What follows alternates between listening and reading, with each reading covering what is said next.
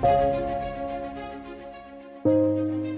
morning and welcome to the BDTV Breakfast Show. I am Bethel Ogunjobi. My name is Elizabeth Musa. And this is the social listening segment on the BDTV Breakfast Show. We're talking about the Fly Nigeria Act. Can you give us a background into what this is about? We are here today on the streets of Lagos, Nigeria, to gather opinion about a pressing issue. I go look at the cost of petrol. We get very for Nigeria with the suffer. The income is not really increasing, but the prices of items are increased. Nothing like service again. No. You only pray for that money to reach you that month. There's a lot of high pressure, a lot of stress. There's a lot of high targets to be met. I was quite strict. In my mind, I said, moving from my hand, my picking go spoil.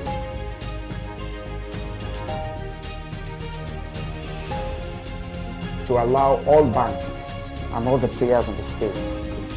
15% inflation target achievable in 2025.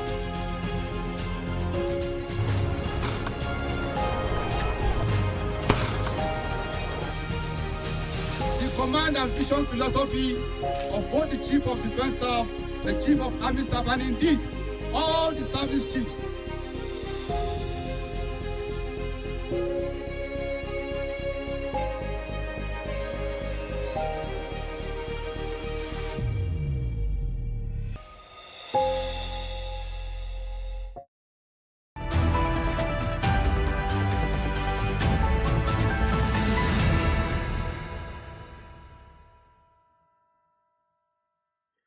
Good morning and welcome to the BDTV Breakfast Show. I am Norma Obona and it's a pleasure to have you start your day with us. Let's see what's making the top stories this morning. NUPRC to halt export permit for crude oil cargoes intended for domestic refineries. Tinubu signs Federal Varsity of Environmental Tech Ogoni bill into law. Oil marketers now loading petrol from PH Warri refineries, says Petran.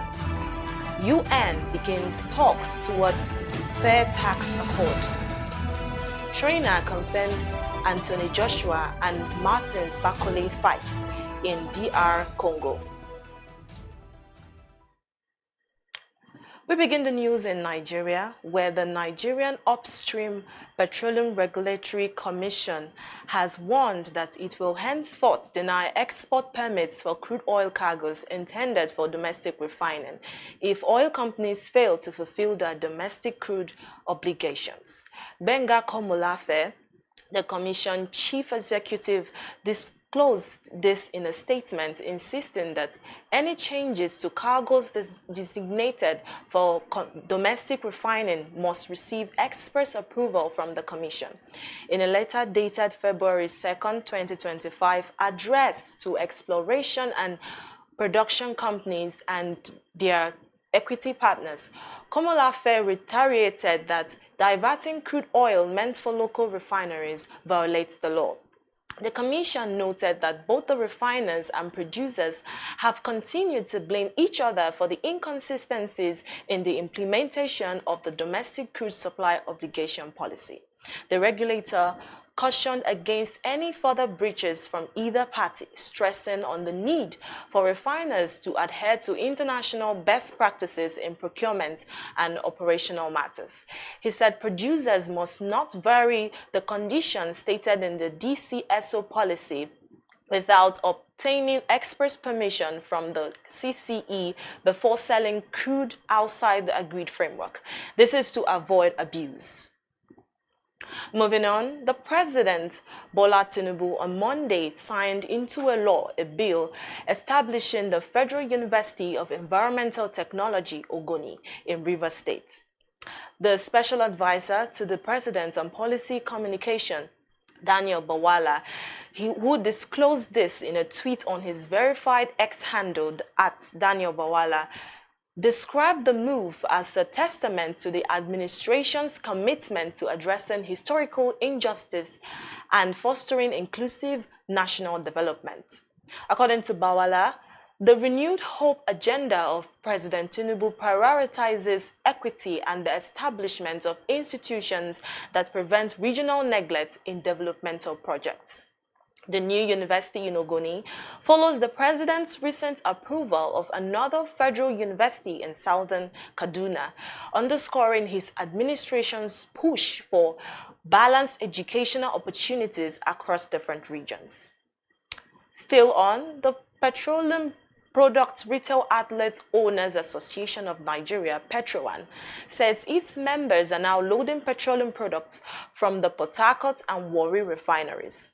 In a statement issued by the association, the spokesperson, Joseph Obele, said the loading has doused previous doubts that the refineries owned by the Nigerian National Petroleum Company Limited were not fully operational. Obele said the Port Harcourt refinery is already selling petrol, diesel, and kerosene to retailers, while the Warri refinery is supplying only diesel and kerosene. He said the renovation of 2 refineries has sparked intense competition that could lower the price of fuel. To end in local news, the National Labour Congress has suspended its planned nationwide protest against the recent 50% hike in telecom tariffs approved by the federal government. The Labour Union announced the protest last week, citing the burden the tariff increase would place on Nigerians. However, following a meeting with the government's representatives at the office of the Secretary of the Government of the Federation on Monday night, the NLC resolved to halt the demonstration pending further discussions. NLC President Joe Ajero said the government has agreed to set up a larger committee to review the entire tariff structure. On the foreign scene, the United Nations member states launched formal negotiations Monday on an international tax accord, aiming to create a fair system that addresses tax evasion by the super wealthy and multinational businesses, among other issues. Under pressure from African countries, which want a place at the negotiating table for the international tax rules, the UN General Assembly in 2023 acted on the idea of such a framework convention to make tax cooperation fully inclusive and effective. After a year of discussions, the negotiating mandate was adopted at the end of last year. Currently, international tax issues are largely decided by wealthy member countries of the Paris-based Organization for Economic Cooperation and Development.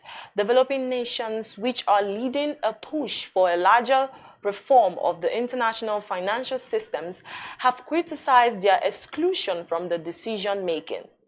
Also, NATO Chief Mark Rutte on Monday insisted trade tensions unleashed by US President Donald Trump would not harm the transatlantic alliance's collective deterrence. Rutte said there are always issues between allies, which is never always tranquil and happy-going. He said he is absolutely convinced that this will not get in the way of collective determination to keep their deterrence strong. Trump has rocked some of Washington's closest partners by announcing tariffs against fellow NATO member Canada and threatening to do the same to the European Union. Now to sports. Boxing trainer Billy Nelson has revealed the blockbuster clash between Martin Bakole and the 2-time world champion Anthony Joshua in scheduled the People's Democratic Republic Congo. Nelson, the head coach of Bakole, believes that a homecoming could be in the works for October, regardless of whether the IBF belt is up for grabs. The idea of a Joshua and Bakole fight has gained traction ever since Tyson Fury announced his retirement from the sport in January. Bakole, 31, boasts a record of 21-1 with 16 knockouts, and is widely regarded as one of the most avoided heavyweights in the division. Despite his formidable reputation, the Congolese powerhouse has yet to secure a marquee fight on the world stage. Bakole has consistently sought a bout with Joshua, a fighter he previously sparred with during Joshua's training camps in Sheffield.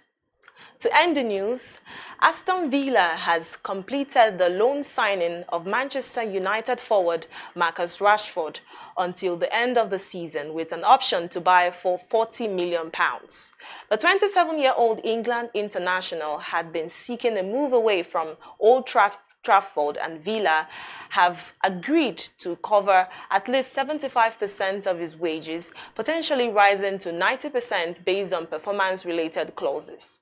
Writing on Instagram, Rashford expressed his gratitude to both clubs for facilitating the deal. Rashford had hinted at a desire for a fresh start after being dropped for the Manchester derby in December, stating he was ready for a new challenge. These are the headlines this morning. Stay with us as we bring you the top story analysis. I am Norma Obona.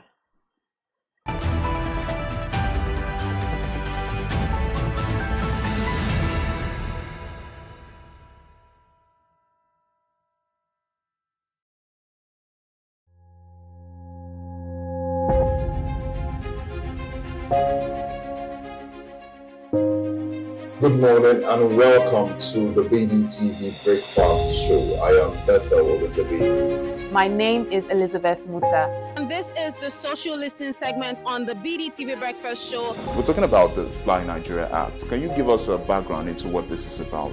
We are here today on the streets of Lagos, Nigeria, to gather opinion about a pressing issue.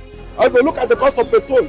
We get very Nigeria with the suffer. The income is not really increasing, but the prices of items are increased. Nothing like service again, no. You only pray for that money to reach you that month. There's a lot of high pressure, a lot of stress. There's a lot of high targets to be met. I was quite strict. In my mind, I said, looking for my hand, my picking go spoil.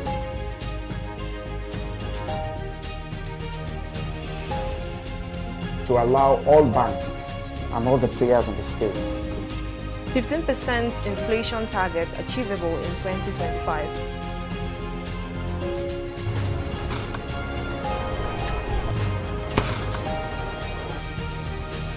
The command and vision philosophy of both the Chief of Defense Staff, the Chief of Army Staff, and indeed all the service chiefs.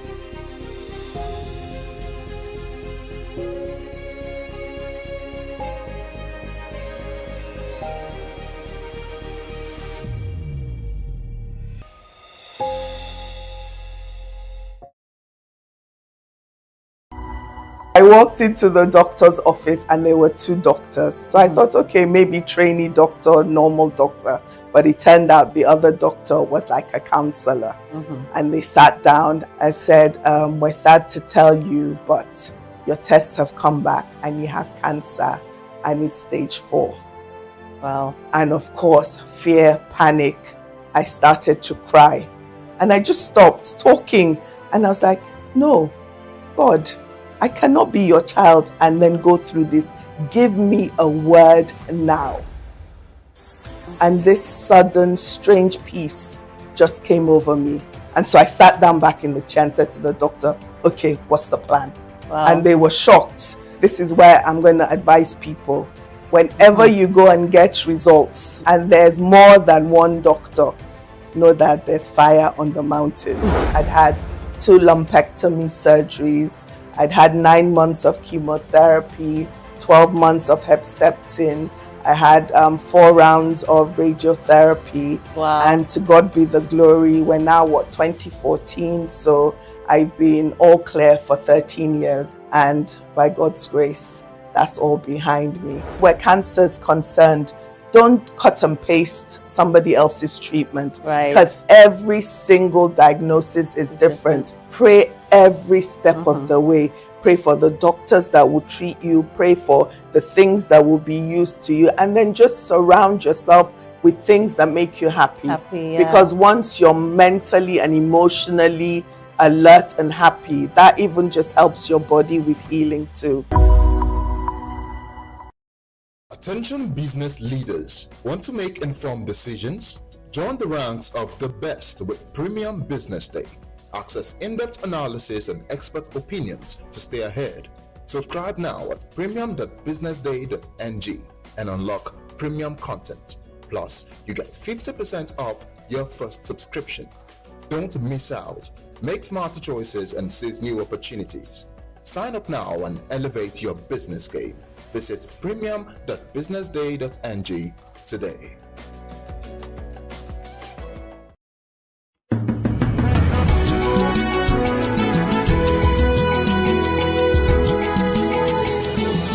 Hello, this is Bode Oshosami on Global Business Insights on BDTV, where we bring ideas and discussions on the business headlines.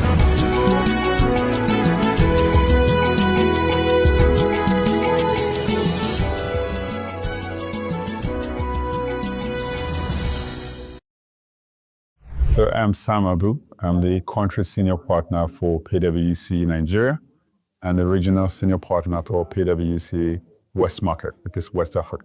The event has just been wrapped up and it was really, really insightful. I want to know, aside from like my own personal experience, what was the reason why this roundtable was so important to hold? This forum, these kind of sessions provide us an opportunity to have very important conversations about the direction of the country. There are a number of business leaders in the room today, as you saw. And the one thing that business leaders are contending with is how to navigate the complexities of operating in the kind of global economic environment that we are into.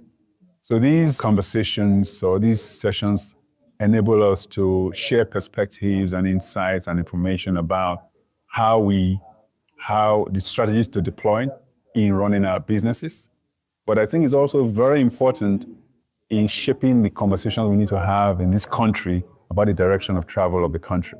Because we are all, whether business leaders or individuals, we're all stakeholders in this country. Yes. So having this opportunity to have conversations and discussions about our economy, about the budget, about government reforms and policies is a critical part of the job that we have to do as business leaders, as individuals in this country. So this is, I'll say that is the primary motivation for doing something like this. But I think it's of immense value to everybody who attends it.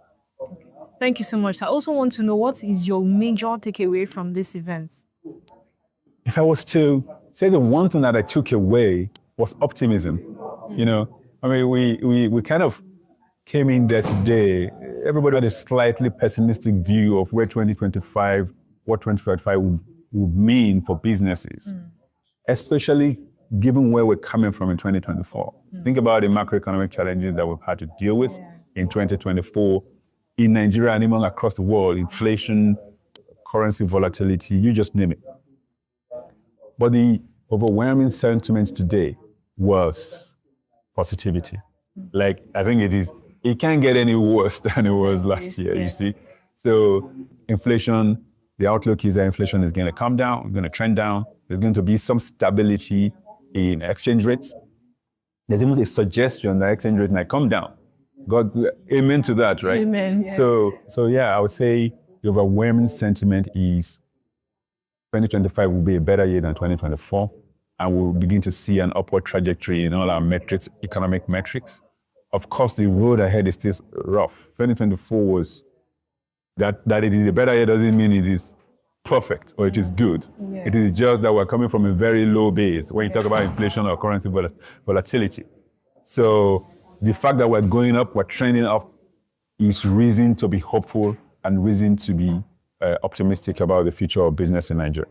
Thank you so much, sir, for sitting with us and granting us this interview. Thank you so much. Thank you for having me. So I would like to get what your key takeaways from this event. I believe that you were not just a panelist, but you were also a member of the audience. Yeah, the key takeaway for me will be that there was the consistency and consensus, and that the reforms were the right reforms, and that the direction of travel is going to take us to the Nigeria that we want. It's also one of the takeaways also that the outlook for 2025 is much better than 2024 was. And this is not just because we're being optimistic, it is based on what the data is saying around inflation expectations and the factors that were stoking inflation in 2024, which are no longer there in 2025.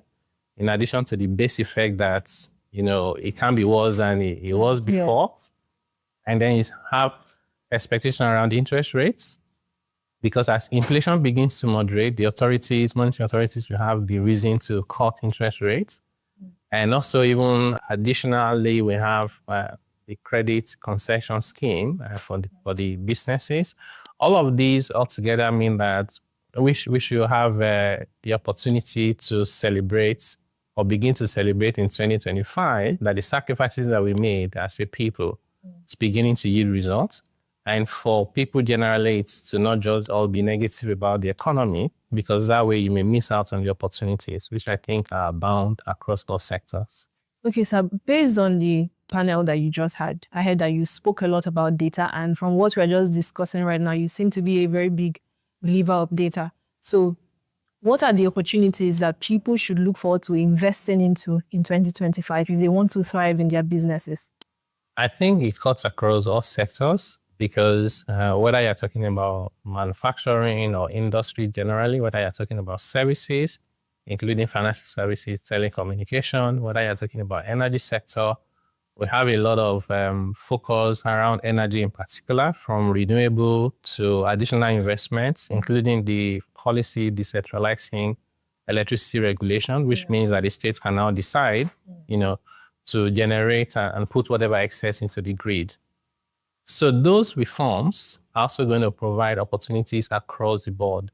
Even the tariff increase on telecommunication, why nobody is happy that tariffs are going up, the issue is that will help them to improve quality, and quality of service will feed into the economy by way of better productivity, which will overcompensate for the additional tariff and that we're having to bear.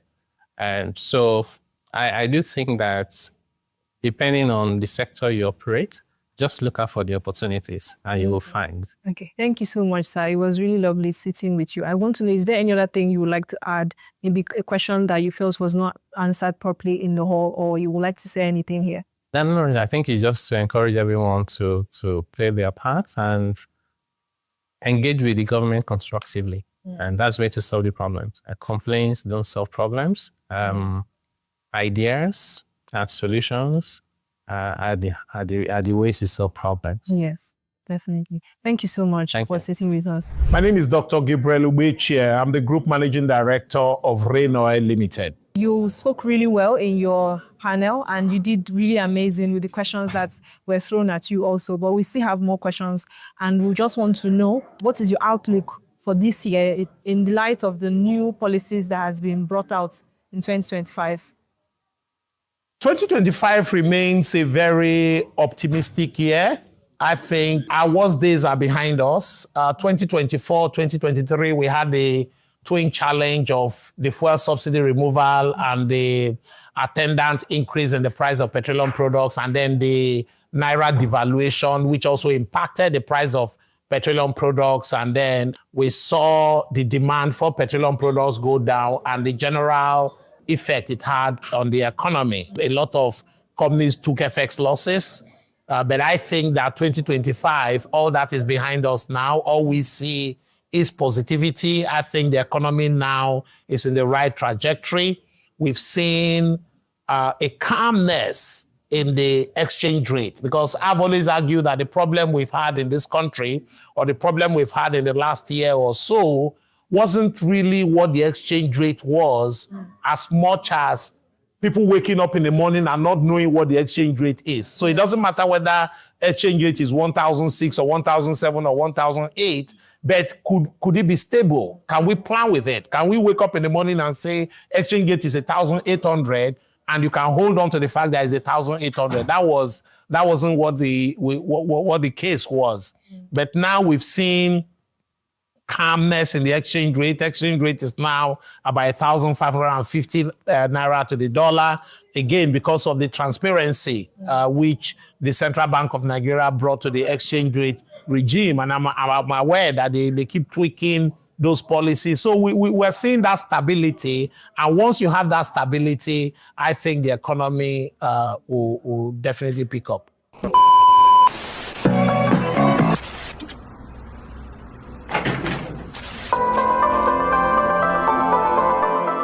This is the Business Day television broadcast.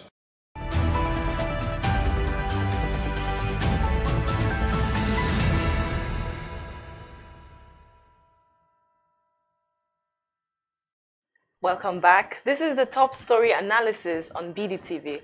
And to join the discussion today is our in-house analyst, Mohammed Akonji.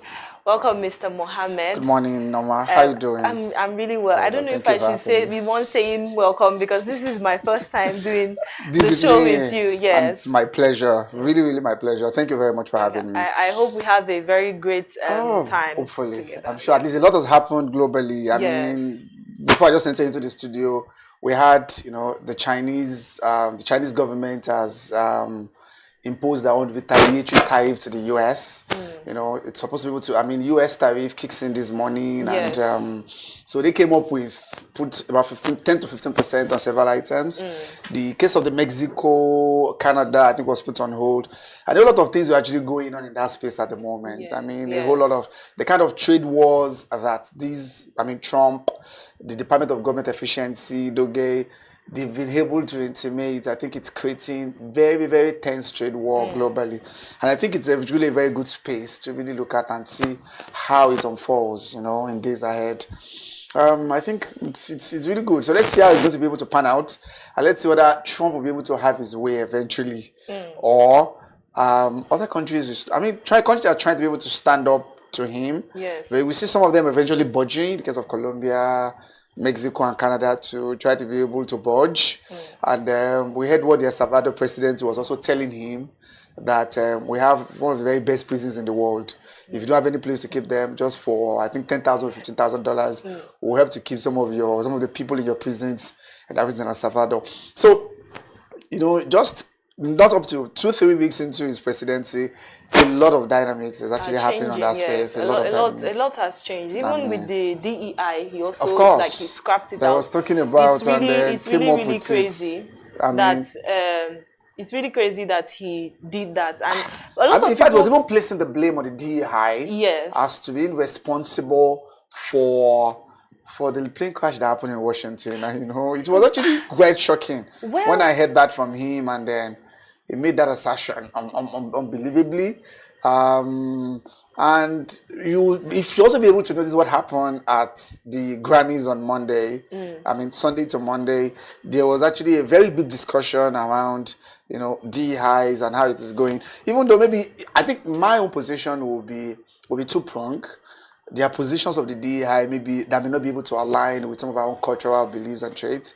But there are also part of it as well that will tell you, you need different perspectives, you need different views when it comes to making decisions, when it comes to nation building. So a lot of things are actually happening there, but it seems like this tariff impositions, more taxes, is what is trying to be able to impose on countries, and it's trying to be able to whip many countries to line. China stood up to him, that they're first to do that today, and then imposed tariffs on selected items, on American coals, on sports cars, on agricultural products.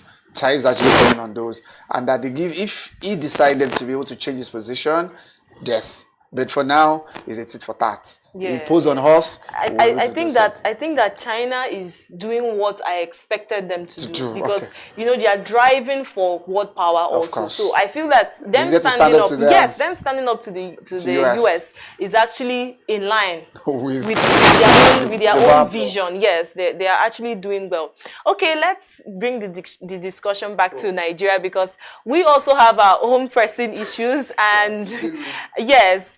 Before we start, you know, criticizing others and dropping our points, let's bring the discussion back home. So right now, NUPRC is planning to halt export permits for crude oil cargoes intended for domestic refineries. Mr. Mohammed, what do you have to add to that? Because I feel like it's quite crazy that even while we are still trying to produce by ourselves, that some people are still bringing in crude oil and keeping the prices up. Of course. So I think Minga Komalafe, the chairman of the Nigerian Upstream Regulatory Commission, the argument there was, over the weekend, the refiners and the producers were actually arguing over. So I think, so first, there's a provision of certain amount of crude oil that's supposed to be available for refining locally. Yes. But it appears that in the last 1 the last 6 months or 7 months, most of the producers are exporting the petrol, are exporting the fuel, the crude oil out of the country instead of giving them to local refiners. Dangote as a very major case in point, and some other refineries that we have locally. So, and that actually be able to affect domestic production and domestic availability. What is supposed to be available domestically. So before the meeting was actually called, and then there was a statement released by NUPLC yesterday, ordering the producers and the refiners to ensure that there will be sanctions if they divert what portion of crude oil or the proportion of crude oil produced that's actually meant for local refinery. So that was what he said yesterday. I think that's actually a good way in another direction. I mean, it's another good thing to ensure that there is more petrol availability. So remember that during December, one of the things that have actually been very common to December periods in Nigeria is petrol scarcity. Yes. And a lot of people feel like maybe the last December was actually an exemption. It's an exception to that. Yes, actually. You tend to be able to see at least availability was not a problem. Yes. Yeah, and the queues were were also very low. Because the products were available. Supply was very much available. And then there was also a direction to them at that point in time that at least 550,000 barrels should be made available to Dangote to ensure that there is this constant supply and it's always very much at any point in time available for use.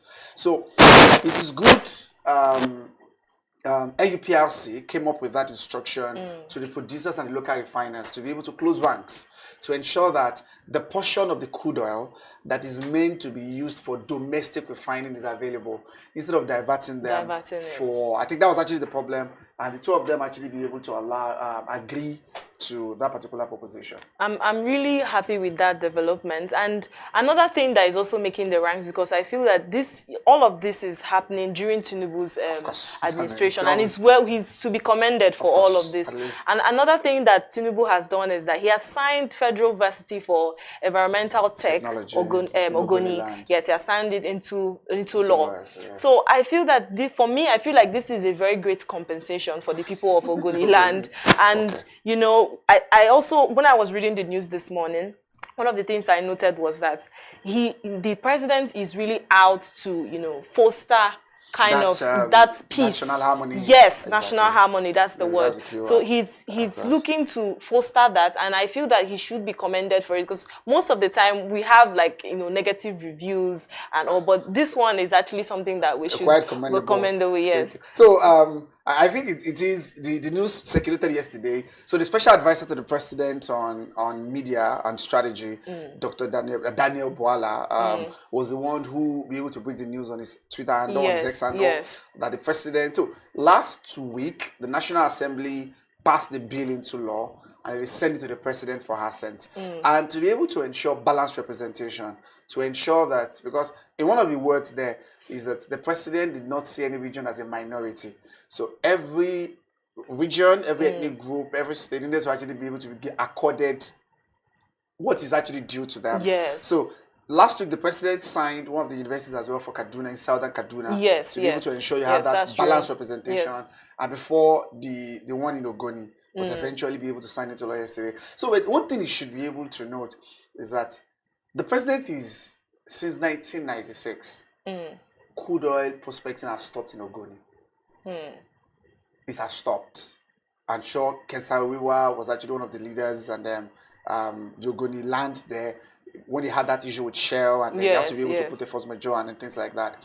So the president, in an attempt to be able to drive oil production and expand our oil production capacity, see Ogoni land, there are a lot of oil deposits there that we need to explore, that we can be able to prospect and be able to get the oil from the ground.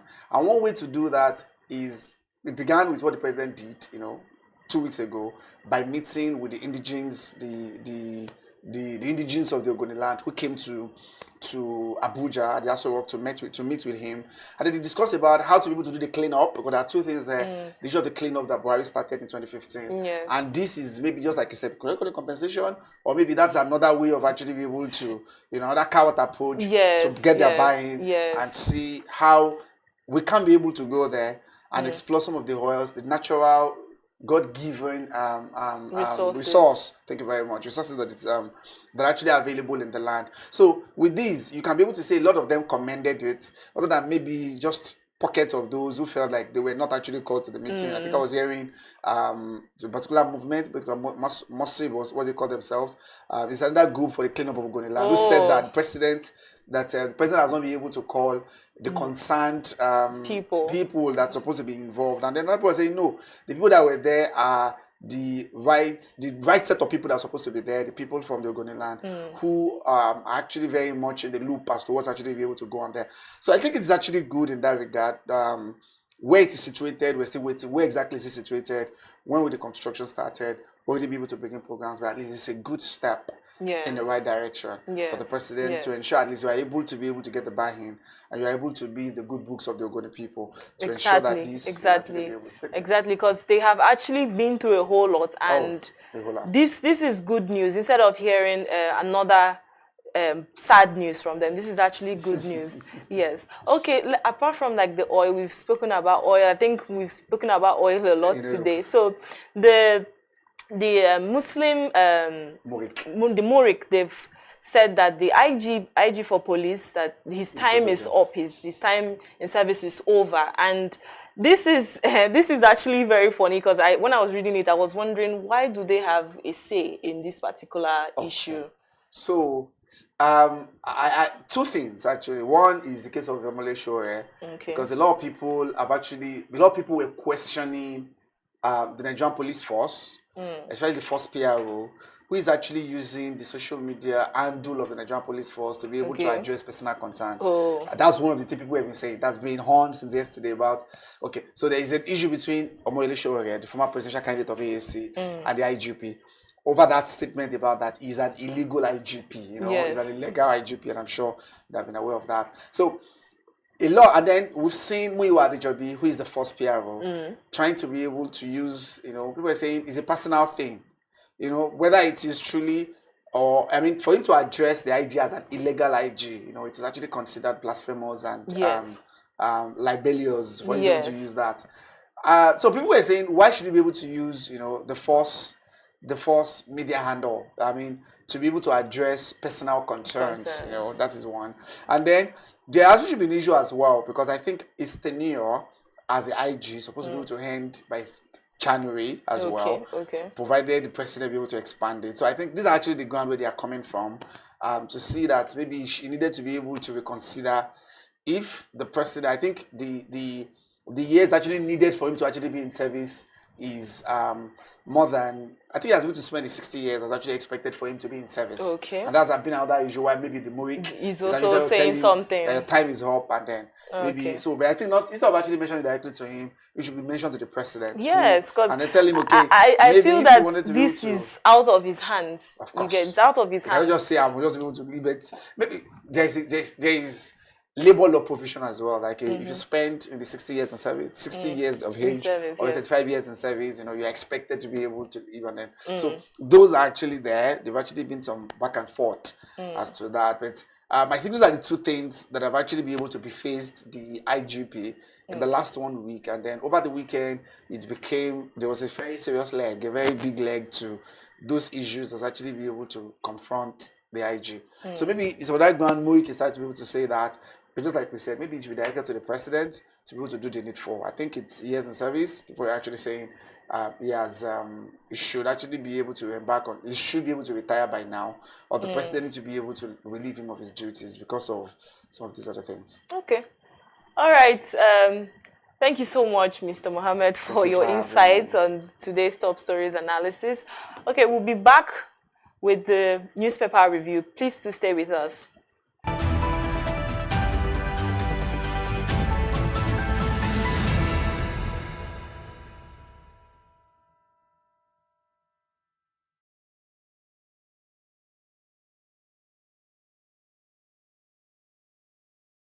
Attention business leaders. Want to make informed decisions? Join the ranks of the best with Premium Business Day. Access in-depth analysis and expert opinions to stay ahead. Subscribe now at premium.businessday.ng and unlock premium content. Plus, you get 50% off your first subscription. Don't miss out. Make smarter choices and seize new opportunities. Sign up now and elevate your business game. Visit premium.businessday.ng today. I walked into the doctor's office and there were two doctors. So I thought, okay, maybe trainee doctor, normal doctor. But it turned out the other doctor was like a counselor. And they sat down. I said, we're sad to tell you, but your tests have come back and you have cancer and it's stage 4. Wow. And of course, fear, panic. I started to cry. And I just stopped talking. And I was like, no, God, I cannot be your child and then go through this. Give me a word now. And this sudden, strange peace just came over me. And so I sat down back in the chair and said to the doctor, okay, what's the plan? Wow. And they were shocked. This is where I'm going to advise people. Whenever you go and get results and there's more than one doctor, know that there's fire on the mountain. I'd had 2 lumpectomy surgeries. I'd had 9 months of chemotherapy, 12 months of Herceptin. I had 4 rounds of radiotherapy. Wow. And to God be the glory, we're now, 2014? So I've been all clear for 13 years. And by God's grace, that's all behind me. Where cancer is concerned, don't cut and paste somebody else's treatment. Right. Because every single diagnosis is different. Pray every step of the way. Pray for the doctors that will treat you. Pray for the things that will be used to you. And then just surround yourself with things that make you happy. Yeah. Because once you're mentally and emotionally alert and happy, that even just helps your body with healing too.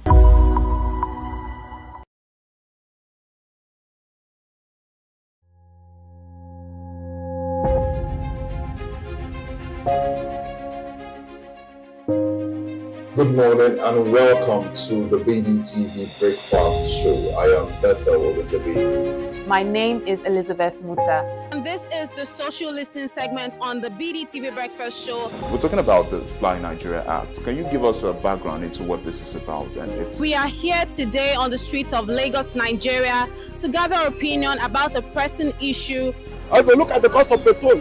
We get very Nigeria with the suffer. The income is not really increasing, but the prices of items are increased. Nothing like service again. No. You only pray for that money to reach you that month. There's a lot of high pressure, a lot of stress. There's a lot of high targets to be met. I was quite strict. In my mind, I said, moving from my hand, my picking go spoil.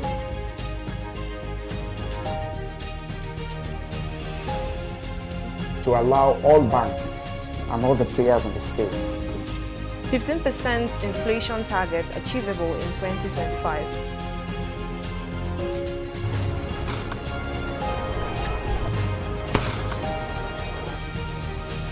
The command and vision philosophy of both the Chief of Defense Staff, the Chief of Army Staff, and indeed all the service chiefs.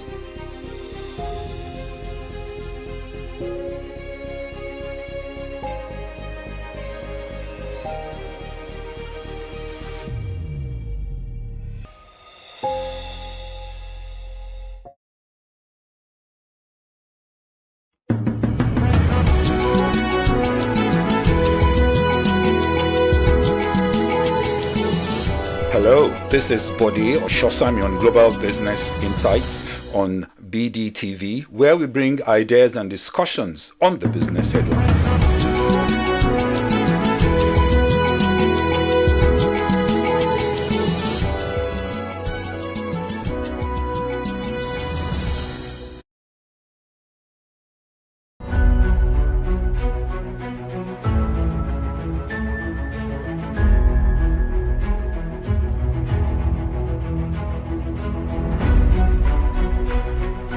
On behalf of our author and BusinessDay, I unveil this book or recommend the book to everybody in Nigeria and Israel. Thank you very much.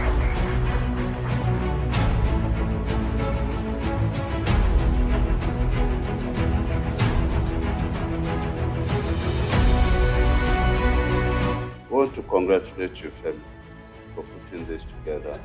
I'd like to thank Frank Agbogu, Business Day, for giving him the platform to do this. I was part of this because our facility was asked to answer questionnaires and fill forms.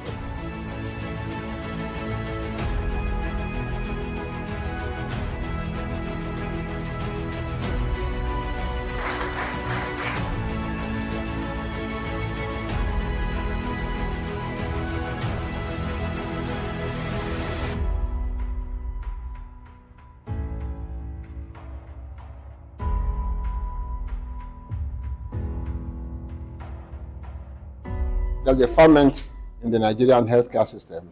There are a lot of challenges, but there are also a lot of opportunities.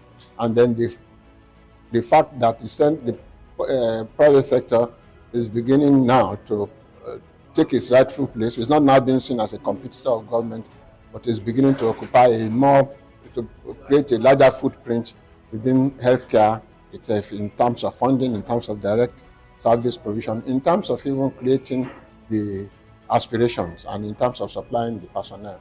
And that is how it should be. We are developing a customized health service, on both the supply side and the demand side, that should be fit for purpose in an environment.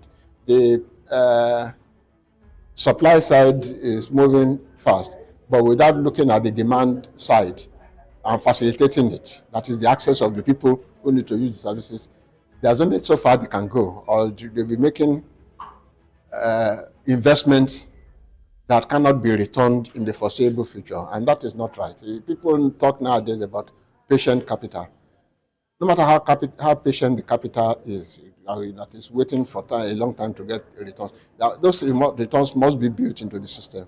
That means somebody must be paying equitable amounts of money for the service that is being rendered. It doesn't have to be the person who uses the service. In fact, our aspiration is that it should be the people who are paying out of pocket should be reduced to like a 0% within the context of Nigeria. And yet, everybody who needs that service should be able to get it.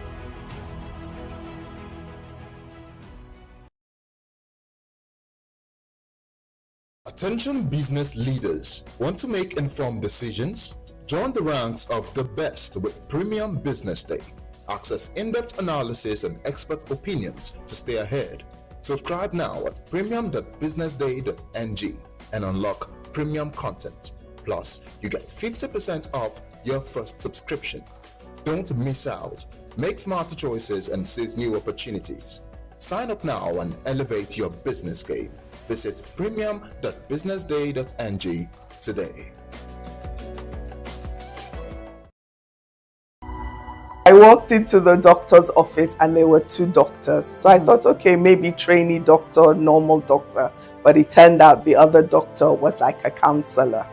And they sat down. I said, we're sad to tell you, but your tests have come back and you have cancer and it's stage 4. Wow. And of course, fear, panic. I started to cry. And I just stopped talking. And I was like, no, God, I cannot be your child and then go through this. Give me a word now. And this sudden, strange peace just came over me. And so I sat down back in the chair and said to the doctor, okay, what's the plan? Wow. And they were shocked. This is where I'm going to advise people. Whenever you go and get results and there's more than one doctor, know that there's fire on the mountain. I'd had 2 lumpectomy surgeries. I'd had 9 months of chemotherapy, 12 months of Herceptin. I had 4 rounds of radiotherapy. Wow. And to God be the glory, we're now, 2014? So I've been all clear for 13 years. And by God's grace, that's all behind me. Where cancer is concerned, don't cut and paste somebody else's treatment. Right. Because every single diagnosis is different. Pray every step of the way. Pray for the doctors that will treat you. Pray for the things that will be used to you. And then just surround yourself with things that make you happy. Yeah. Because once you're mentally and emotionally alert and happy. That even just helps your body with healing too.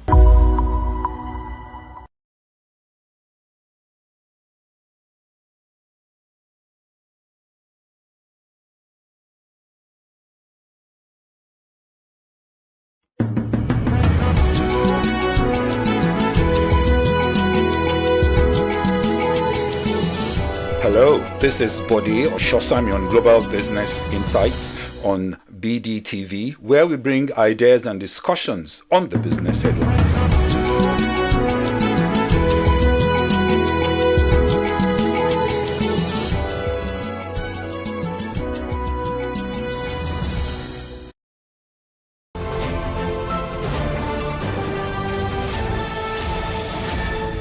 You are watching Business Day Television.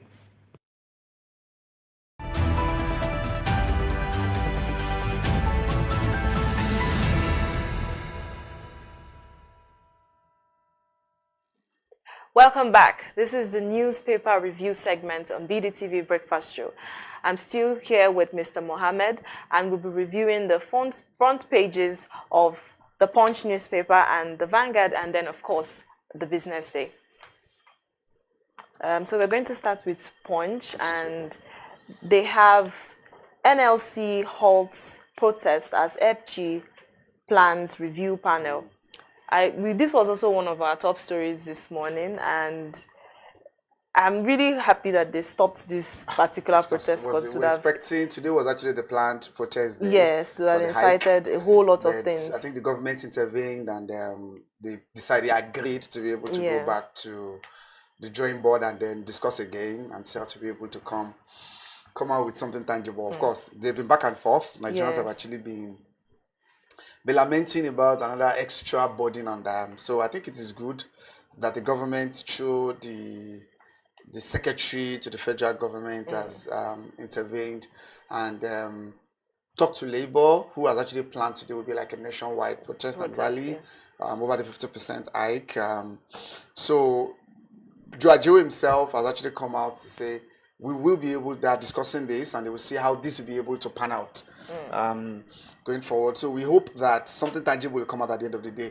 Yeah, the telecom providers, the service providers too have actually been able to complain about their cost of production. The operations have actually been impacted by the growing economic challenges. So they are not immune from the economic situation that affects all of us. Of Nigeria. So, but to propose 50% hike to already burden Nigerians, I mean, it's unexplainable. A lot of people see it as outrageous, but if we are being realistic, they also are running on a loss. Of course, that's what. And I believe that I've read and heard a lot. You know, if we want them to be able to survive and things like that, but it's just like it's average Nigerian here too is on the precipice. We're also at the edge as well. So the other burdens of petrol subsidy, electricity tariff, and other things are still there that people are still battling with. So if you're able to now burden them more with 50% hike, I mean, that might really be counterproductive. Okay. So maybe there's a need to be able to look at that. The government has done that. Another main story here is on cyber terrorism. The court remands 42 Chinese, Filipinos, and others $222,000 for future of that. And we also have Makinde demands diligence as Oyo gears up for Alafin's coronation.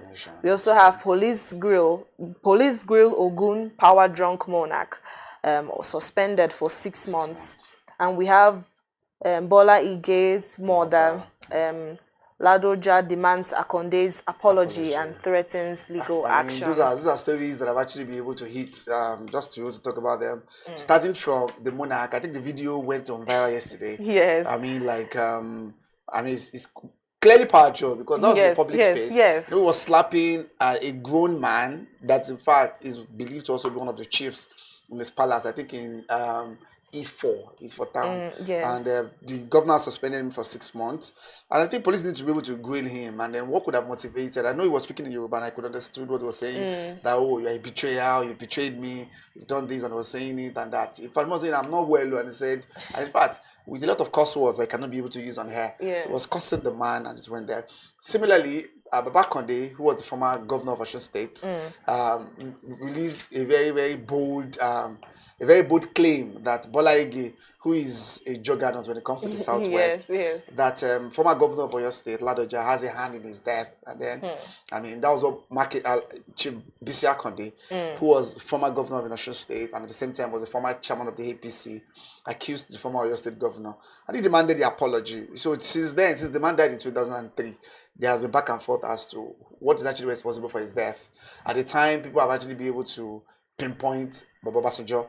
At another time, we've had some names that have been bandied around as being responsible. But who exactly he is, maybe I think it's still within the coffers of the police, within their domain, to ensure they be able to fish out the perpetrators of, but at least what is sacrosanct was that the man was actually murdered. Who did? We don't know. I don't know till now. Another like say a little headline that's still on their paper is LG autonomy. NULGE cautions CBN against colluding with governors and may hire auditors. Also, we have 200 billion naira monthly electricity subsidy benefits reach Nigerians, said by Tinubu's aide. Madam Olu, that one is Olu version. Because in fact, you know, the space was actually jolted when the news broke on Bloomberg on Monday that he said we should be able to prepare for another tariff, electricity tariff hike. So maybe I think it came around to come and express herself to correct. That is not for you guys. Exactly. It's so not it was for there the in average Tanzania, Nigerians. and he made mention of that about those subsidies. Government is still be able to subsidize close to like about 35%, and that. So people are saying, okay, are you now saying, or what are you saying now? So she is the special advisor to the president on energy matters, Dr. Oluvejan, who made that statement, and then the system, the political system, the economic system, and the Nigerian society itself was jotted to a hilt. But it's good, maybe she's coming out now to be able to correct and then put perspective to what she was talking about when she granted the interview to Bloomberg. Okay, let's move on to Vanguard. They also have some really interesting headlines here, and one of the stories appears here is that Delta women protest incessant attacks by headsmen. I always felt like the headsmen story is no longer like prevalent as it was some years ago. Okay, so I think maybe it is. I think it is. We had the case of Ebonyi, the community that was attacked there. In fact, the governor of Ebonyi, Mr. Francis Nwofuru, still came out recently, and they still pin it on the headsmen. My worry is still the constant reference to headsmen. Has it just become like one name that people just want to use like that? Because sometimes when you cannot be able to talk about the faceless people that are doing the attack, and you just be able to mention the headsmen. Because sometimes I would like it to actually be good. You can be able to place, this group of people are the ones responsible. The ones doing it. You understand now? So because if you're able to like put it as headsmen, you look more sweeping and more blanket. So it's okay. Anybody that is actually now be able to be in cattle business should be seen as a terrorist or what? Maybe that's another thing. But I'm sure with the time it went down, but the last few weeks, Osun State Governor too mentioned about some police officers that were attacked, they didn't die. And it's also be able to claim just yesterday, the Osun State Governor released that it was still the headsmen that was actually responsible for the attack on the police, about 7 of them. That's after the one that happened in Ebonyi State. And so I think it has been a recurring case that we're hearing every now and then for a while now. Okay. Another story on the Vanguard, you have no power to order my impeachment, Tinubu tells courts. We also have Tinubu, Sanwo-Olu, Peter Obi, and Davido congratulate Tems on Grammy win. I'm actually really excited for this particular one. I was so happy when she won in that category. So I was really if you happy. look at that category, Best African Music Performance, I mean, it was just all Nigerian and culture. So we are very sure that at least we are going to be able to cut home one of the Grammys. Yes. But maybe, I don't know, I have my own bias. I was thinking, because I look at this song, Love Me Jeje, right? Maybe Have you heard it? Yes, I have. Actually, actually, I am a big fan of terms. Okay, of course, I am too. But I look at Ashake was there, the MMS that took a lot of times. Well, there are some. Like I believe there are metrics they use to judge it because it's not. Congratulations the recording level is not Nigerian, so we cannot actually say, okay, this is why. I'm saying so if you look at it on Spotify and on most of those other music platform, MMS was there for weeks, number one on that list. You understand? MMS, I think that's the name of the title, the one with Whiskey. So it was there for weeks running. You understand that? I was like number one on the Billboard. I talk about Billboard chart on Spotify because I think and you see them running back to back to back to back. So it was even until I think I've seen the Love Me JJ, but I remember there was a time when we were young. Somebody sang that song. Yes, it's actually she used the what do they call it? Okay. Yes, she used the first line as a sample. Yes, of course, to be able to produce this. Yes, because that's what I was wondering. Like, Love Me JJ, the one I knew there was when I was young, but I had to be able to go on YouTube and then look share for the song. Because I look at the category, I saw sensation. So I was looking at some other things that should be in the category that I have won anyway. Yes. I never, if in my ranking, maybe it could be like number 3rd or number 4th. Well, but at least congratulations to congratulations to her. I'm really proud of her. Everyone is actually she put that job on that global map. Yes. And when you look at that. I think I watched her acceptance speech. I was touching, about I'm always a different person entirely. My mom, dedicating their award to her mom and to Nigerians and saying, flying that Nigerian flag. Yeah, I'm really proud of her. Okay, let's move to Business Day. It's really amazing. Let's move to Business Day. We have for some top stories here also. It said Nigeria scrambles as Trump cuts healthcare funding.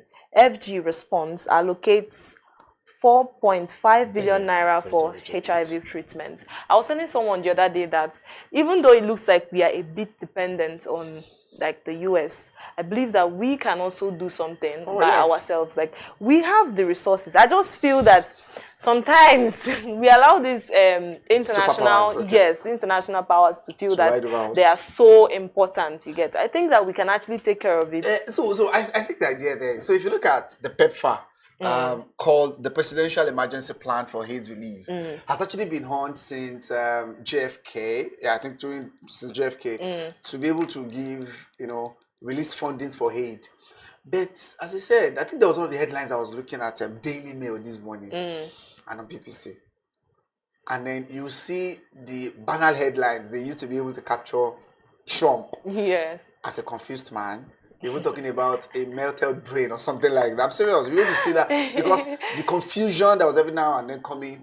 Just like, I'm doing this tariff today. Then tomorrow you see him saying again. You're going to be able to post it. I just feel like he came in to just cause chaos. That's what I just feel like because the Americans, that what they voted for, of course. Well, he has actually been noted for that. So this healthcare funding, in fact, the USAID is what is generating a lot of issues right now. The United States Agency for International Development, which has actually been on, just like I said, I think JFK's time. Billions of pounds, billions of dollars that have actually been earmarked and have been used for development agencies around the world.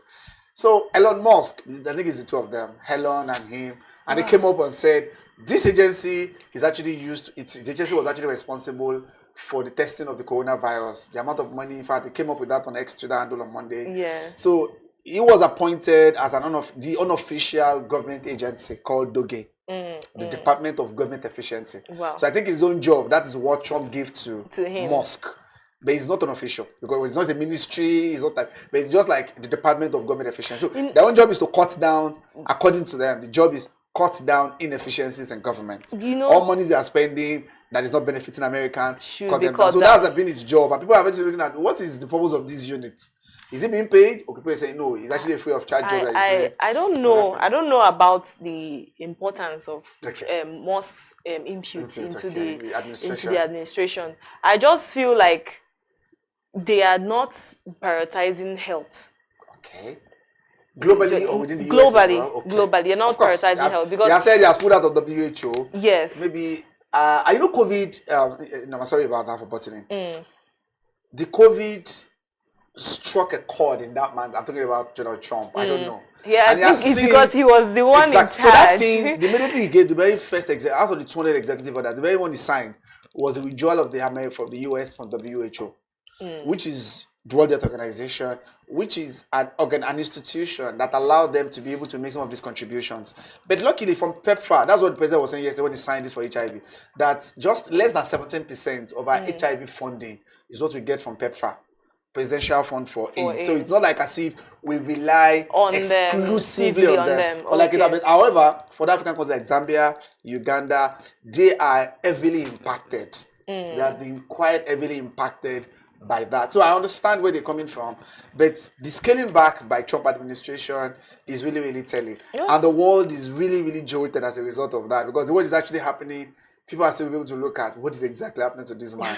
Because some of the people are still trying to find exactly what he wants. This Donald Trump 2.0, there was, what I'm saying is, we've seen him in 2016, but maybe this another firecracker kind of a person is another thing entirely that we needed. People are still starting to study and look at what exactly is going on. Let's just don't forget, it's not even up to a month in his administration. It's just came on the 20th, and the whole world it's not up to a month. And then you can be able to see how, in fact, what's going to happen is just wake up. He has catapulted everybody to another space entirely. Just scrambling and then let's look at another headline. It says streaming fuels record 2.881 trillion naira in internet spend.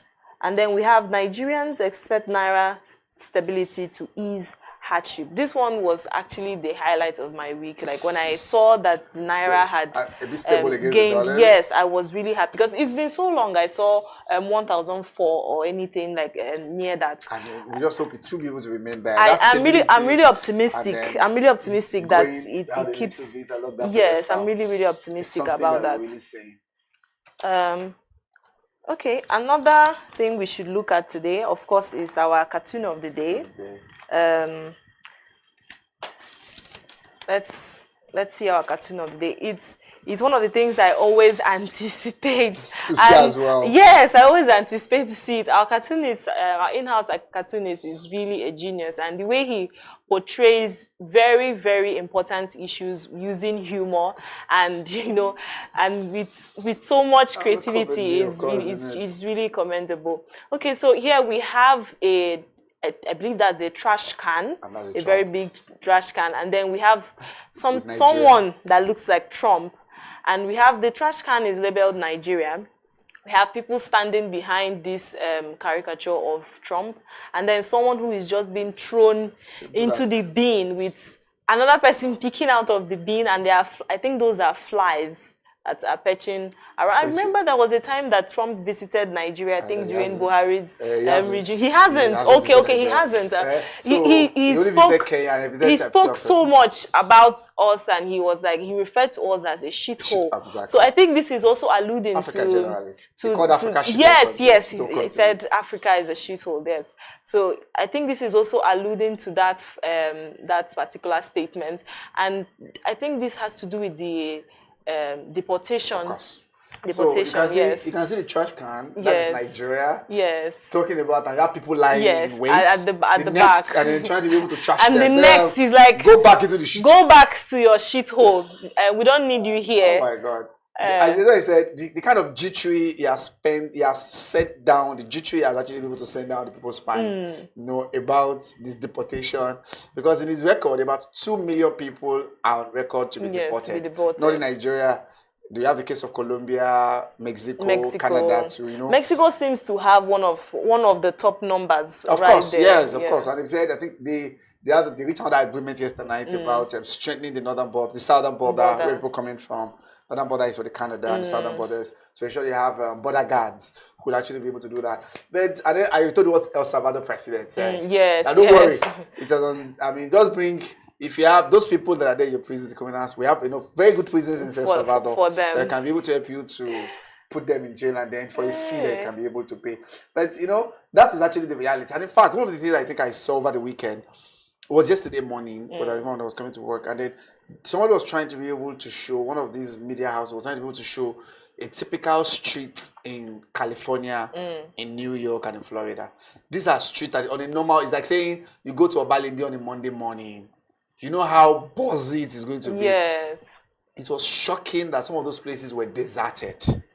Yes, the impact. People, the empty streets. People are hiding. Of course. And so you know that this is a typical day. One of the top people in all these blue collar jobs are actually immigrants. Illegal ones. Yeah. Illegal immigrants. I will not say illegal. I don't want to tag them as illegal, but most of them, yes. So they don't want to be caught in the fury of Trump's. Yes. I mean, all these is tantrums and other things. Exactly. So they don't be able to catch you before they get it's better I just mind my business.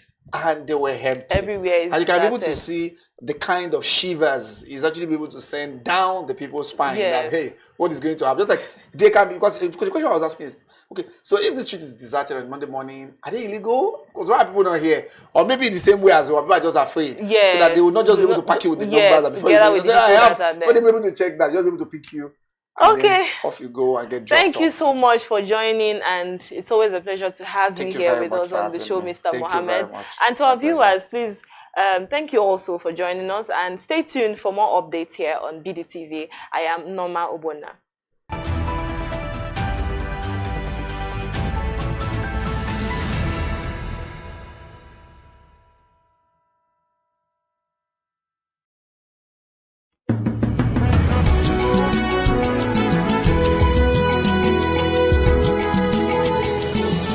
Hello, this is Bode Oshosami on Global Business Insights on BDTV, where we bring ideas and discussions on the business headlines.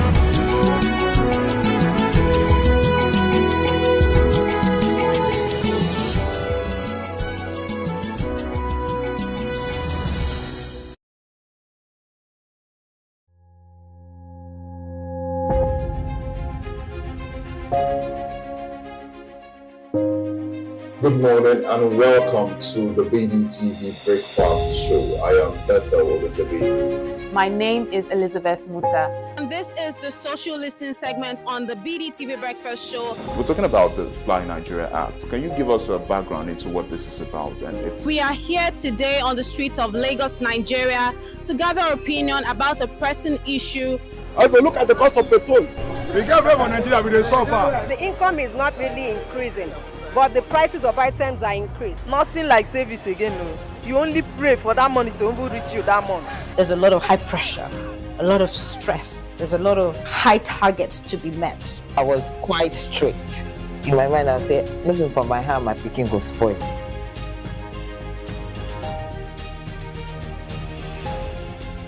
To allow all banks and all the players in the space 15% inflation target achievable in 2025.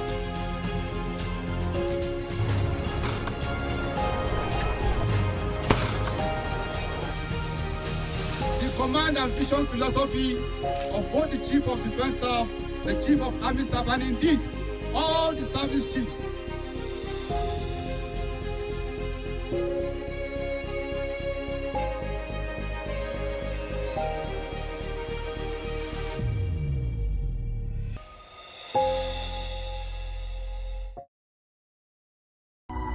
I walked into the doctor's office and there were two doctors. So I thought, okay, maybe trainee doctor, normal doctor. But it turned out the other doctor was like a counselor. And they sat down and said, we're sad to tell you, but your tests have come back and you have cancer and it's stage 4. Wow. And of course, fear, panic. I started to cry. And I just stopped talking. And I was like, no, God, I cannot be your child and then go through this. Give me a word now. And this sudden, strange peace just came over me.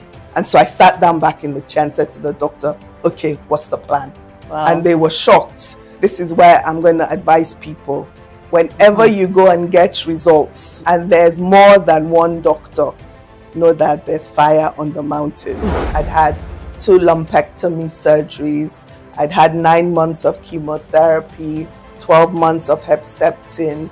I had 4 rounds of radiotherapy. Wow. And to God be the glory. We're now, 2014? So I've been all clear for 13 years. And by God's grace, that's all behind me. Where cancer is concerned, don't cut and paste somebody else's treatment. Right. Because every single diagnosis is different. Pray every step of the way. Pray for the doctors that will treat you. Pray for the things that will be used to you. And then just surround yourself with things that make you happy. Because once you're mentally and emotionally alert and happy, that even just helps your body with healing too.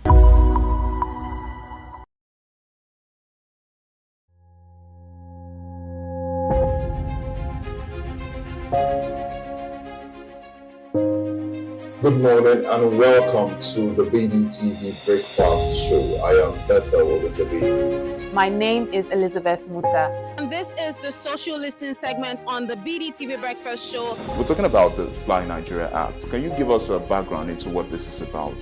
We are here today on the streets of Lagos, Nigeria, to gather opinion about a pressing issue. I will look at the cost of petrol.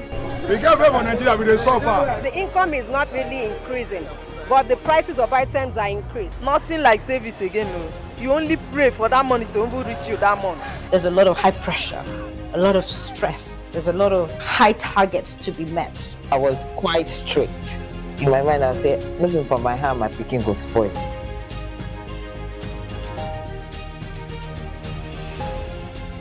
To allow all banks and all the players in the space 15% inflation target achievable in 2025.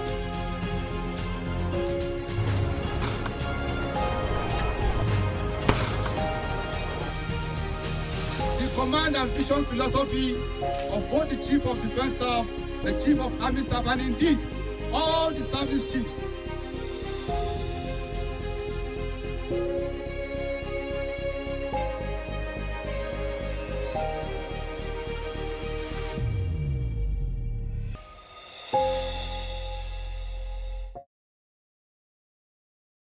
Attention business leaders. Want to make informed decisions? Join the ranks of the best with Premium Business Day.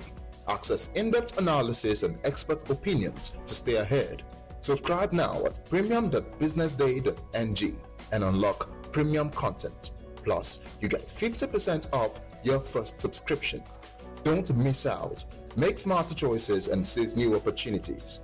Sign up now and elevate your business game. Visit premium.businessday.ng today.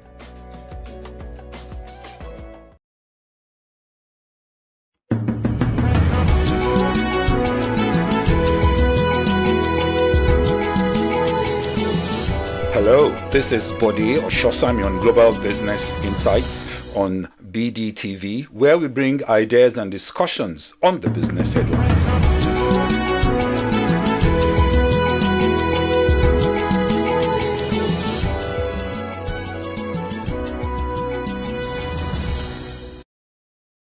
So I'm Sam Abu. I'm the country senior partner for PwC Nigeria and the regional senior partner for PwC West Market, which is West Africa.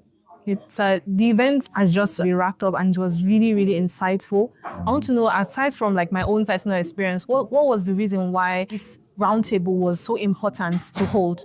This forum, these kind of sessions provide us an opportunity to have very important conversations about the direction of the country. There are a number of business leaders in the room today, as you saw. And the one thing that business leaders are contending with is how to navigate the complexities of operating in the kind of global economic environment that we are into.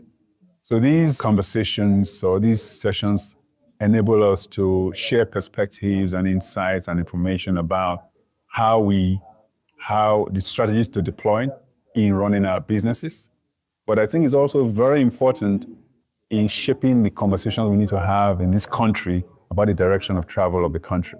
Because we are all, whether business leaders or individuals, we're all stakeholders in this country. Yes. So having this opportunity to have conversations and discussions about our economy, about the budget, about government reforms and policies is a critical part of the job that we have to do as business leaders, as individuals in this country. So this is, I would say that is the primary motivation for doing something like this. But I think it's of immense value to everybody who attends it. Thank you so much. I also want to know, what is your major takeaway from this event? If I was to say the one thing that I took away was optimism. You know, I mean, we kind of came in there today. Everybody had a slightly pessimistic view of where 2025, what 2025 would mean for businesses, especially given where we're coming from in 2024. Think about the macroeconomic challenges that we've had to deal with in 2024 in Nigeria and even across the world, inflation, currency volatility, you just name it. But the overwhelming sentiment today was positivity. Like, I think it can't get any worse than it was last year, you see? So inflation, the outlook is that inflation is going to come down, going to trend down. There's going to be some stability in exchange rates. There's even a suggestion that exchange rate might come down. God, amen to that, right? Amen. Yeah. So yeah, I would say the overwhelming sentiment is 2025 will be a better year than 2024, and we'll begin to see an upward trajectory in all our metrics, economic metrics. Of course, the road ahead is still rough. 2024 was that it is a better year doesn't mean it is perfect or it is good. Yeah. It is just that we're coming from a very low base when you talk about inflation or currency volatility. So the fact that we're going up, we're trending up, is reason to be hopeful and reason to be optimistic about the future of business in Nigeria. Thank you so much, sir, for sitting with us and granting us this interview. Thank you very much. Thank you for having me. So I would like to get what your key takeaways from this event. I believe that you were not just a panelist, but you were also a member of the audience. Yeah, the key takeaway for me will be that there was the consistency and consensus that the reforms were the right reforms and that the direction of travel is going to take us to the Nigeria that we want. It's also one of the takeaways also that the outlook for 2025 is much better than 2024 was. And this is not just because we're being optimistic. It is based on what the data is saying around inflation expectations and the factors that were stoking inflation in 2024, which are no longer there in 2025. In addition to the base effect that, you know, it can be worse than it was before. Yeah. And then you have expectation around interest rates, because as inflation begins to moderate, the monetary authorities will have the reason to cut interest rates. And also even additionally, we have the credit concession scheme for the businesses. All of these altogether mean that we should have the opportunity to celebrate or begin to celebrate in 2025 that the sacrifices that we made as a people is beginning to yield results. And for people generally, it's to not just all be negative about the economy, because that way you may miss out on the opportunities, which I think are bound across all sectors. Okay, so based on the panel that you just had, I heard that you spoke a lot about data, and from what we're just discussing right now, you seem to be a very big believer of data. So what are the opportunities that people should look forward to investing into in 2025 if they want to thrive in their businesses? I think it cuts across all sectors, because whether you're talking about manufacturing or industry generally, whether you're talking about services, including financial services, telecommunication, whether you're talking about energy sector, we have a lot of focus around energy in particular, from renewable to additional investments, including the policy decentralizing electricity regulation, which means that the state can now decide, you know, to generate and put whatever excess into the grid. So those reforms are also going to provide opportunities across the board. Even the tariff increase on telecommunication, why nobody is happy that tariffs are going up, the issue is that will help them to improve quality, and quality of service will feed into the economy by way of better productivity, which will overcompensate for the additional tariff and that we're having to bear. And so I do think that depending on the sector you operate, just look out for the opportunities and you will find. Okay, thank you so much, sir. It was really lovely sitting with you. I want to know, is there any other thing you would like to add? Maybe a question that you felt was not answered properly in the hall, or you would like to say anything here? No, I think it's just to encourage everyone to play their part and engage with the government constructively. And that's the way to solve the problems. Complaints don't solve problems. Ideas and solutions are the ways to solve problems. Yes, definitely. Thank you so much for sitting with us. My name is Dr. Gabriel Ubechi. I'm the Group Managing Director of Rain Oil Limited. You spoke really well in your panel and you did really amazing with the questions that were thrown at you also, but we still have more questions and we just want to know what is your outlook for this year in the light of the new policies that has been brought out in 2025?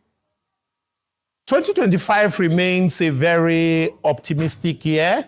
I think our worst days are behind us. 2024, 2023, we had the twin challenge of the fuel subsidy removal and the attendant increase in the price of petroleum products, and then the Naira devaluation, which also impacted the price of petroleum products. And then we saw the demand for petroleum products go down and the general effect it had on the economy. A lot of companies took FX losses, but I think that 2025, all that is behind us now. All we see is positivity. I think the economy now is in the right trajectory.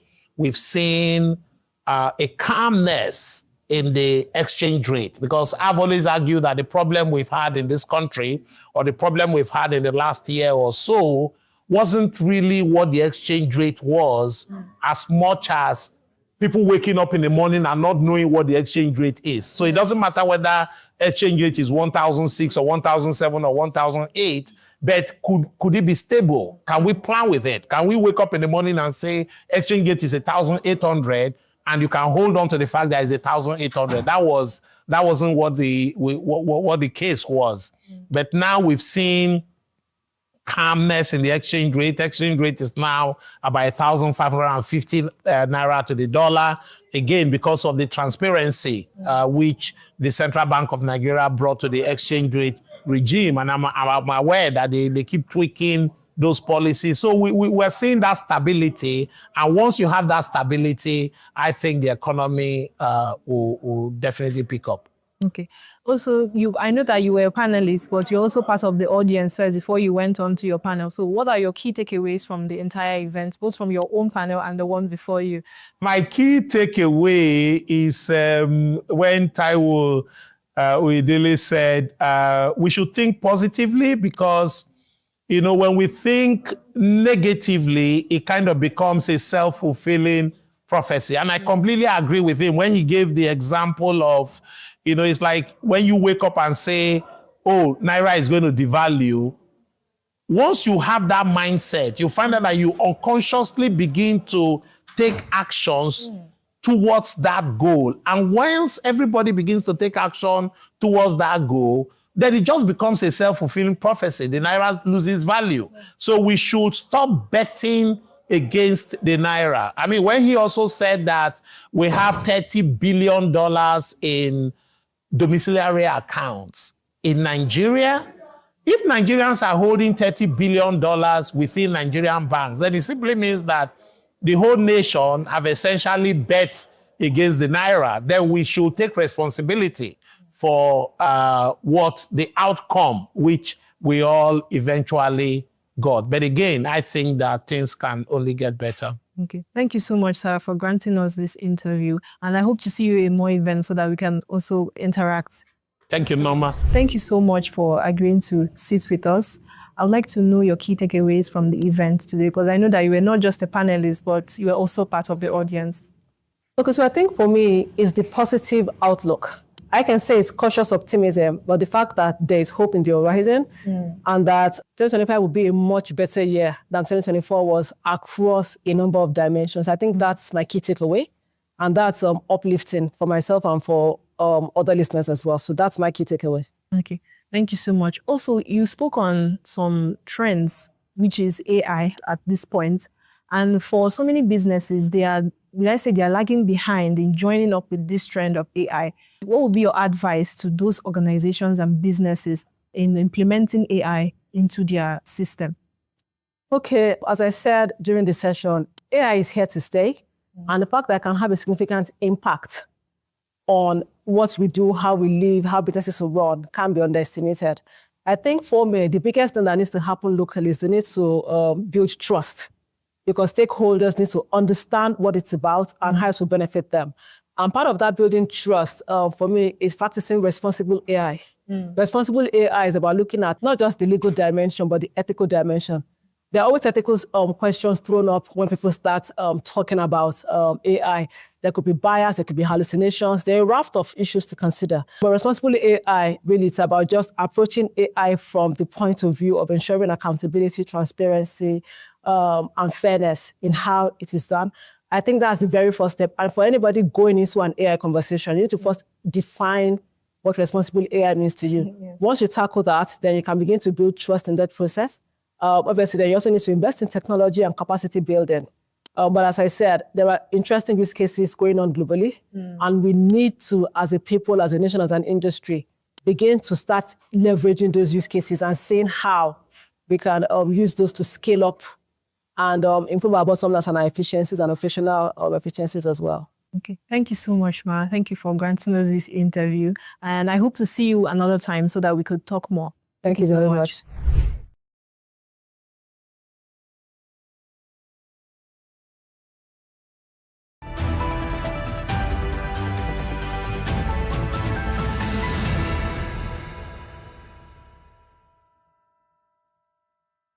Hello and welcome. This is Business Day TV. I am Kemi Michael. Now, stop motion has been an age-old form of animation, and in Nigeria, it has been very unpopular. And I know you're wondering what stop motion animation is. Well, wonder no more. I have Esther Kemi Badamosi, CEO of Radio City, right here with me. All right. Thank you very much. Yeah, welcome. Good afternoon. Thank you. God help me now. Help your boy now. I did try now. Because this also no be pure water. So tell me, what is stop motion animation? Stop motion animation is the movement of physical objects, in time. That's unlike 2D and 3D, that's done in the digital space, on your PC. Stop motion is done physically. That means you move a physical object, but you move it frame by frame, in the space of time. So in practical, you take your camera and then you take one shot at a time, So if you have to move your hands from here to here, you just move it in bits and then, take this and take the shot, take this and take the shot and take the shot. And then the eyes, the illusion of movement just occurs when you put all the frames together.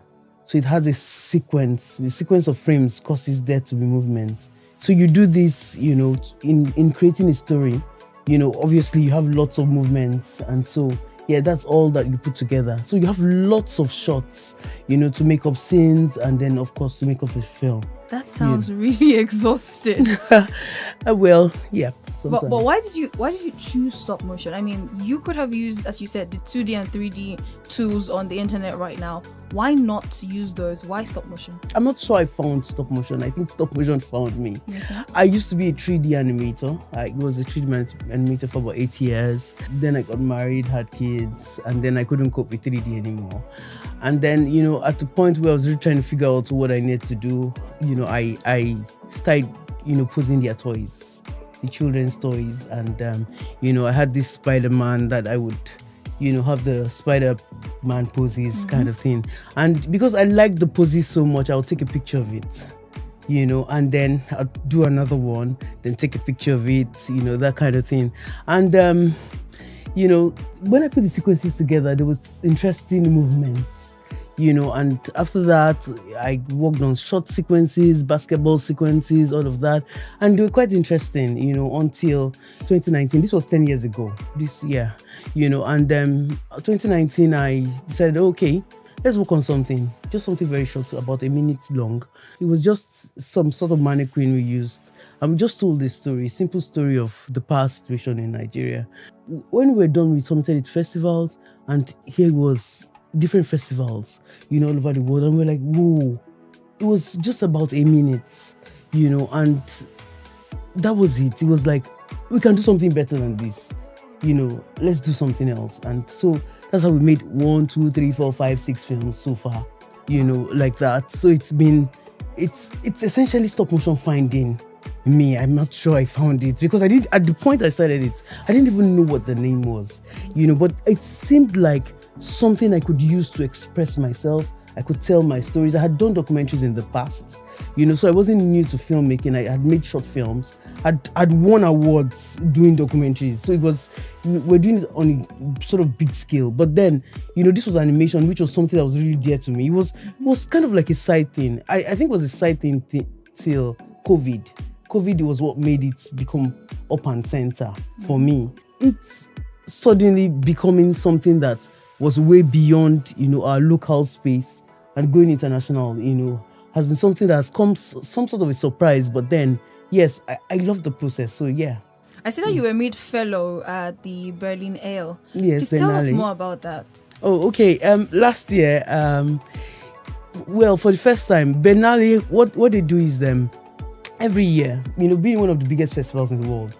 After Sundance, Cannes, you have sort of like Biennale, and they pick 200 filmmakers every year. So for the past 22 years, they have picked 200. And so usually you have maybe 1, 2 Nigerians, sometimes 3, that filmmakers that are, very high profile ones, that they pick. But last year, for the first time in animation, they picked me, as a Biennale talent. So I was in Berlin last year, and it was sort of like out of this world experience, for someone who was even for Biennale, it's a film festival, a film festival that has almost 500,000 registered, attendance. So it's huge, so even for them, animation is a little bit not their usual thing, but, having to bring in someone from animation, I really needed to find my feet there. Among the talents, I think we're just probably around 5 of us, that were from animation. And so we really just had to find ways to connect, and which was fantastic, for all the other things as well. And so what that did was it gave me the opportunity to be able to apply last year, towards the end of last year, for fellowship. Now, what happens is that of the 10,000, there are about 10,000 talents now, because it's been over 22 years of picking 200 people. So they have the opportunity to apply for fellowship. You understand? It's a partnership between Biennale, Talent, and MasterCard. So now, if you have a project that you want to push, you just need to apply for it, and they picked only 2 people. So it was crazy that, So I applied. I'm not sure I was thinking they would pick, but as far as I was concerned, they can only pick if you apply. If you don't, your chances are 0. And so I applied. I was really shocked. In January when I saw congratulations. You have been said. I was like, did they pick many people? Because that was my first thought. Maybe they picked many people this time. Only to find out that we're just 2 that they picked. It was very humbling experience. Because it took things to another level completely. Yeah. For someone in stop motion, completely unknown field. In Nigeria, even internationally. There's a fight for us to be able to have space. When Pinocchio won Best Animation last year, it was a big deal for us, considering there's a stop motion animated film, and so it's everything we get. It's huge. And so when Biennale gave us that, focus front and center, it's that was all that was in my head, that look, this is a big deal for us. Kind of is. Yes, it is. It is a big deal because, it gave us the opportunity to have conversations, with lots of people that were really interested in seeing Africa, because stop motion is also not so big in Africa, seeing Africa develop in this light. Because to be honest with you, I think that stop motion is the perfect medium for us in Africa. Why do I think so? Because we don't have too much equipment, and all of that tech thing. Stop motion doesn't require so much. You don't need to have a high-end PC to do stop motion. All you need to do is to have that creative ability. You need to be artistic, you need to be able to sculpt, because at some point we started making our puppets. We didn't have to use the objects we were using at first. I think we did that in our first 3 films. By the time we got to the 4th one, we made our puppets from scratch. So virtually everything you see was made, artistically like that. And so, yeah, for us, us having that opportunity, I think it will open the eyes of a lot of young people that probably maybe went to Yaba Tech. You understand? They can draw, they can paint. You understand? Stop motion is just the movement of what they are doing. Already, just moving it.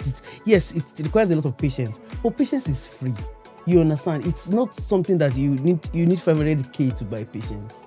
You understand? It's just something you really need to sort of discipline yourself to do, and somehow that's really essentially what we've done. You just need to be patient with it, bit by bit. And as we make each film is better than the previous one because our skills are improving. Practice makes perfect. Yeah, and then of course with more exposure, having the opportunities to go to different festivals, different studios.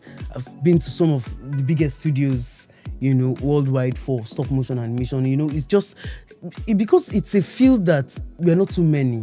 You understand? So quite a bit of opportunities, also in that light. And so yeah, it's something really exciting for us, and we actually look forward to pushing it even more. Now, speaking about being unpopular, I'm talking about stop motion being unpopular here in Nigeria and Africa at large. How exactly did it feel when you started, seeing as you did not have anybody to show you the ropes in doing it? Okay, well, in the beginning, it didn't make sense. I think that was our first goal. It didn't make sense to people around us.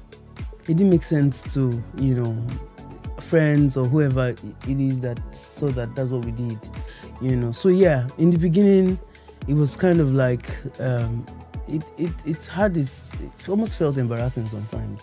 When you're dealing with objects and just trying to move them around and people not understanding what exactly this is and all. Yes, so yeah, we experienced a lot of difficulty. You could imagine that we had zero support. But I think that seeing that, I knew that if we could make it make sense, we'd have an opportunity.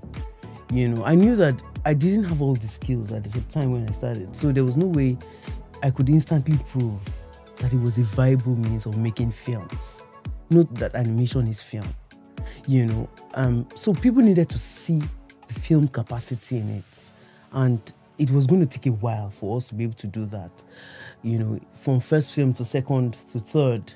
I think when we won our first Best Animation Award, it's clicked to people that, you understand, this stuff might actually be making sense. And then we got a nominations in Afrif, AMA, all of the major festivals, in Africa and all. So it was okay. Wow. Okay, yes. So this might make sense actually. So it's being able to, we've been to all of the major labs, DLA, DFM, CTIAF.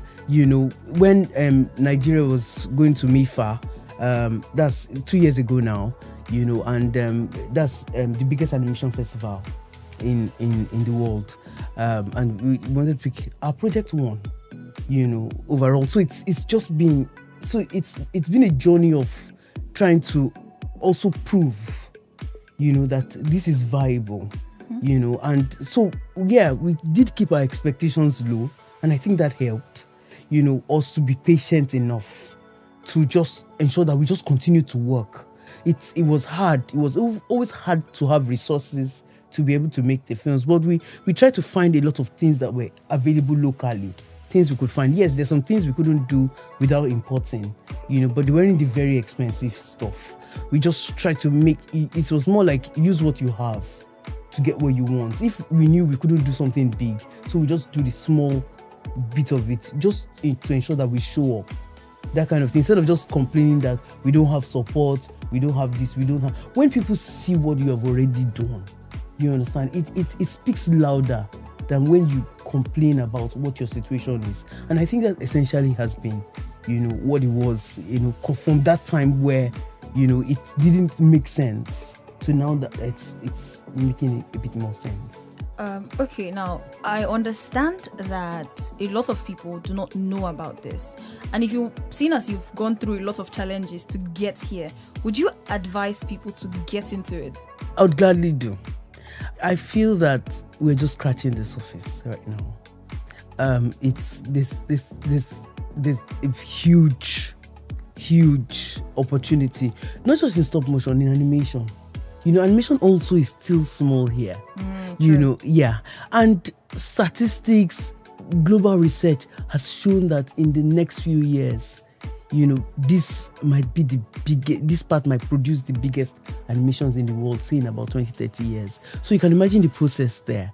Nollywood has not become what it is in one day. It took a few years for us to go to cinema and then want to watch Nollywood films. At first, we would all go and watch Avengers, that kind of thing, or Black Panther. And then now, you would go there and you would happily watch Nollywood films. So it was that journey. And that's essentially the journey animation is going through now. We may say that it's not the most viable, but this is what our children watch at home. You understand? And all of that. So naturally, it will grow. And the world knows that. And everybody's sort of like trending towards Africa. Disney just produced their first African, set of films to show that, Africa does need to be represented on the global stage with our stories. So everything is kind of like trending towards Africa. So right now, positioning is key. Yeah, we have to tell our own stories ourselves. If we don't tell our stories ourselves, they will tell it for us. Naturally, that's what will happen. So people need to, artists, people that already have this flair, need to position themselves now. And it may not look very favorable. It may not look, because, you don't have all the attraction and nobody's shouting your name or your work or anything like that. You really have to sow the seeds, and I think it's a good time to come in, before the highlights come, so that you'd be in a good position to be, people will say, okay, we want to give an opportunity to a studio. We want to give an opportunity to people to be able to produce, African stories and all of that. And then, they're not going to go to somebody's house and go and say, okay, we figured out that you might be the person. No, you need to be there already, and I think I'd gladly, because I hear people say a lot that stop motion it's hard, it's difficult and all of that, but it is possible. It is possible. I never really had that thought about it being difficult. I was always so excited, to be able to work on a project, and because I knew that, I didn't need so much to start. I just, as I get funds, I put in, from other things I do. But then the whole idea is that I start with the aim of finishing. Sometimes it takes a long time. I remember a particular one of the films I worked on, because most of that film was me. I animated the entire thing from beginning to the end. And I remember that while working, I had a group of people that were supposed to work with me throughout the film. And after a while, they kind of got frustrated. It was taking too long. It was a really short film. But we did it in 7 weeks, just production. Every day. I remember that I would be there first thing in the morning and out there till late in the evening, animating. Some days that are really good, I probably have maybe like 2 seconds, or 3 seconds of animation that worked. And the days that are bad, I have 0, because while I was animating, the character fell. And then I have to start all over again, that kind of thing, because once the shift movement is a lot, I can't find that spot anymore. So if to make sure that the quality is good, I have to start all over again, that kind of thing. So yes, it was there, but then when I think about it now, with the benefit of hindsight, I see that it was worth it. For you to start, it's not heavy on costs. I think it will really be a good opportunity, particularly people that already have the natural talent. Yeah. All right, that's beautiful. Now, what are you doing towards helping the stop motion animation industry when it comes to bringing up people to learn it? That's probably, the biggest thing that we're doing right now. Because the truth is that for us to move to the next level, there definitely needs to be a lot more people involved in stop motion. We obviously not stopping with short films. We want to do series for children, You know, we want to have more children content, you know, in stop motion. Stop motion is perfect for preschoolers. Most of our preschoolers watch, you know, content from the US, from the UK and all of that. You know, you don't have too many African stories, you know, there. And so we want to be able to do that. We also want to also work on a feature film at least, you know. And so we figured out that we need more hands. It can't just be us, you know, all of us, you know, being self-taught and all. And so we figured out that we needed to work on a school. And that's the Radio City Stop Motion Animation Academy, just for stop motion. And so we would be bringing global experts, people from, you know, some of the bigger studios that have done really successful stop motion animated films to come and teach, you know, our local talents, which we have quite a bit. You know, that's one of the things that makes me so excited. The fact that we have people that when I see their talent, I'm like, you know, my own talent is learning work here. You know, this is raw. This person was born with it. The person doesn't have exposure to the skill, you know, to the training, professional training that can actually harness that talent to be able to do this stuff. And so what we want to do is to bring global experts to talents, you know, and with that, would have the opportunity to be able to make more films because there are more hands, you know, that kind of thing. And we can be part of something historic, you know, in that sense. Because for us to be able to produce a good, high quality, you know, very good story as well, you know, animated film, you know, from Africa, stop motion animated film, you know, that would be something. All right. Yeah. Now, I understand that there are different types of stop motion animation. Yes. Because while growing up, at least I was exposed to little of it, but I didn't know that was the name then. There was the one with puppets. There was the one where we had to mold with clay and then move the pieces around. We didn't know it was stop motion, but we just knew we're acting drama, more like. So what type do you use? Is it all of it? What type do you teach as well? Well, the type I use, you know, most now would be puppetry. You know, that's molding the puppets, you know, creating them using silicone and aluminium. You know, so we use aluminium for the core, that's the bones, because it's a dead metal, and then we use silicone. It's very flexible. You know, we cast it over it. So we start with clay to create the original mold. We're trying to sort of transit to 3D printing, you know, but yes, once we create that and we have the silicone on top, you know, it becomes animatable. So we use puppets. Now we're exploring other mediums like wood, you know, and paper. But at the moment, puppetry. Puppetry. Correct me if I'm wrong. Lego is a stop animation. Yeah. Yes, it's also a medium at which stop motion animation is made. Mm-hmm. Yes, there was a point I did consider using Lego, but it was at that point. This is way back now. Says maybe some 8 years ago or something. It was very expensive for me to invest in Lego. Yes, till now I still have quite a bit of Lego, you know, but it wasn't enough to start what I wanted to do and all of that. So yeah, so the Lego thing died there. And then also there was also the fact that I wanted something original. You know, I didn't feel that Legos quite represented the African story. Yeah. Exactly. I think that just explains it. It didn't quite. I need something that was really organic. You know, I'm excited anytime we want to make a film and we go out into the bush and we're trying to find jungle elements that are in very small scale. You know, there was a point we were looking for very dry grass because we're trying to create, you know, the northern, you know, we're trying to do something on terrorism and all of that. So we wanted to create that northern landscape, you know, like that. And so we knew that the grasses were very dry, but it was very hard to find here. So before we found some really dry grass, you know, it took a while, but we found it somewhere. You know, the people there were wondering why we were using scissors to carefully, you know, this is, we're carefully cutting it so that we retained the integrity of the grass and the formation and all of that. You know, and they were wondering because the way we were cutting it looked like something of value. So they now came and they were like, no, we'll pay. Okay, we said no problem. They should come and if we are going to pay for it, then should help us cut it. Yes, they were not ready to do that. So they just left us because obviously it was useless to them, But then it didn't cost us anything to get that grass. Perhaps just our time and the effort, because it took us quite a number of hours.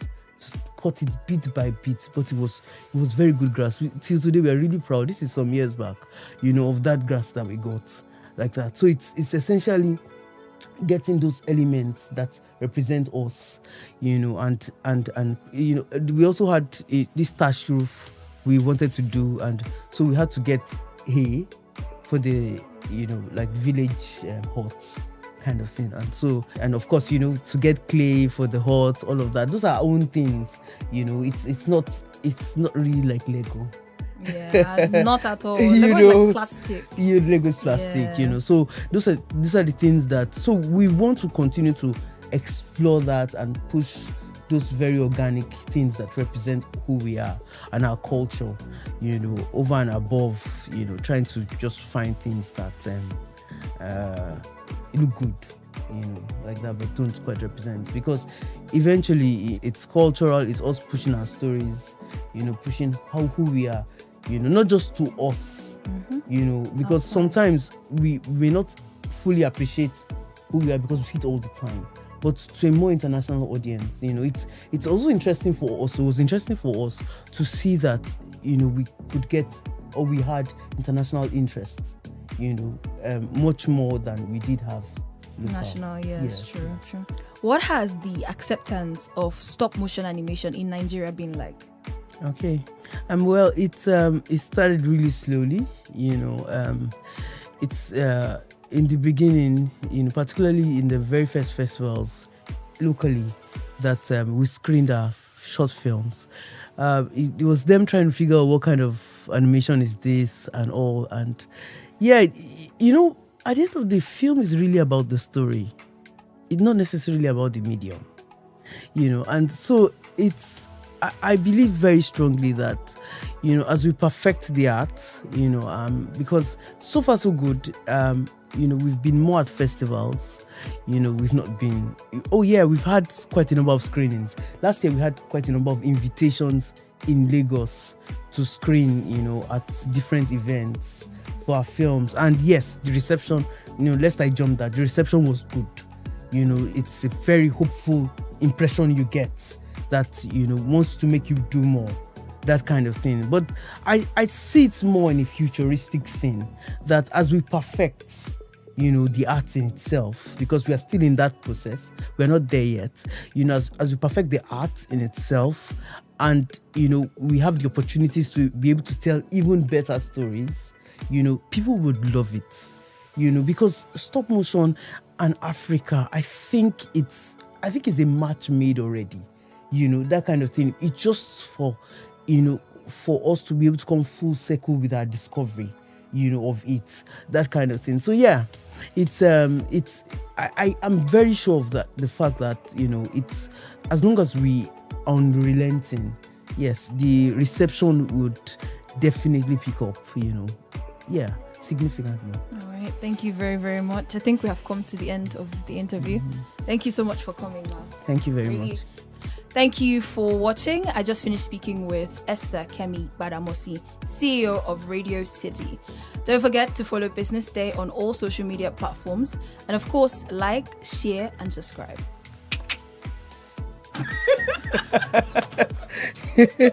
Okay.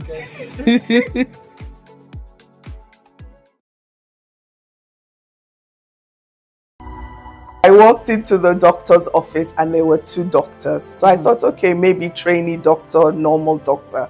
But it turned out the other doctor was like a counselor. And they sat down and said, we're sad to tell you, but your tests have come back and you have cancer and it's stage 4. Wow. And of course, fear, panic. I started to cry. And I just stopped talking. And I was like, no, God, I cannot be your child and then go through this. Give me a word now. And this sudden, strange peace just came over me. And so I sat down back in the chair and said to the doctor, okay, what's the plan? and they were shocked. This is where I'm going to advise people. Whenever you go and get results and there's more than one doctor, know that there's fire on the mountain.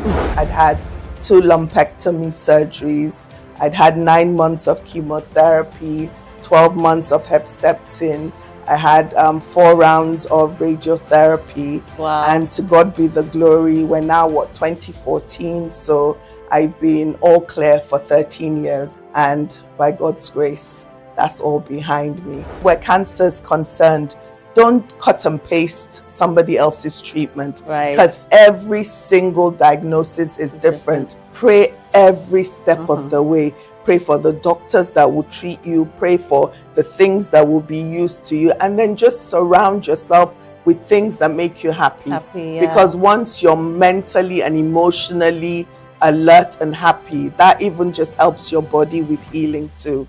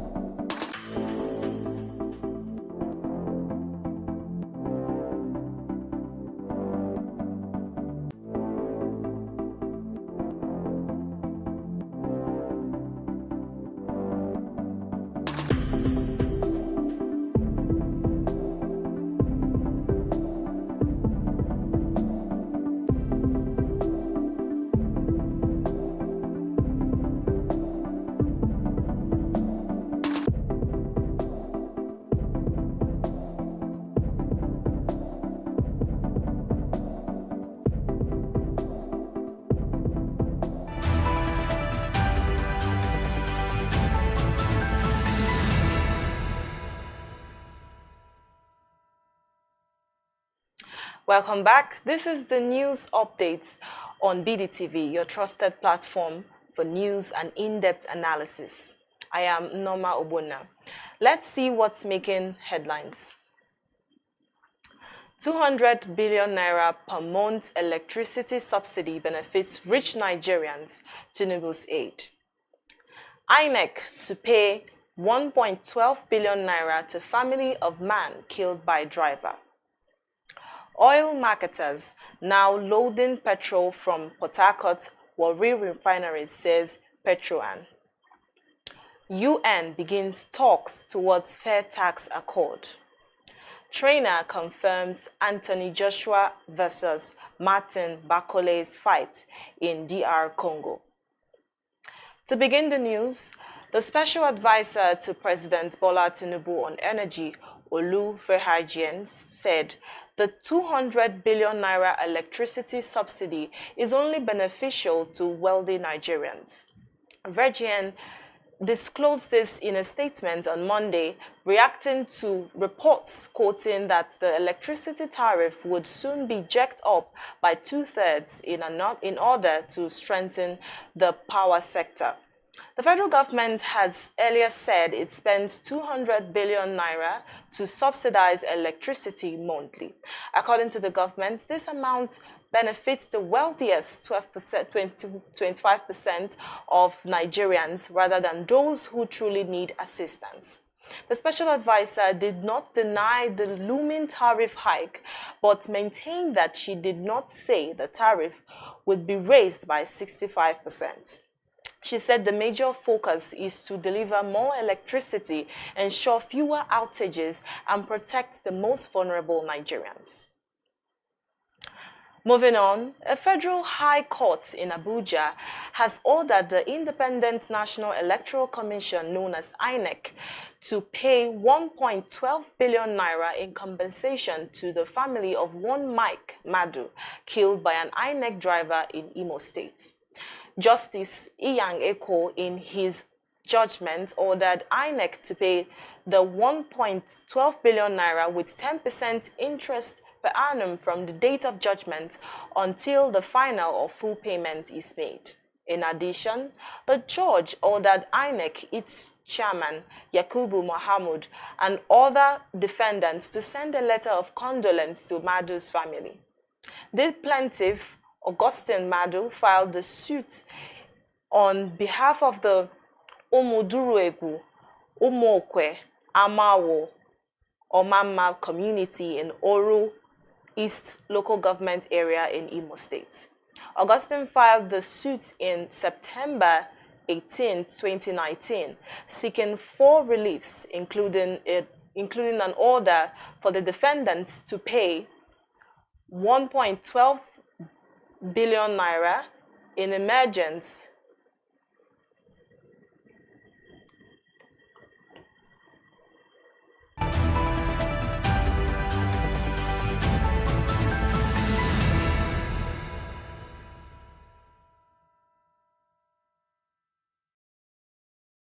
Hello and welcome. I walked This into is the doctor's BusinessDay office TV. and there were I 2 am doctors. Kemi So I Michael. thought, okay, Our maybe stop trainee mission has doctor, been normal an doctor. age-old But it form turned out of the other doctor was like a counselor.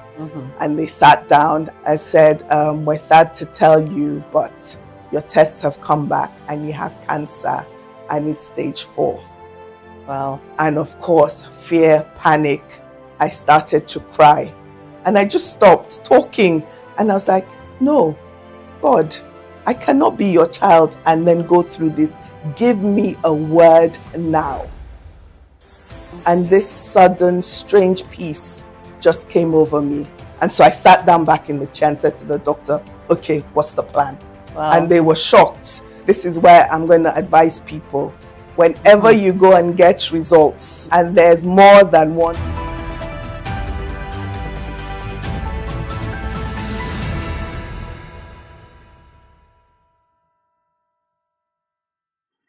Welcome back from that short break. We're still on the news updates.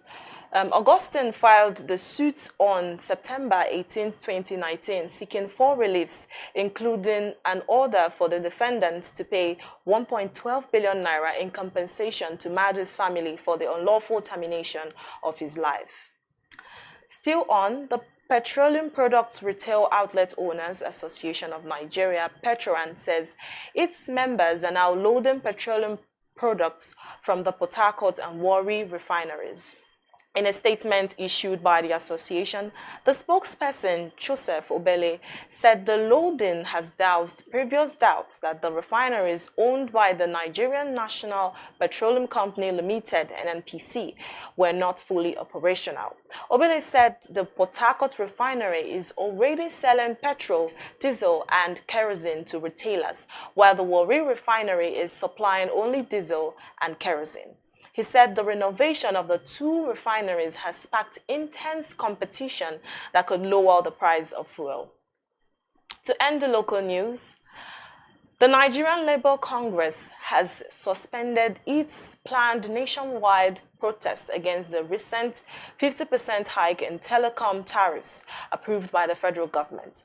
The Labour Union announced the protest last week, citing the burden the tariff increase would place on Nigerians. However, following a meeting with government representatives at the office of the Secretary to the Government of the Federation on Monday night, the NLC resolved to halt the demonstration pending further discussions. NLC President Joe Ajero said the government had agreed to set up a larger committee to review the entire tariff structure. On the foreign scene, the United Nations member states launched formal negotiations Monday on international tax accord, aiming to create a fair system that addresses tax evasion by the super wealthy and multinational businesses, among other issues.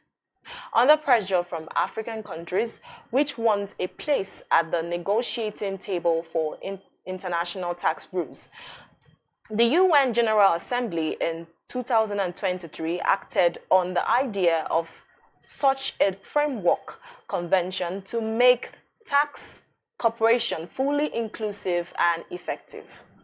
After a year of discussions, the negotiating mandate was adopted at the end of last year. Currently, international tax issues are largely decided by wealthy member countries of the Paris-based Organization for Economic Cooperation and Development. Developing nations which are leading a push for a larger reform of the international financial systems have criticized their exclusion from the decision-making. Also, NATO Chief Mark Rutte on Monday insisted the trade tensions unleashed by President of the United States, Donald Trump, would not harm the transatlantic alliance's collective deterrence. Rutte said there are always issues between allies which are never always tranquil and happy-going. He said this absolutely convinced him that it will not get in the way of collective determination to keep their deterrence strong. Trump has rocked some of Washington's closest partners by announcing tariffs against fellow NATO member Canada and threatening to do same to the European Union. Now to sports. Boxing trainer Billy Nelson has revealed the blockbuster clash between Martin Bakole and two-time world champion Anthony Joshua which is scheduled in DR Congo. Nelson, the head coach of Bakole, believes that a homecoming could be in the works for October, regardless of whether the IBF belt is up for grabs. The idea of a Joshua versus Bakole fight has gained traction ever since Tyson Fury announced his retirement from the sport in January. Bakole, 31, boasts a record of 21-1 with 16 knockouts and is widely regarded as one of the most avoided heavyweights in the division. Despite his formidable reputation, the Congolese powerhouse has yet to secure a marquee fight on the world stage. Bakole has consistently sought a bout with Joshua, a fighter he previously sparred with during Joshua's training camps in Sheffield. To end the news, Aston Villa has completed the loan signing of Manchester United forward Marcus Rashford until the end of the season, with an option to buy for £40 million. The 27-year-old England international had been seeking a move away from Old Trafford, and Villa have agreed to cover at least 75% of his wages, potentially rising to 90% based on performance-related clauses. Writing on Instagram, Rashford expressed his gratitude to both clubs for facilitating the deal. Rashford had hinted at a desire for a fresh start after being dropped for the Manchester derby in December, stating he was ready for a new challenge. Thanks for joining the BDTV News Updates. I am Norma Obona. Stay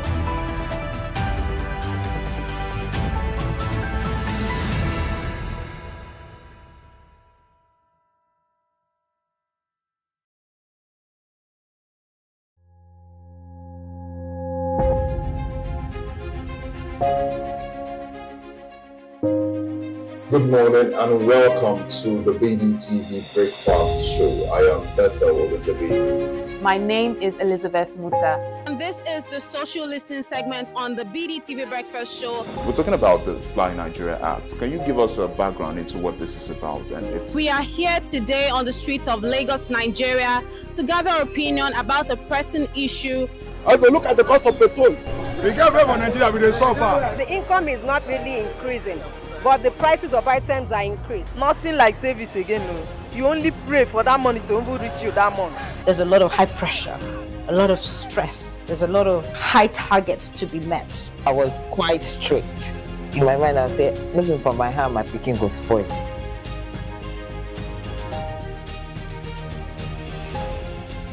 To allow all banks and all the players in the space 15% inflation target achievable in 2025.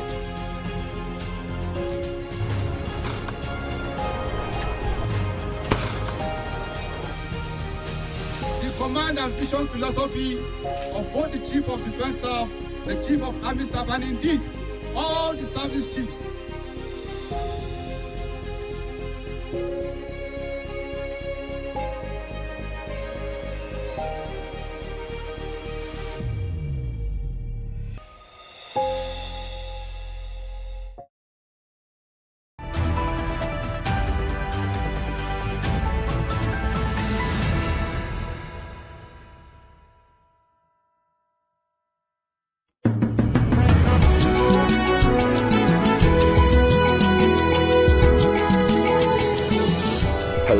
This is Bode Oshosami on Global Business Insights on BDTV, where we bring ideas and discussions on the business headlines.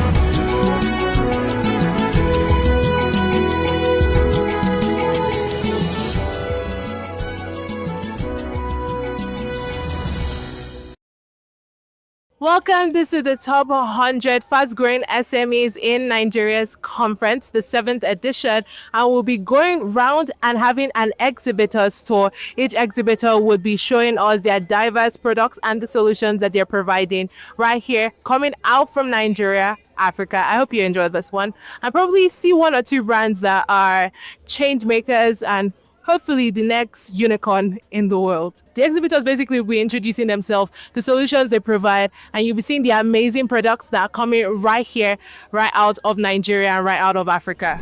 Welcome to Siwe Ventures Limited. I'm the CEO of Siwe Ventures Limited. My name is Keke Peshwa. Yes, Siwe Ventures, we manufacture Siwe herbal range of products. We have air cream, we have body products, we have body soap. If you don't mind, we have here our exfoliating soap range of made from turmeric, moringa, honey, shea butter, ginger, garlic, aloe vera, castor oil, all blend together for the exfoliation of dead cells of the skin. It renews your skin and wash it of every germs in your body and leaves your body healthy. When used in the night, it lasts enough at night. Aside that, we have our Siwe air cream. With this air cream, it helps to boost your hair, enhance your hair, fight against dandruff, fight against any form of dry scalp, hair falling, or any hair problem. So they make your hair to grow on daily basis. So you can come over and pick up yours, at the same time, bring out the life that you need in your hair. We have here our Moringa body cream. With Moringa body cream, it's anti-sunscreen. We have sunscreen in it. It's anti-aging.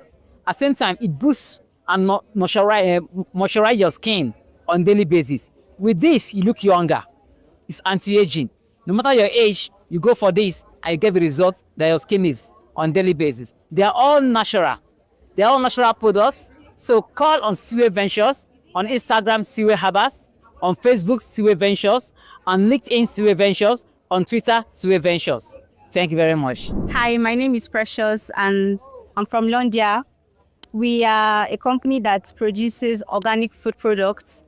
We sell Nigerian rice. We grow them in Nigeria. We don't use chemical fertilizers on them. We have them in different sizes. We have them in 1.5 kg. We have them in 500 grams. We have them in 5 kg, 10 kg, and this is the 5 kg rice too. And then we have in 10 kg, we have it in 25 too, and in 50 kg. All our products are grown in Nigeria. And then we have our dates powder too, is a substitute for your sweetener. Please come and shop at Londia, your verified organic food products. Thank you. Hello, this is Karima from Nature's Goodies. At Nature's Goodies, we have 100% solutions to your health.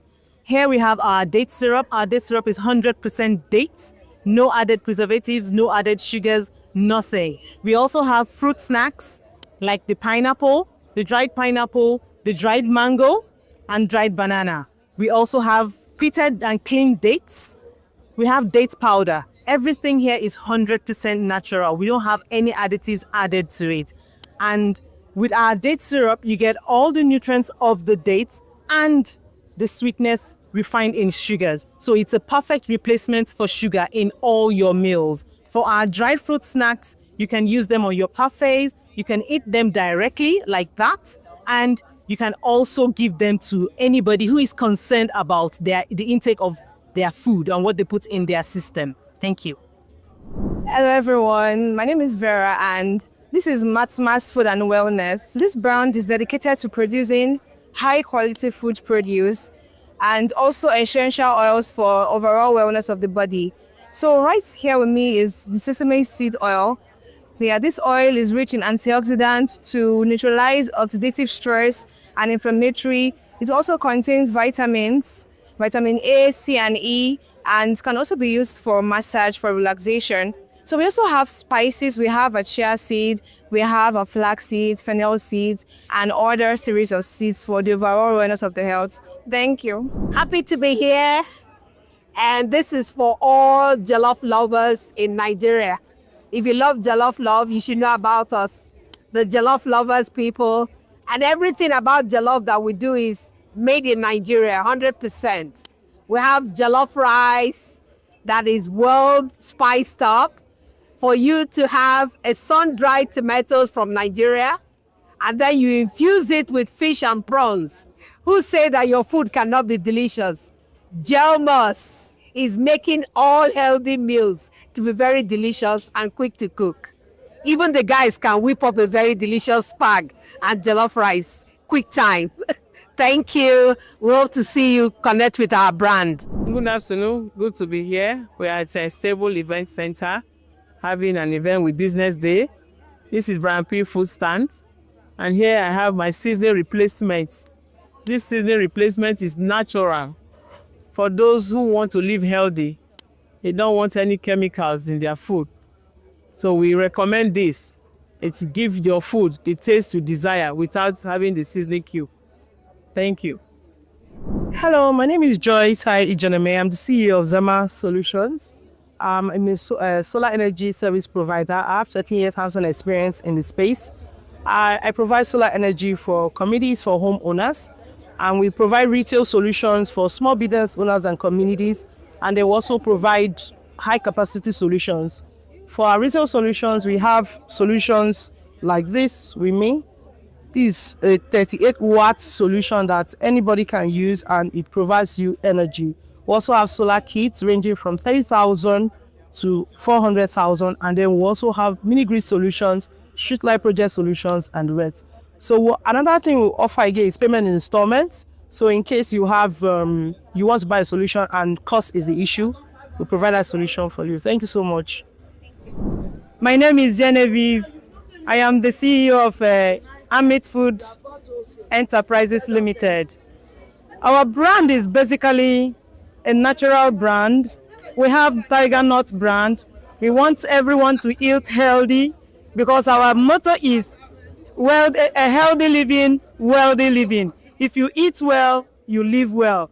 So we have a tiger nut, and this tiger nut is a blend of tiger nut with date powder. We have ginger in it. We have clove in it. We have cinnamon, which is very good for your health. You can use it for your creamier. You can use it for your smoothie. You can use it for your normal tiger nut drink. You can use it for your pap. It's very delicious in your pap. Try this. You will enjoy it in pap. We also have we have oats. This oats, you can use it for your oat swallow. You can use it for your smoothie.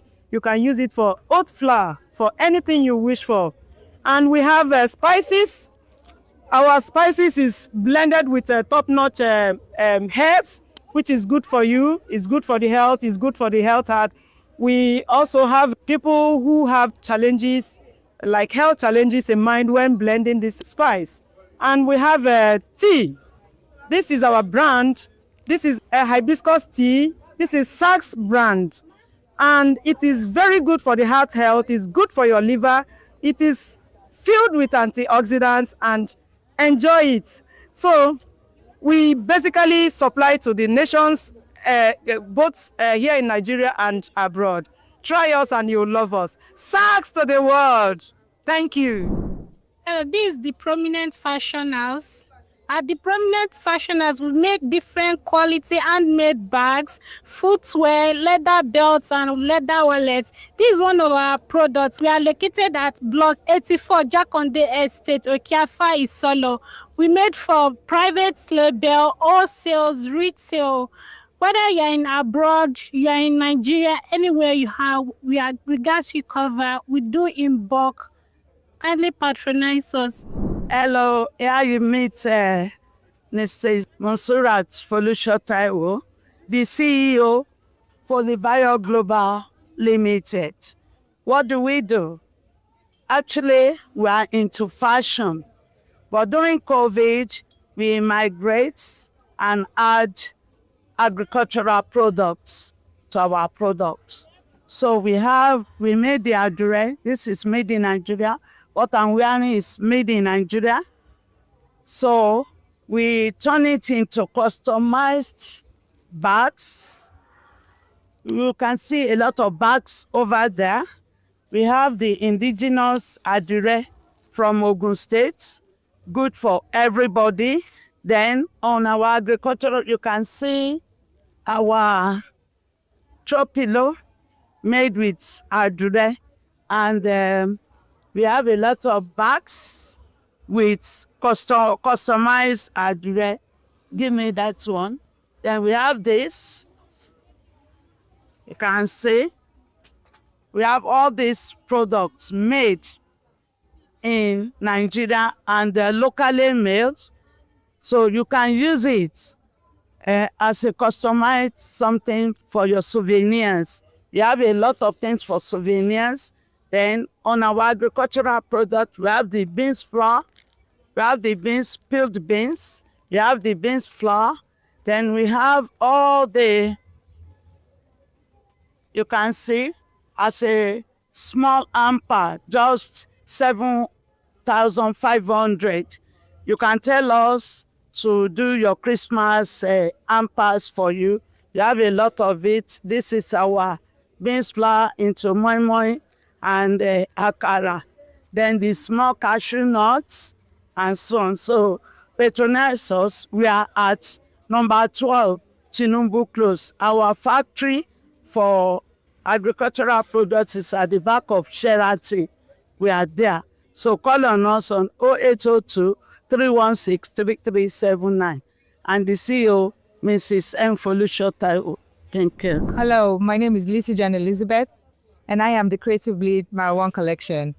At Marwan Collection, what we do is we bring out the vibrant prints of African fabric, making it into beautiful bags and fashion accessories. And this is one of our collections. This is Ashoke with leather. And then we have Anfan as well. We made this from Ankara, and we cater for everyone. It's basically fashion, all fashion, everything you get in the Western wears, you find them in Marwan Collection using African prints, strictly African prints, and nothing other than that. And we cater for both young and old, male and female. We have travel bags, laptop bags. We have for the corporate girlies and guys and everything like that. And we offer both wholesale, retail, and then bulk orders. Thank you very much. My name is Adigunoluwa Fimdarare, and I'm the product manager of Tick Naturals. At Tick Naturals, we provide spices and teas for people's in everyday use. Natural, all natural, without preservatives or additives. We have mixed spices over here. We created this spice as a substitute for Baggi, for MSG. You can use it in your stew, in your jollof, in your everyday cooking. Yeah, we also have teas like lemon tea, sauce-up tea, hibiscus tea are available for you. And we also supply perishable goods for hotels, restaurants, home services, and events. Thank you. Hi, my name is Opelua. I am the founder and creative director at Avor Style Company. At Avor Style, we help women to look their best on the days that matter. We make beautiful clothes for work, for play, and for party, like something I'm wearing right now. They're all available in size 6 to size 20. UK size 6 to size 20, and we ship all over the world. So if you're interested, please check us out on Instagram at Avor Style, and you pick any of the beautiful pieces. They are affordable, they are beautiful, and they are true to size. I look forward to seeing you on Instagram. Thank you. Welcome to Think Meet. This is Think Me Nigeria, and we are a real estate marketing firm. So we deal mostly with off-plan projects. So our core value is to make owning a real estate or owning a home very, very affordable, very seamless. So we provide a scheme by which you can actually pay in installments. You don't have to pay in bulk. So we remove that stress of our clients. So we deal with off-plan projects, although we have some finished projects also that we actually market. We work with very, very reputable developers. Yes, we actually also work with some mortgage firms, mortgage houses. So we provide mortgage facilitation for our clients also. At least most of our projects have mortgage covers. We have projects here in Lagos, we have in Abuja, we have in Port Harcourt. Right now, we are even working alongside with the Renewed Hope Estates, that's alongside the federal government scheme to make house ownership very, very affordable and very seamless. So here in Lagos, we have projects in Yaba. We have 2-bedroom apartments. We have 3-bedroom maisonettes. We have a lot. We have projects in GRA Ikeja. We have projects in Maryland. We have in Lekki. We have in BI. We have in Songotedo. We have lands. We have lands. We have in Songotedo. We have in Ekpe. And you know that right now Ekpe is a new gold mine. The lands are still very, very affordable, and it's a go-to place now. So actually, we also have investment plans. That means if you are not investing to own, if maybe you are not ready to invest to own, or maybe you feel that you already have a lot of investment, talk of real estate houses already, you know, you can invest to get returns.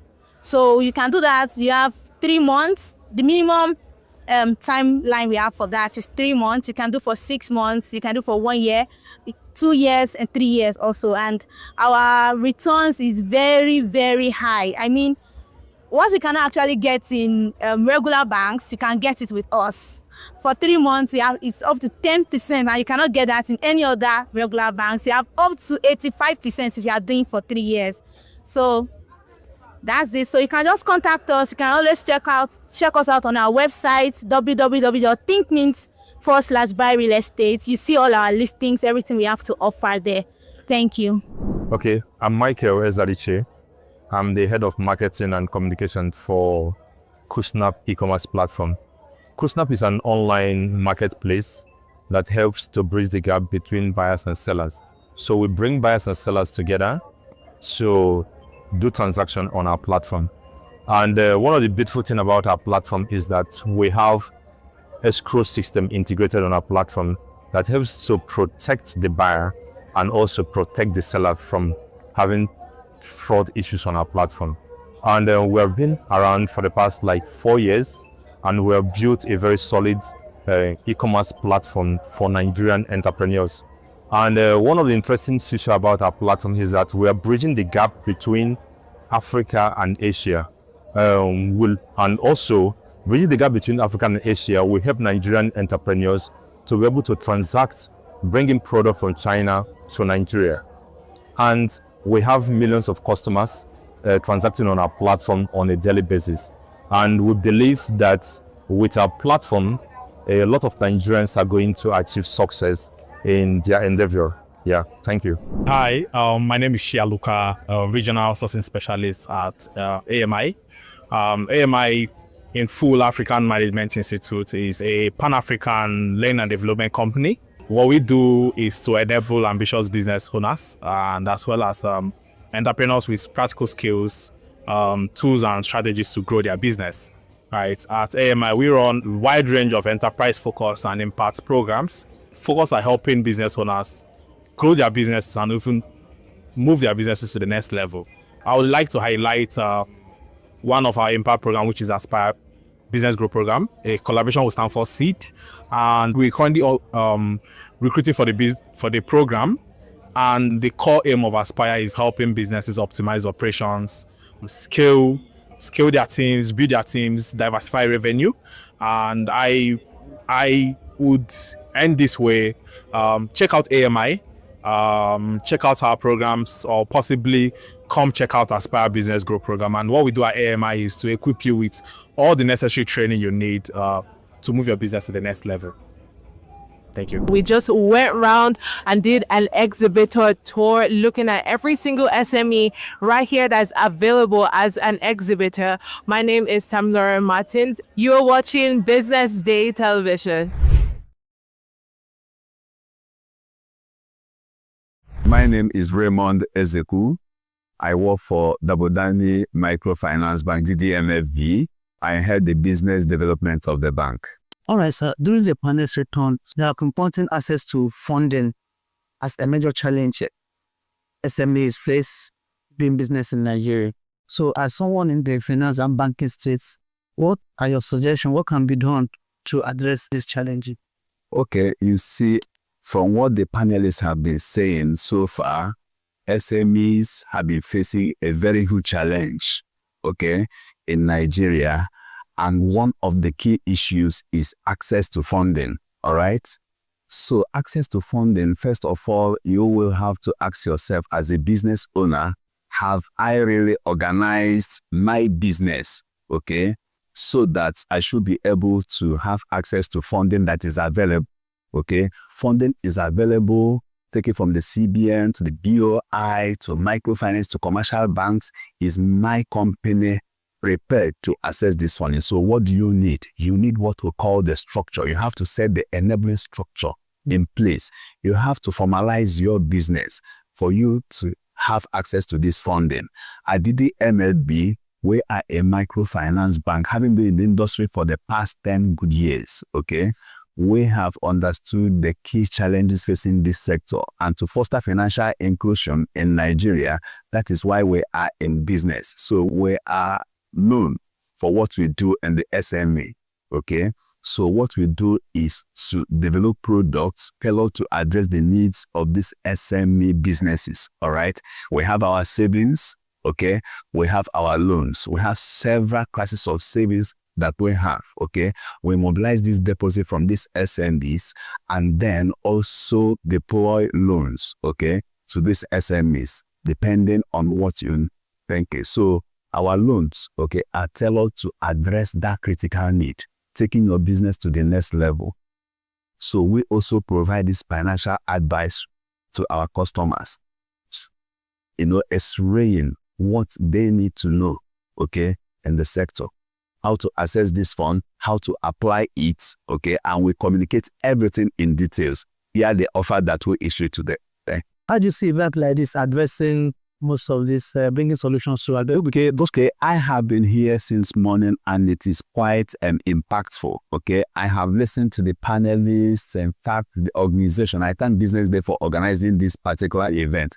It is a very big plus and I look forward to seeing this very often because they need to address the needs of these small and medium-scale entrepreneurs.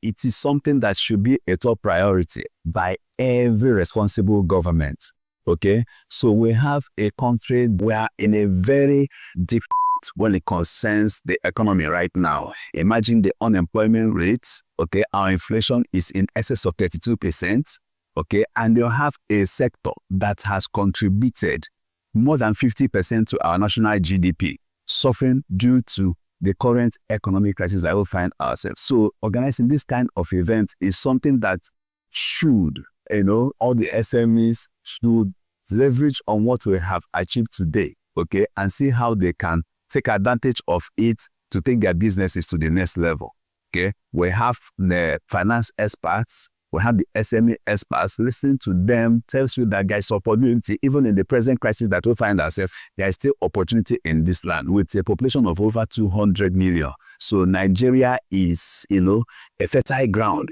for people to grow. Despite the pressure, the economic pressure, you see this SME is still pushing, still thriving. So that is it. So it's a very good opportunity. Can we know more about the DDMLB?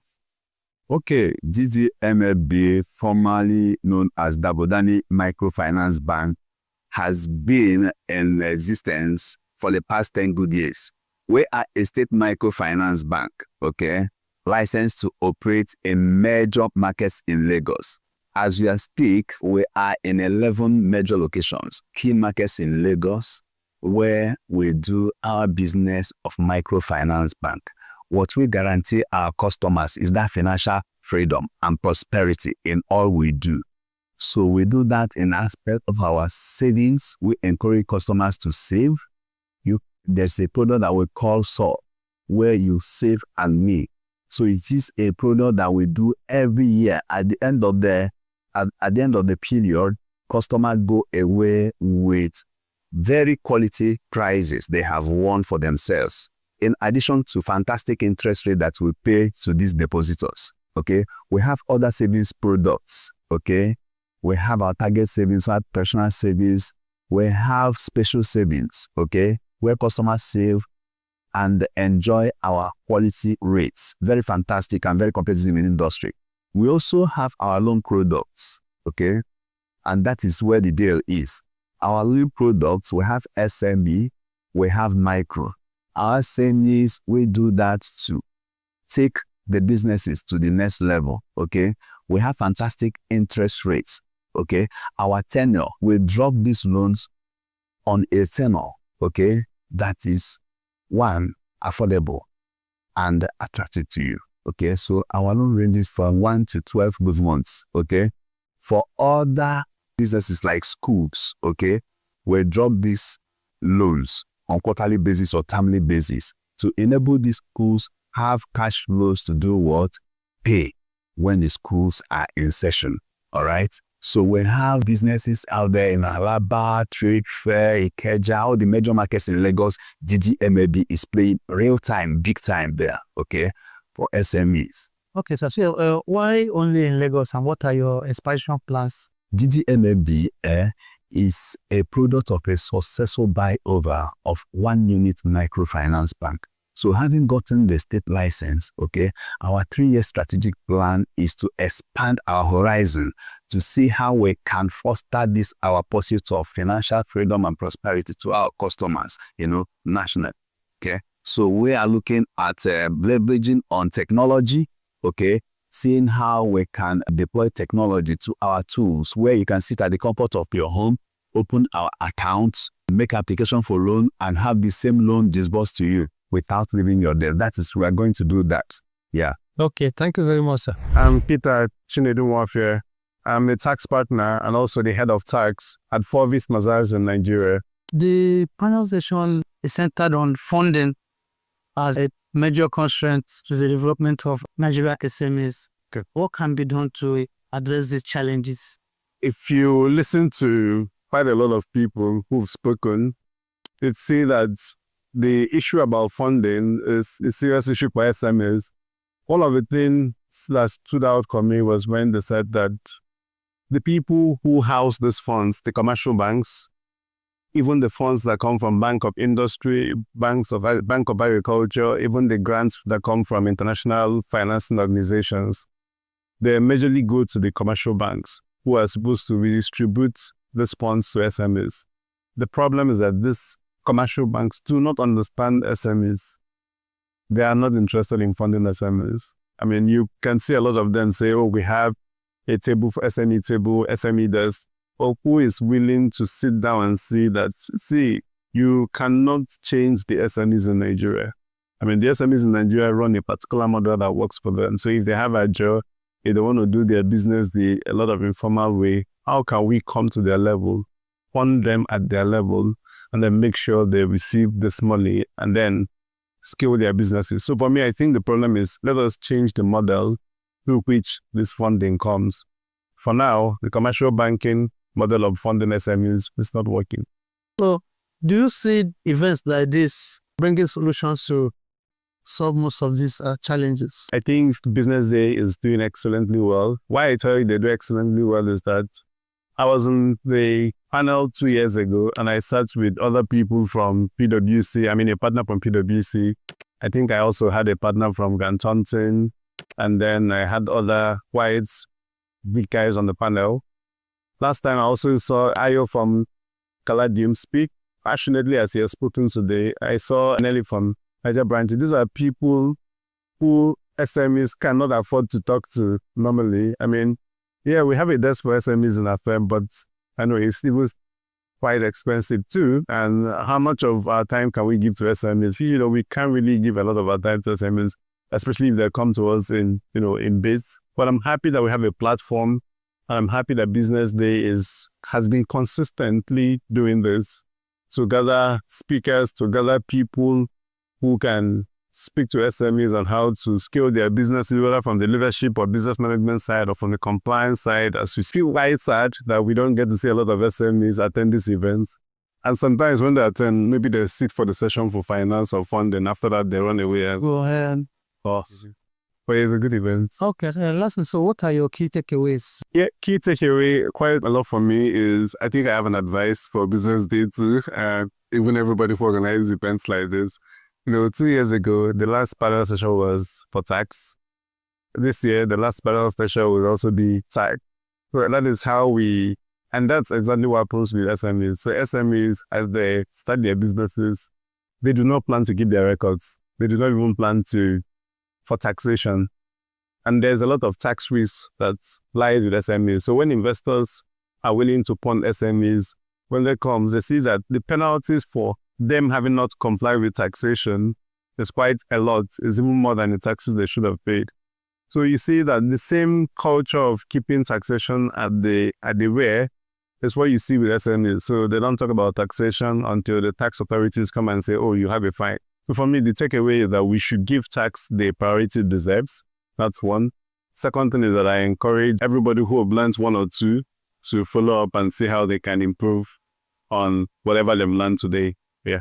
All right. Thank you so much. Thank you very much. My name is Lindo Nyeso, CEO Merit Multi-Services Incorporated, parent company to Makeup Maven NYNG, Beauty by Aubrey, and Melanie Cosmetics Nigeria. Thank you. Okay, good to have you. Now, so during your panel section, you highlighted access to digital tools and documentations as one of the challenges SMEs face. So, and that brings me to digital literacy. One thing is to have these tools, another thing is to handle them. So what can we do to ensure digital literacy at the grassroots level? For digital literacy, I would say educate yourself. Read. Social media is a basic tool. Google is an important tool. I highlighted the fact that SMEs, especially the mom and pop shops, the smaller ones, you don't expect like the market woman who's selling it to have all this certification and to have all this. But I feel as you grow a business, as you develop a business, you have to get the basic certifications. You have to get the basic skill. You have to keep your paperwork. You have to keep a paper trail. And a paper trail, I believe, means you have to be able to keep records to how you pay your taxes. A lot of times you want to apply for, even the funding, the basic grants and all. They're going to ask you for track records. I say to every SME or to every business owner, open something called a black book. Get a folder. Get all your basic information into, scan it into your phone so that anytime anyone asks you for it, you're able to forward it effortlessly. Your ability to be ready, and when I mean ready with all the tools and all the information that you have to progress any kind of registration, progress any kind of qualification or anything is a very big and interesting approval status for anyone who's seeking to get anything for you. Another process I always say to anyone is people look at your credit worthiness. Your credit worthiness is one that you pay your taxes regularly. Your credit worthiness is how are you able to even supply to people who are buying from you. Your readiness to and your ability to even want to grow your business in any way all adds up to you being and we have our mothers who were market women. So for some reason, they had a paper trail for their monies. They knew what their profit margins were. They knew what kind of ROIs and were, expecting them to people that they did business with. So it's a process that SMEs have to develop themselves, educate themselves, most importantly on. Okay, access to funding remains a persistent issue when you talk about SMEs. So what can be done to tackle this system challenge? As we discussed it, access to funding is relative. What are you looking for the funding for? A lot of people are not even qualified to get funding. I've had early in business funding that literally almost got me in trouble because I didn't know how to manage. So are you getting funding because you need the funding? There is an urgent need for it. Do you want to do supplies? Are you getting the funding because you need it to develop your business, to expand your business? Are you getting your funding for your own personal need? Those are two different things. So funding is relative. You have to go into your space and look at the growth of your business. And in all fairness, with the global inflation now, COVID, every business suffered. If you have a business that is still standing after COVID, that survived COVID, I want to applaud you, because that was a strategic and it was a systemic process to end a lot of businesses. But a lot of businesses are still standing now. Some had to restart. A lot of the brands that we had, a lot of the things that we were doing, we had to restart them. So you now have to come to a place where, as the world is progressing, as the world is moving at a supersonic speed, what are you trying to do? How are you trying to grow your business? And at that point, what do you need the funding for? You know, in our case, we're thinking of 2025, a lot of expansion, a lot of made in Nigeria. How do we bring manufacturing into what we do? How do we get all the qualification, get all the NAFDAC, registrations to be able to produce some of our products since we, want to start exporting out of Nigeria? So it's relative, very relative. Okay, let me have your key takeaways on the event today, and how do you think events like this can help accelerate the growth of Nigerian SME sector? Well, it was important to have an event like this because it's educative, it's informative. Then there's a lot of networking involved. So you're meeting people who can, and we're talking about collaboration, partnerships. How are you going to learn about collaboration and partnership if you're not coming to events like this? How would I have met Ayo? Or how would I have met Sheila OJ today? Or how would I have met Mr. Usu if I didn't come to an event today? To know that there are literally bodies and organizations and agencies that are very interested in giving out grants, looking for funding, helping you to document and package yourself to go seek funding from across the world, globally. And it's global business we want SMEs to do going forward. My name is Paul Chibuzo-Zoho. I am the head of SME business of Z-Banks Finance Limited. Okay, sir. Access to funding has remained a persistent challenge in the sector. So what can be done as someone in the finance space to address most of these challenges? A lot actually needs to be done first from the financial service provider, which is those of us in the financial service sector, from the SME part also, and also lastly from the government side. So let me start from the financial service provider. For SME financial service provider like the banks and Z-Banks, today we have been able to do a lot when it comes to helping SME businesses to have access to funds. And one of the things that we've been able to do is for us to be able to design our process in a way to suit the structure of SME businesses in Nigeria today. For example, we have over 40 million SME business. Out of these 40 million SME businesses, less than 5% are formalized, meaning that over 95% of them are not formalized. And formalization of business is one of the basic requirements for you to have access to funds. And like I mentioned during my speech, it is one thing for the financial service provider to design a requirement, basic requirements that SME have to meet in order for them to be able to have access to funds.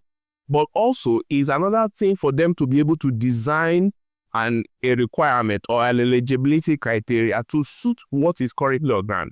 Now, if the majority of the SME businesses are not structured, and we are setting up a structure, a requirement that require them to be structured, automatically it means that, like every other financial institution, we are only focusing on the 5% that are formalized, meaning the 95% that are not formalized can have access to funds. So why don't you come up with a process or a structure, a requirement that will adapt to the 95% that are not structured? So this is what we are currently doing in Z-Banks. We are using technology to drive financial inclusion by not just focusing on the businesses that are well formalized, but also by trying to structure our process to be able to bring in on board a lot of SME businesses that are not formalized. That is on the financial service providers part. Now, on the SME business owners, they also need to go a step further. Of course, I know change. Change is very, very difficult. A lot of people do not want to change. They are so used to the way they used to do their business. Asking them now to change from what they are used to what needs to be done in order for them to be able to have access to funding is kind of difficult. So, having on board this SME, we try to train them, to coach them on how to formalize their business. In fact, we go to the point of helping them to register their business, also helping them to, we have services that can help them to document or formalize their business transaction. You understand? So we also go to educate and enlighten them on the importance of having a business well formalized. Because the truth is that if you cannot build a system around your business, if you die or anything happens, the business automatically dies with you. Yeah. So it is not enough for you to have a business that is making profits. Maybe you're generating 1 million. But the question is, can the business outlive you? Most of the big businesses in the world today, Walmart, Lego, they all started as a family business. But they were able to build a system around their business. And it is the system that they built around their business that made this business uplift them. So the SME business owner needs to go a step further to be able to build a system around their business so that their business can uplift them. By so doing, they will be able to have not just access to fund, they will have this assurance that, okay, even if tomorrow something happened to you, I'm no longer, in the business, I am 101% sure that this business will permanently uplift me.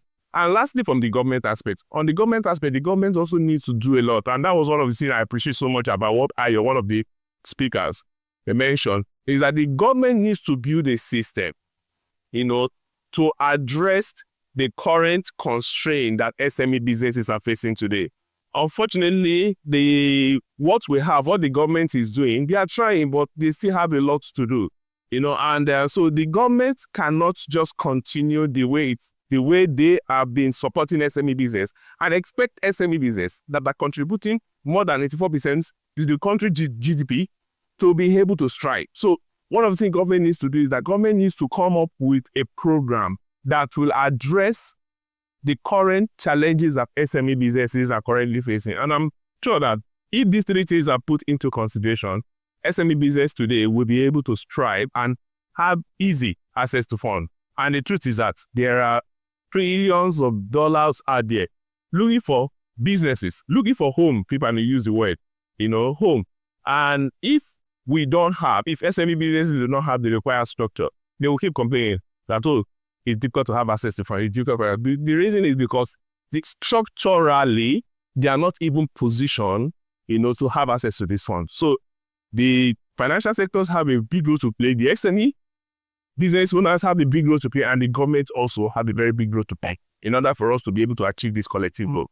All right, so lastly, can we get your key takeaways from the event? Okay, my key takeaway is just what I mentioned, is that every one of us here today, the SME, the financial sector, and the government, everyone have a very big role to play if we must succeed. Because there's no any economy in the world today that can do without SME. It's practically almost impossible. The truth is that we all know government has no business in business. Government needs to create an enabling environment for business owners, for SME business to be able to strive. So the best government can do is just to create an enabling environment. And that is where the private sector needs to actually come in.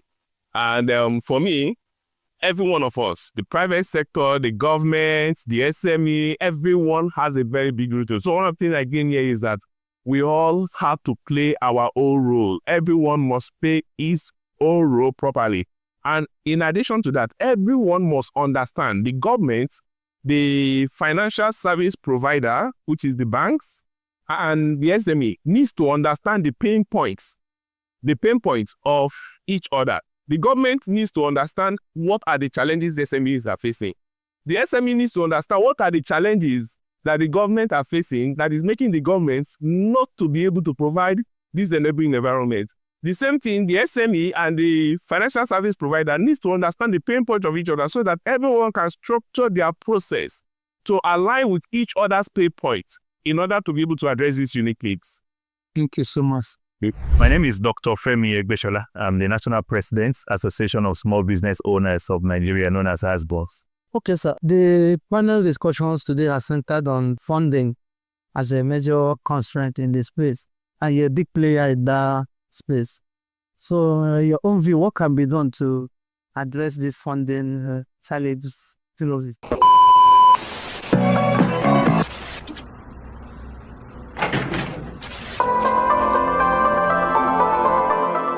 This is the Business Day television broadcast.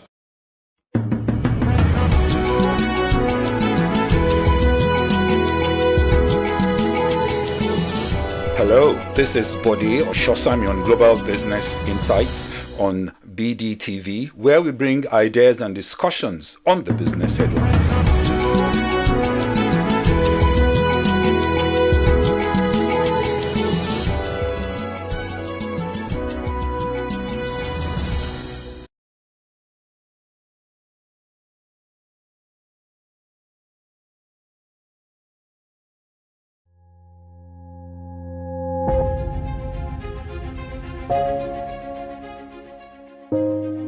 Good morning and welcome to the BDTV Breakfast Show. I am Bethel Olajabi. My name is Elizabeth Musa. And this is the social listening segment on the BDTV Breakfast Show. We're talking about the Fly Nigeria Act. Can you give us a background into what this is about? We are here today on the streets of Lagos, Nigeria, to gather opinion about a pressing issue. I will look at the cost of petrol. We get very Nigeria with the suffer. The income is not really increasing, but the prices of items are increased. Nothing like savings again, no. You only pray for that money to reach you that month. There's a lot.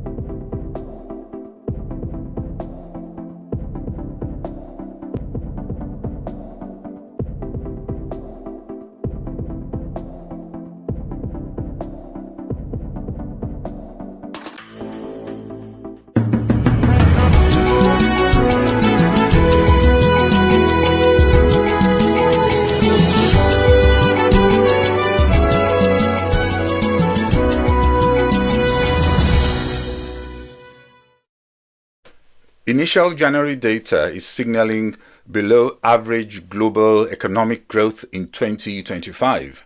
What are we learning from the slew of data coming in, and giving a first glimpse on how the year is starting and what lies ahead? For the first time in more than 2 years, we saw US manufacturing growing amid strong orders, even as cost of raw materials are likely to be affected by higher tariffs and price hikes are imminent. The Institute for Supply Management, as the ISM manufacturing PMI, increased to 50.9 last month from 49.2 in December in the US. That was also stronger than expected, but still not very robust. Hello, this is Bode Oshosami on Global Business Insights, where we bring ideas and discussions on the business headlines. In the US, there is optimism with many question marks. Indeed, manufacturers say there is less political uncertainty, and the pro-business stance of the new administration is positive for them. Production has already improved, and factories have also stepped up their hiring to meet planned growth of production capacity. The news that Trump tariffs on Mexico have been paused for a month as the president of Mexico, Claudia Sheinbaum Pardo, announced deployment of troops to the border must be reassuring. But investors still risk off with gold prices and the dollar appreciating as the situation remains unclear. But there was some good news yesterday night. Trump also delayed tariffs on Canada for a month, even as Justin Trudeau in his tweet says he's implementing a $1.3 billion border plan, reinforcing the border with new choppers, technology and personnel, as well as enhanced coordination with American partners, plus increased resources to stop the flow of fentanyl. China, in a swift retaliation to US tariffs, has hit a range of American goods, including a 15% levy on liquefied natural gas and coal. Agricultural machinery, crude oil, large displacement cars and pickup trucks will also now face a 10% tariff. China is also targeting US brands like Google, Calvin Klein, Tommy Hilfiger and others for more measures. Trump is expected to speak with China's Xi Jinping soon with hopes of a deal to resolve the issues. In Europe, the Harmonized Index of Consumer Prices, HICP, was up year-on-year 2.5% in January, above the target of 2%, and it came after increasing 2.4% in December. On a monthly basis, the bloc's HICP declined 0.3% in January compared to December's 0.4%. The Eurozone's struggling factory activity signaled early signs of stabilization. At the start of the year, we saw resilience to still rising costs and to the imminent threat of US tariffs, with a much more positive outlook. According to the latest survey, the final Eurozone Manufacturing Purchasing Managers Index was up to 46.6 in January, ahead of estimates for 46.1. The Eurozone is doing better, but still not good enough. In the UK, manufacturing activity in January lingered in contraction territory. Weak demand and lackluster business and consumer confidence were the main factors underlying the latest scaling back, and also centered on the consumer goods industry, where the rate of decline accelerated to its sharpest since December 2023. For the Chancellor of the Exchequer, it's all about growth in her speeches, but fiscal room is tight for any major incentives to the private sector, and the pressure is to cut public sector spending, which may also hurt economic activity. UK can't seem to escape the gravity of tepidity holding back any economic breakthrough. In India, where January PMI was up to 57.7 from a one-year low of 56.4 in December, the January data is marking a 6-month high, as domestic and export demand were both strong, supporting new orders growth. While in China, expansion also dropped to 50.1 from 50.5 in the latest manufacturing Caixin PMI data. China still has capacity, though, to release more fiscal support to get better growth, as it focuses on boosting domestic consumption in a tougher external context. But let's close on Nigeria, where PMI was in expansion in January, albeit down from 52.7 in December to 52.0 in January. The survey says growth is likely to pick up across manufacturing and trade, while ICT and finance and insurance should continue to play a big role in economic performance, while agriculture will likely still lag its long-term average given lingering internal security challenges, high input costs and extreme weather conditions. As we expect, rebased GDP data, high inflation and exorbitant costs of borrowing set to hold back any significant economic growth.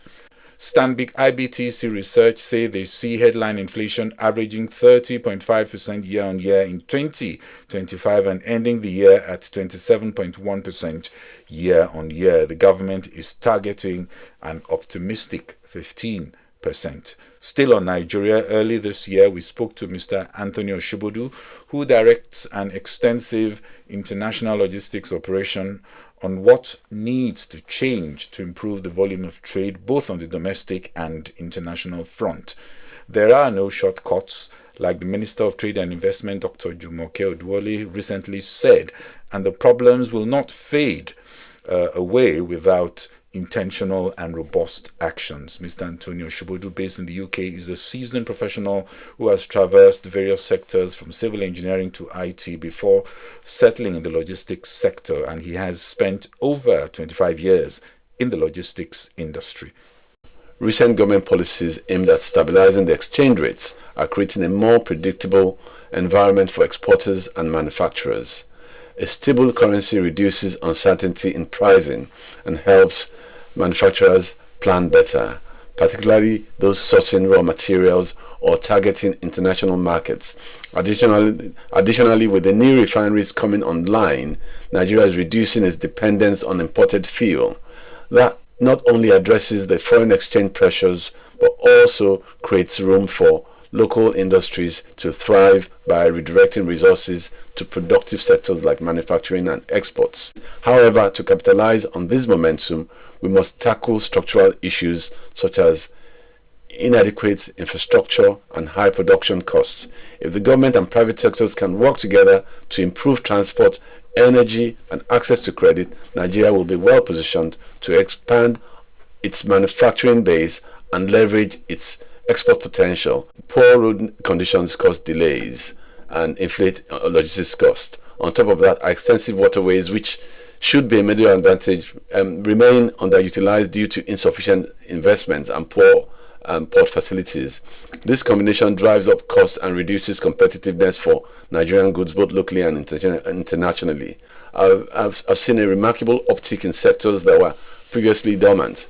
Planes leaving Nigeria, which used to fly out empty, are now filled with exports like foodstuffs and Ashwabi fabrics. Unfortunately, most of this trade is informal because the formal processes are too complicated and burdensome. The truth is Nigerians are rule followers by nature, but the excessive paperwork, delays and roadblocks in our systems often force people to resort to informal channels to get things done. While these shortcuts ensure survival, they deprive the government of critical taxes and economy of much needed revenues.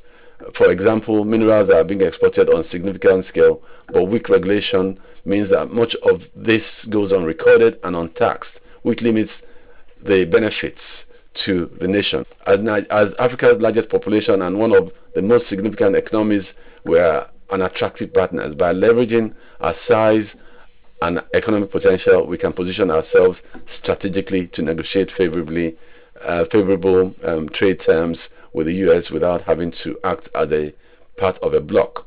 To fully realize these opportunities, however, we must address the systemic challenges in our trade and logistics system. The ease of doing business in Nigeria depends largely on what you are comparing it with. Compared to smaller African countries, Nigeria offers a much larger market, more resources and greater opportunities. However, when compared to more developed economies or even other major African economies like South Africa or Egypt, Nigeria lags behind. On the positive side, Nigeria has a strategic location, making it a central trade hub for West Africa. With a population of 200 million, the market demand for both imported goods and exports such as crude oil, agricultural products and minerals is substantial. Additionally, the government's push for economic diversification, including initiatives like the Zero Oil Plan, has opened up new opportunities in non-oil exports, which has become even more competitive thanks to the depreciation of the naira. That said, significant challenges remain. One of the biggest hurdles is Nigeria's complex regulatory environment. Multiple agencies such as Customs, SON, and NAFDAC are involved in the import and export processes, and they always coordinate ineffectively. This leads to delays and increased costs. Infrastructure also remains a major issue. Poor road networks and congested ports like Apapa and Tinkan and unreliable power supply add significant costs and delays to the logistics processes. I'm going to make particular mention of the Fomen system as an example of one of those complicated processes that hinder business. This system, which was designed to monitor foreign exchange usage and ensure trade compliance, overlaps with other requirements like the pre-arrival assessment reports, which is the PAR, making the process even more complicated and time-consuming than necessary. This redundancy adds to the cost of doing business and hampers Nigeria's competitiveness on the global stage. To summarize, while Nigeria has a strategic advantage due to the location and market size, the operational challenges like the regulatory inefficiencies, infrastructure gaps, and reduced processes still pose significant obstacles. If we were to simplify trade processes, enforce compliance more effectively, and invest in better infrastructure, Nigeria would unlock full potential and become a far more attractive destination for businesses and formal trade.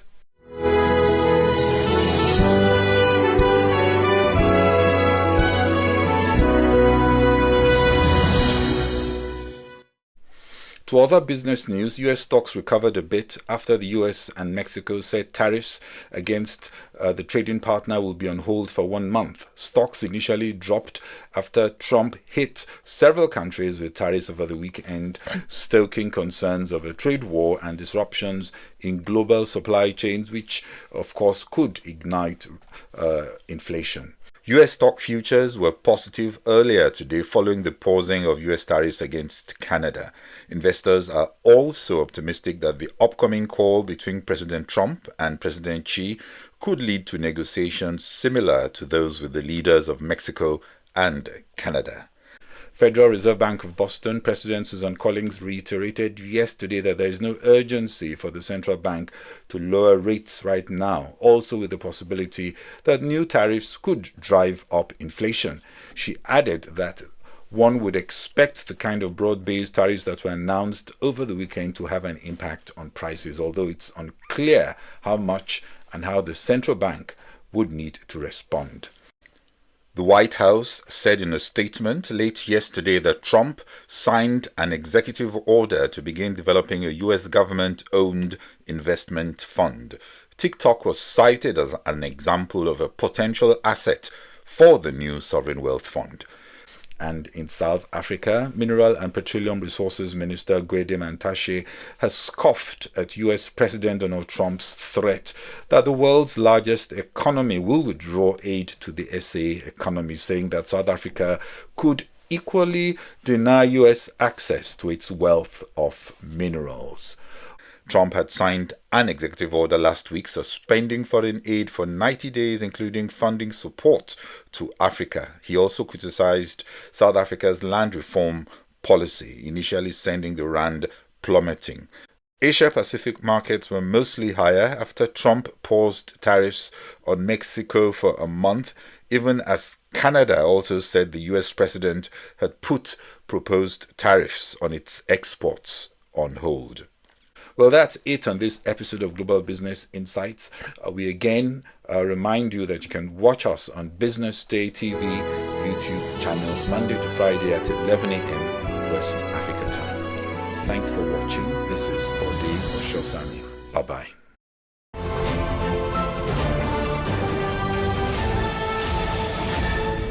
You are watching Business Day Television.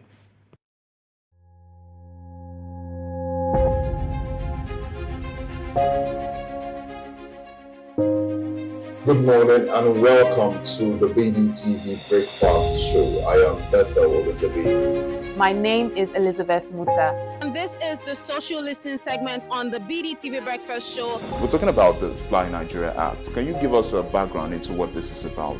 We are here today on the streets of Lagos, Nigeria, to gather opinion about a pressing issue. I go look at the cost of petrol. We get very for Nigeria with the suffer. The income is not really increasing, but the prices of items are increased. Nothing like service again, no. You only pray for that money to reach you that month. There's a lot of high pressure, a lot of stress. There's a lot of high targets to be met. I was quite strict. In my mind, I said, looking for my hand, my picking go spoil.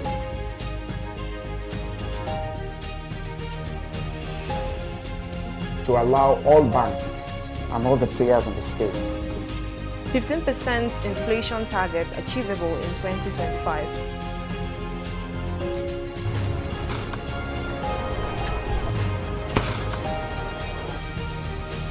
The command and vision philosophy of both the Chief of Defense Staff, the Chief of Army Staff, and indeed all the service chiefs.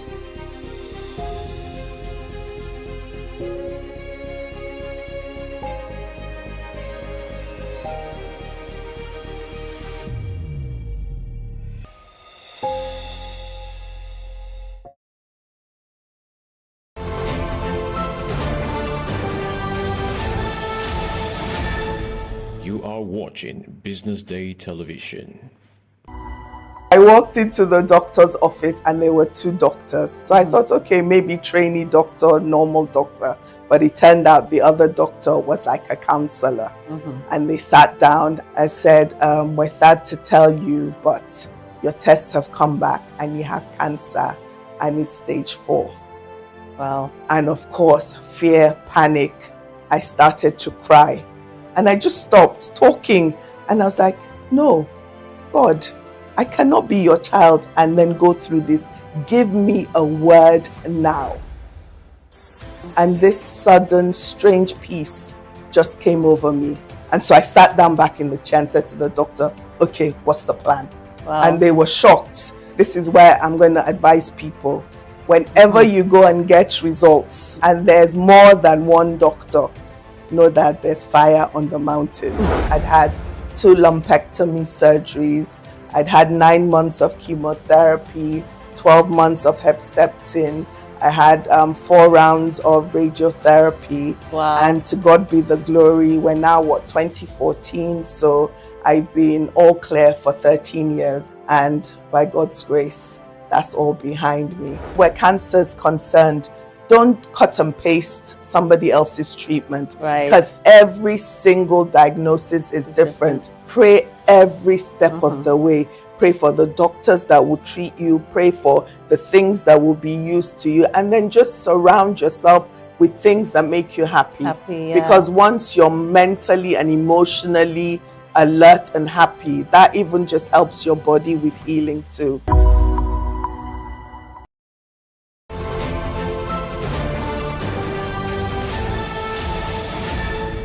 You are watching Business Day Television. Attention business leaders. Want to make informed decisions? Join the ranks of the best with Premium Business Day. Access in-depth analysis and expert opinions to stay ahead. Subscribe now at premium.businessday.ng and unlock premium content. Plus, you get 50% off your first subscription. Don't miss out. Make smarter choices and seize new opportunities. Sign up now and elevate your business game. Visit premium.businessday.ng today.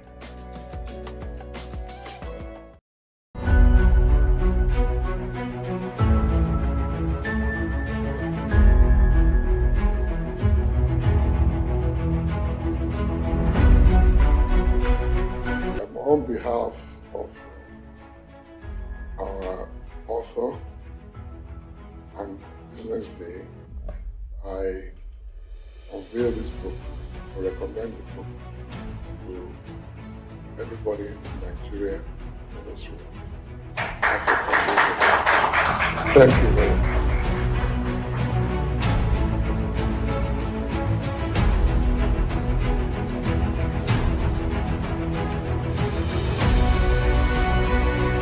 I want to congratulate you, Femi, for putting this together.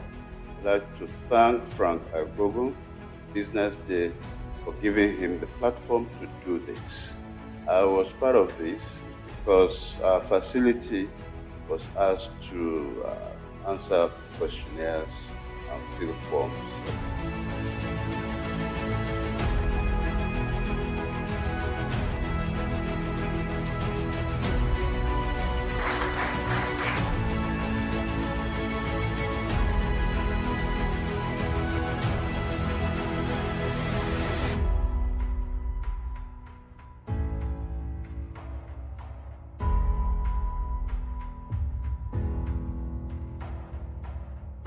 There's a ferment in the Nigerian healthcare system. There are a lot of challenges, but there are also a lot of opportunities. And then the fact that the private sector is beginning now to take its rightful place. It's not now being seen as a competitor of government, but is beginning to occupy to create a larger footprint within healthcare itself in terms of funding, in terms of direct service provision, in terms of even creating the aspirations and in terms of supplying the personnel. And that is how it should be. We are developing a customized health service on both the supply side and the demand side that should be fit for purpose in an environment.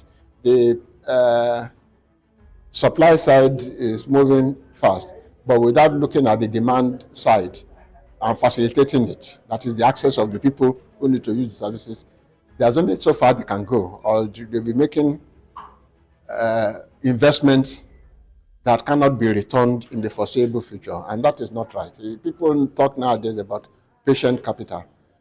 No matter how patient the capital is, that is waiting for a long time to get returns, those returns must be built into the system. That means somebody must be paying equitable amounts of money for the service that is being rendered. It doesn't have to be the person who uses the service. In fact, our aspiration is that it should be the people who are paying out of pocket should be reduced to like a 0% within the context of Nigeria. And yet, everybody who needs that service should be able to get it.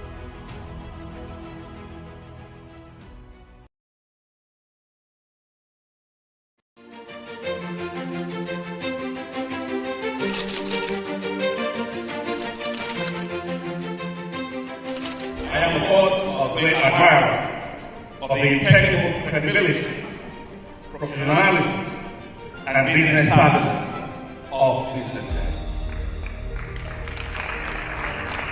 you really mean business in Nigeria, start your day with Business Day.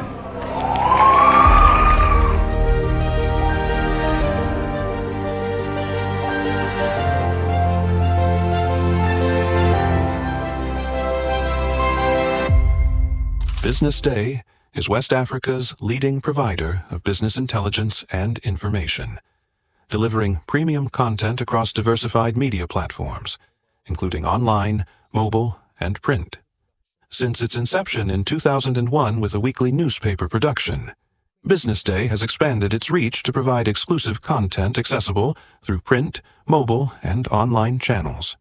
Our premium offerings are further enriched with syndicated content from esteemed sources like the Financial Times, The Economist, and the Harvard Business Review. At Business Day, our mission is clear: to be the foremost provider of business and financial content, empowering readers to make informed decisions in Nigeria and Africa.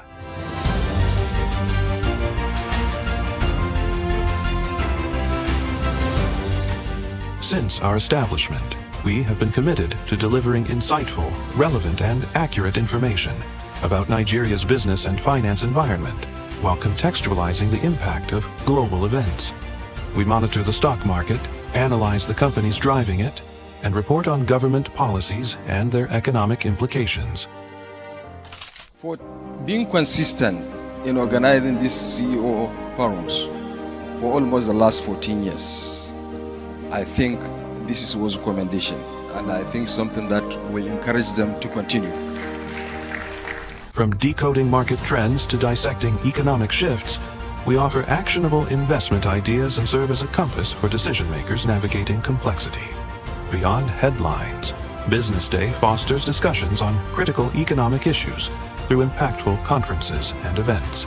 These platforms bring industry leaders together to share narratives that drive innovation and spark meaningful dialogues. Our events galvanize connections, bridging the gap between inspiration and achievement. For businesses seeking visibility, our strong digital presence offers unparalleled opportunities, with millions of followers across social media and a dynamic website attracting visitors from within and outside Nigeria. Business Day is the ideal platform to boost visibility for your products and services.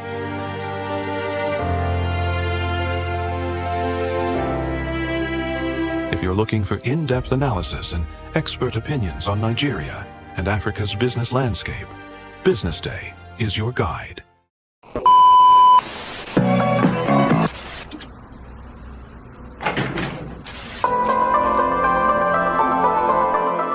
This is the Business Day television broadcast. Hello there, welcome to the Business Day exclusive. My name is Elizabeth Musa, and today I'm in conversations with Ms. Adaora Ayoade. She is the MD, CEO, and lead coach of EZ37 Solutions Limited, and she has over 30 years of diverse industry experience in HR and management consulting. She's a professional coach focusing on executive and strategic leadership. Welcome to the show, ma'am. Thank you so much, Lizzie. Great to be here. Awesome. Very lovely to be speaking to you today, and you look awesome. Thank you. Thank you. So let me start by asking, how did you, find yourself in this field of, professional coaching, and what are some of the impacts that your time on this job, what are some of the impacts that you have recorded? Interestingly, the way I found myself in this space was based on a request from a multinational client who recognized they had a need for coaching in their organization and reached out to me. And really that was where the journey started and my whole interest and passion in coaching began. Now, with regards to, the impact of coaching and the achievements recorded in the many years that I've been in this space, I would say that I'm increasingly and really very grateful to Almighty God, because there have been so many numerous achievements along the way that I struggle to think of which one to actually name as the greatest achievement. From being the president of ICF Nigeria chapter. ICF is the International Coaching Federation, which is the leading and largest body of professional coaches globally. So from being the president of the Nigerian chapter to being the global co-leader for Europe, Middle East, and Africa for ICF education. Fantastic. Thank you. To being featured in Forbes, to having co-authored, the very first book on professional coaching in Nigeria, which is, coaching from the African perspective, to having received awards, leadership award, and most recently a Coaching Excellence Award. There have been so many achievements, and even the testimonials I have received from numerous organizational leaders that I support, multinational organizational leaders, who talk about the impact that coaching has had, not just on their personal lives, but even contributing to the success of their professional lives and, towards the impact in their organizations. When they talk about how coaching has led to and contributed to success in their organizations and the ROI that they were expecting, having received that, it's really been huge achievements for me and very rewarding. I would really say that the greatest achievement would be serving as a CEO of EZ37 Solutions. We are one of two accredited organizations in Nigeria by the ICF. And so being able to support thousands of individuals all over the world to transform lives, to impact organizations really has been the greatest achievement. So really it's being the CEO of EZ37 Solutions and working with really incredible team members. That has been my greatest achievement. Fantastic. So what role do you think that coaching plays in organizational and individual transformation in general? So Lizzie, we're in a very fast-paced world, and we really cannot bring the knowledge of yesterday to solve the ever-changing problems of today. And so for individuals, coaching unlocks their potential. It really helps them to have a growth mindset, to really consider creative and innovative ways to find solutions to a number of challenges that they may be facing. Sometimes they have, obstacles they have to cross, and they're looking for ways to be able to do that. So coaching unlocks the potential of individuals, untapped potential. It unlocks that. And then for organizations, you find that, coaching really supports in improving performance. Organizations have goals that they want to achieve. And so coaching supports in enabling the achievement of those goals and creating a very enabling environment for people to really thrive and to feel engaged and to contribute towards the success of such organizations. So culture transformation, leadership transformation, clarity, change, courage. There's so many benefits that coaching provides for individuals and the organizations that they serve. Yeah, fantastic. And but speaking of leadership transformation, what are some of the areas that you have seen in your time working as a professional coach? What are some of the areas that you've seen leaders lacking in? So interestingly, self-awareness. Lizzie, a number of leaders are, they may feel, I know myself, so they may have the internal self-awareness, but the external self-awareness is lacking sometimes. So coaching really enables them to have a better perspective of how their behaviors are being viewed and perceived and received. So I think self-awareness is a huge one. I think decision-making is another key one. You find that strategic leadership, being able to have that strategic mindset is another area of need. And then, of course, emotional intelligence, Lizzie. Emotional intelligence. Sometimes you find that, people are dealing with things from different angles, and how do they navigate but still, maintain the front that enables people not to sort of run away from them because they feel this person is going to explode. So emotional intelligence and resilience. Yeah. Awesome. So what areas do you say that individuals must pay more consideration to as they grow? So individuals, generally, I would say there are a number of areas individuals should pay attention to. and some of which I've just spoken about, because we are all leaders in different capacities. We're all influencing individuals or organizations in one way or the other. So we need resilience. We need resilience. We need to have that change management mindset. We need to pay attention to having a growth mindset. We need to work on our emotional intelligence. We need to work on our critical thinking skills. And sometimes people have these blockers. Some people call it obstacles, things that get in the way. And coaching helps them to, in that safe, non-judgmental space, it enables them to look beyond those obstacles to identify solutions that they may not even have realized was within them. So, these are some of the areas that people, individuals, leaders should pay attention to.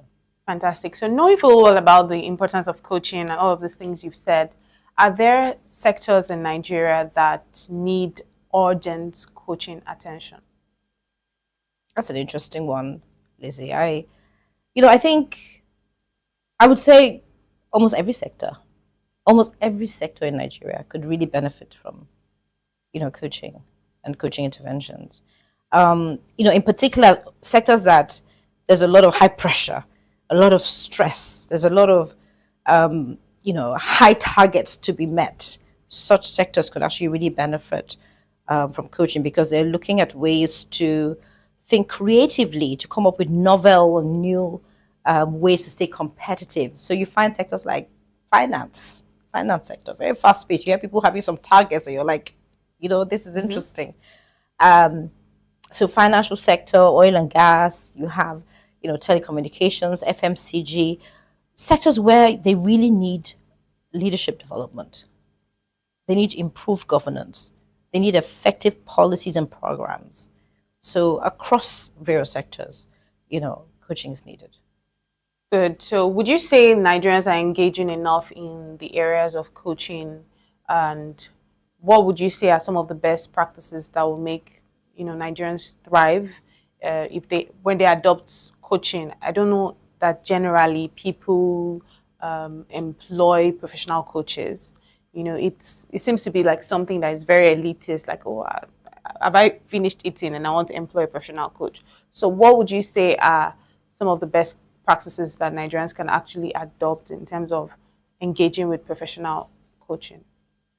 So I would say that, the awareness of coaching is growing in Nigeria, and I really want to applaud BusinessDay and the efforts being made to create the awareness around coaching, because there's still a lot of room for people to recognize the transformational impact, the benefits of coaching. And when you say it's seemed as elitist, there's a lot more democratization of coaching. People are embracing coaching at different levels of organizations, or even entrepreneurs, even individuals, not just businesses. I would say that I spoke about the International Coaching Federation earlier. Yes, you did. And they are the gold standard. Now, I am an ICF professionally credentialed coach, right? I'm certified by this gold standard.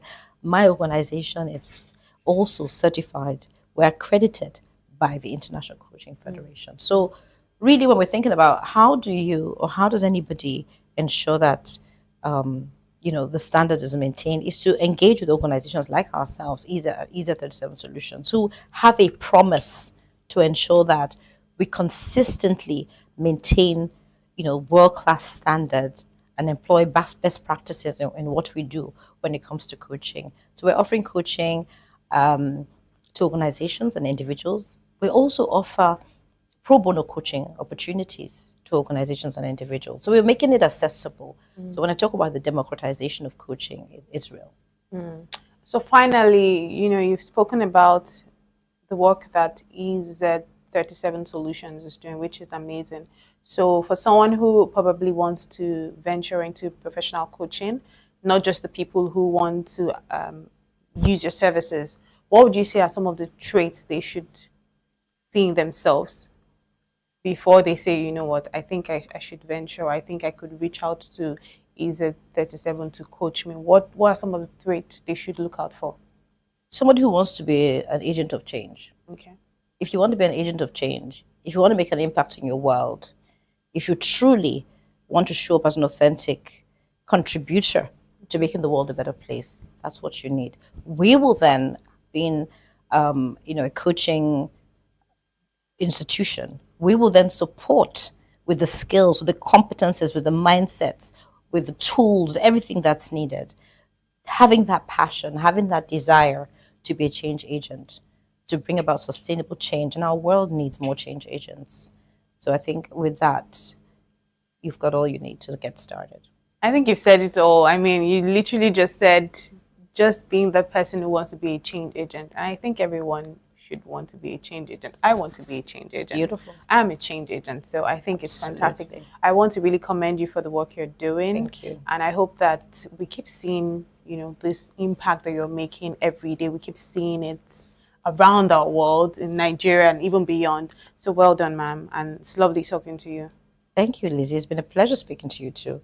Thank you. And I truly appreciate Business Day for creating this vibration around coaching. Thank you. Absolutely. So there you have it. I've just had a very enlightening conversation with Mrs. Adaora Ayoade on professional coaching. It was indeed very remarkable. We hope you keep watching Business Day. We are on all social media platforms at Business Day NG. Thank you for watching. My name is Elizabeth Musa.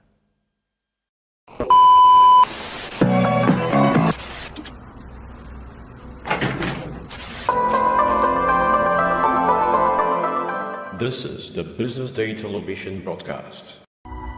I walked into the doctor's office and there were two doctors. So I thought, okay, maybe trainee doctor, normal doctor. But it turned out the other doctor was like a counselor. And they sat down and said, we're sad to tell you, but your tests have come back and you have cancer and it's stage 4. Wow. And of course, fear, panic. I started to cry. And I just stopped talking. And I was like, no, God, I cannot be your child and then go through this. Give me a word now. And this sudden, strange peace just came over me. And so I sat down back in the chair and said to the doctor, okay, what's the plan? Wow. And they were shocked. This is where I'm going to advise people. Whenever you go and get results and there's more than one doctor, know that there's fire on the mountain. I'd had 2 lumpectomy surgeries.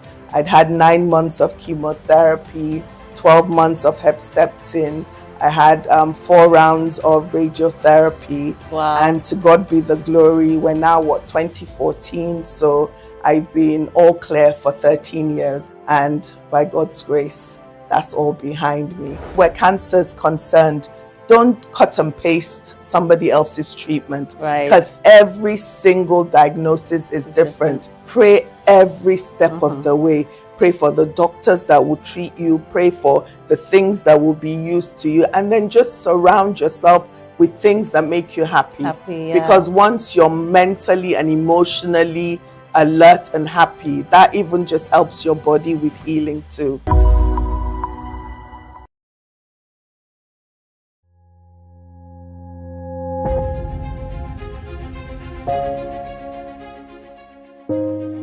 Good morning and welcome to the BDTV Breakfast Show. I am Bethel Ogunjobi. My name is Elizabeth Musa. And this is the social listening segment on the BDTV Breakfast Show. We're talking about the Fly Nigeria Act. Can you give us a background into what this is about? We are here today on the streets of Lagos, Nigeria, to gather opinion about a pressing issue. I go look at the cost of petrol. We get very for Nigeria with the suffer. The income is not really increasing, but the prices of items are increased. Nothing like service again, no. You only pray for that money to reach you that month. There's a lot of high pressure, a lot of stress. There's a lot of high targets to be met. I was quite strict. In my mind, I said, looking from my hand, my picking will spoil.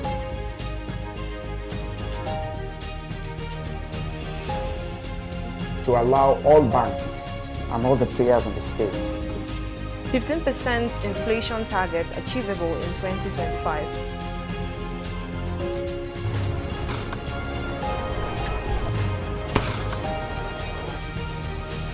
The command and vision philosophy of both the Chief of Defense Staff, the Chief of Army Staff, and indeed all the service chiefs.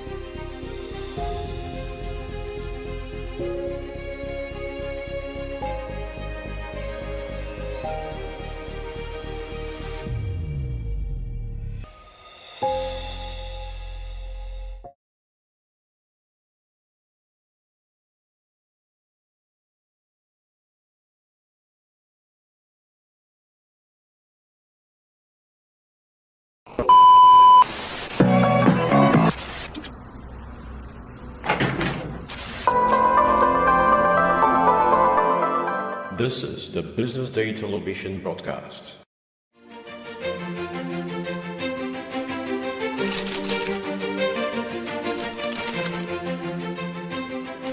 I am, of course, a great admirer of the impeccable credibility, professionalism, and business savviness of BusinessDay. If you really make business in Nigeria, start your day with BusinessDay.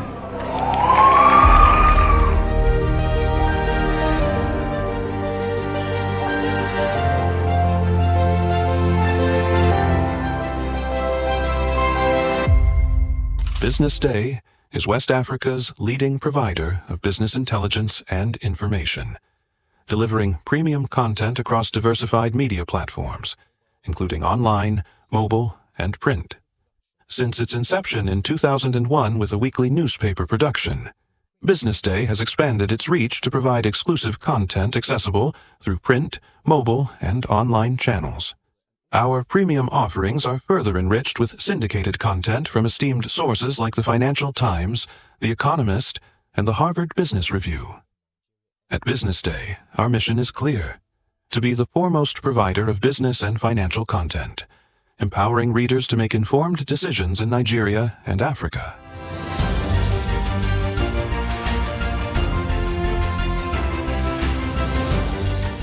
Since our establishment, we have been committed to delivering insightful, relevant, and accurate information about Nigeria's business and finance environment, while contextualizing the impact of global events.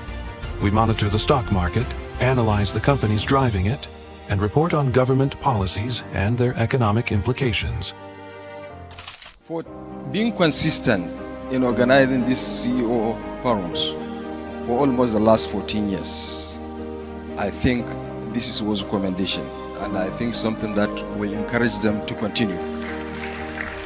From decoding market trends to dissecting economic shifts, we offer actionable investment ideas and serve as a compass for decision makers navigating complexity.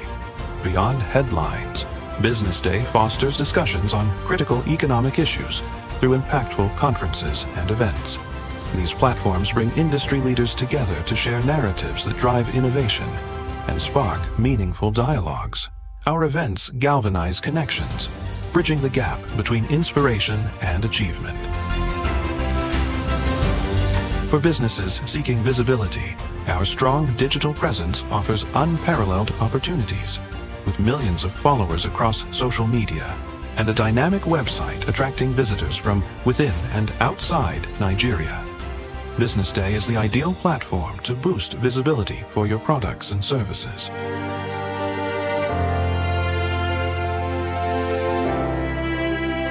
If you're looking for in-depth analysis and expert opinions on Nigeria and Africa's business landscape, BusinessDay is your guide. Hello everyone, you're welcome to this week's edition of the Business Day Exclusive.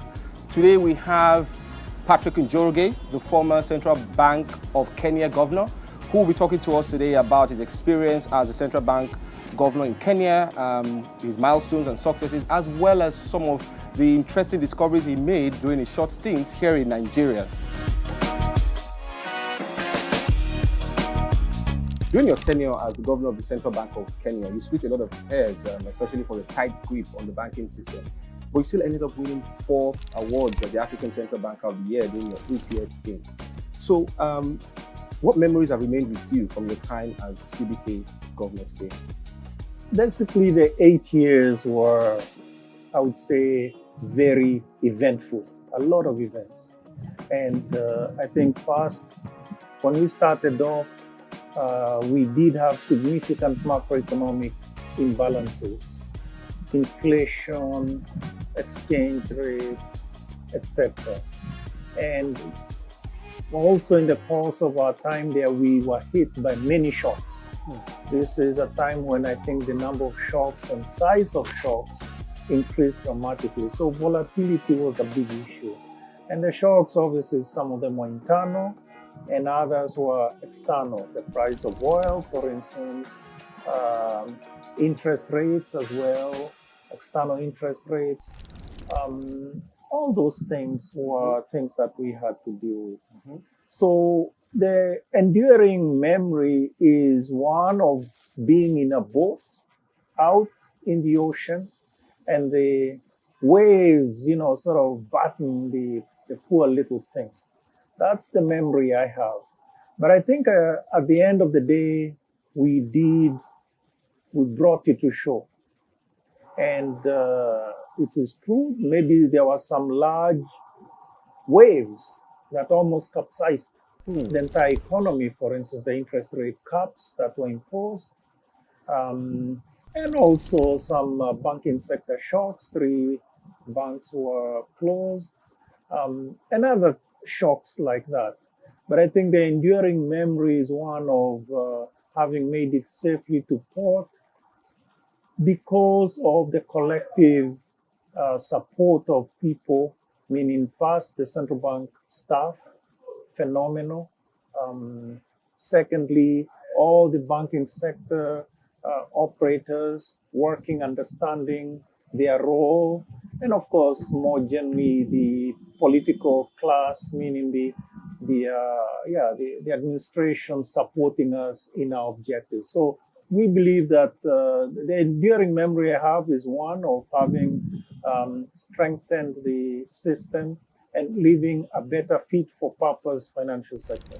What was your vision for the Central Bank of Kenya during your stint as governor? And would you say you're comfortable with what was achieved? The vision that we had was one of a modern, world-class central bank. And that's really the dominant, let's say, direction, our North Star, our guiding star during the time we were there. Now, that really meant that we needed to improve whatever was there in order to be that modern central bank in both the systems, the processes, and the people. So it wasn't just a general thing. So in each area of the central bank, we needed to be world-class. So we just went up one after the other, Obviously, everybody first had to be seized by this vision and understand that in their space, they need to improve the systems, the processes, right, and the people, right from, let's say, the people who do the cleaning or the security to, how the governor did his work. Everybody had to be world-class and all the processes around that. So it was a dominant sort of direction. And I think we achieved that in various ways. And I think it's a vision that continues to guide the central bank after we've left the place. But I think it is something that we can say we are proud of, because in some areas, actually, it is true. There has been recognition even externally. For instance, a key area, we won a prize on central banking prize. This was in 2016 in the area of communication in terms of our website. The best website was central banks. And then just most recently, we won a prize. This is after I'd left the place, on a project that we had been doing for 5 years. And this was the Central Securities Depository. Again, the best Central Securities Depository in the world. So it is a validation of achieving a vision. But that doesn't mean that it has ended. But I am delighted that we have been recognized. But there are many other things that have not been recognized. The people, the training we had to do the improvement in, let's say, the processes that they did. So that's really what I can say, and I'm most proud of what we've done during that period. Okay, so you alluded earlier to interest rate curbs, that happened while you were governor. I know that, yes, indeed, one was imposed in September 2016. And I know that you were very vocal in opposing those interest rate curbs on how much banks could charge on loans to customers, because it was felt at the time that some of these banks were ripping off customers with high interest rates that were not, and then you wanted them to show walk-ins and all of that. The government wanted them to show walk-ins and all of that. So you opposed that. What were your concerns at the time with that policy? So really the whole story around interest rate caps, the genesis of it was a general concern that banks or customers were being charged very high interest rates on loans. Also, there are other things, nuisance costs or nuisance charges on all sorts of things. So that sort of general feeling, and the population felt that actually the bankers, the banking sector was tone deaf. So their concerns and their cries had fallen on deaf ears. At the same time, the banks were doing very well in terms of their return on equity, etc. So there was clearly a problem. And unfortunately, if you have a hammer, everything you see looks like a nail. So the politicians, the legislators make laws, and they thought that the way to deal with it is to make a law that actually dictated what needed to happen. And we opposed that because first, having an interest rate cap was going to have significant consequences, negative consequences on the economy. Beyond despite the issues that they were trying to address, there will be other much larger, much more adverse consequences, such as things like we say that there will be significant rationing of credit, and so it will be available to just some people. And so banks won't do what you expect them to do, which is have credit available to most borrowers, etc. And then other things as well. There'll be also, it's not clear that banks will end up having lower income, right? They'll continue with this lack of sort of understanding of where the customer is, etc.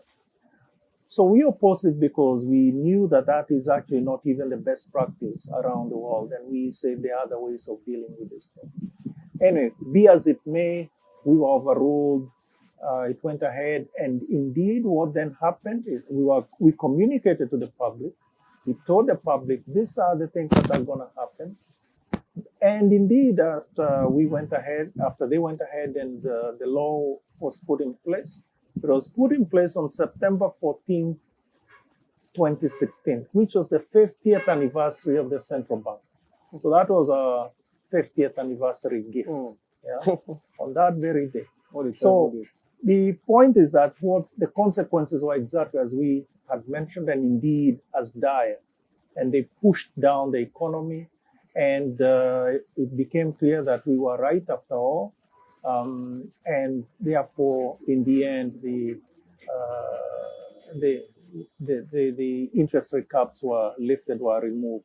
But in the interim, we had been working with the banks to make them much more customer-centric. That's really what we thought the dominant solution would be. And much more customer-centric, or to be customer-centric, to have better pricing of model or better pricing of loans, so risk-based pricing of loans, to have a better credit referencing, meaning credit assessment of different borrowers having different, let's say, risk, and that being assessed exactly. And basically, those are things that we put in place in the context of a new banking charter, which we introduced later and has remained in place. So I think the banking sector now is stronger. So in a sense, from a difficulty, we got a strength, we drew out a strength. And I think the banking sector was therefore, in some sense, saved. And customers were also saved in this regard. I mean, it's not much different in Nigeria, because you hear people also talk about how, banks are not necessarily giving out loans at favorable interest rates. You feel like they're being ripped off as well. I think Kenya probably offers a good example why such interest caps on how much banks can price their loans would never work, really. It ends up being counterproductive. I think it's important for us to learn from each other. Yeah. The experiences of Kenya on interest rate caps have actually been picked up by other countries that maybe where there are those same concerns. But at the end, we need to appreciate that you cannot. At the end,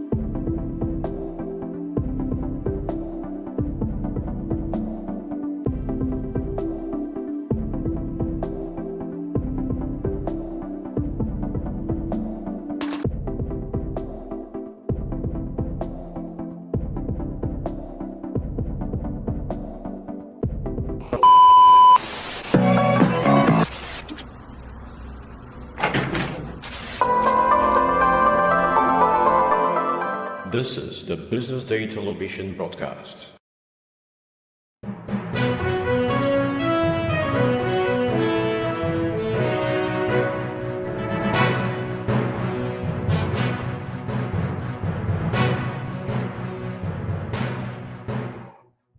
Welcome back to the BDTV News at Noon, your trusted platform for news and in-depth analysis.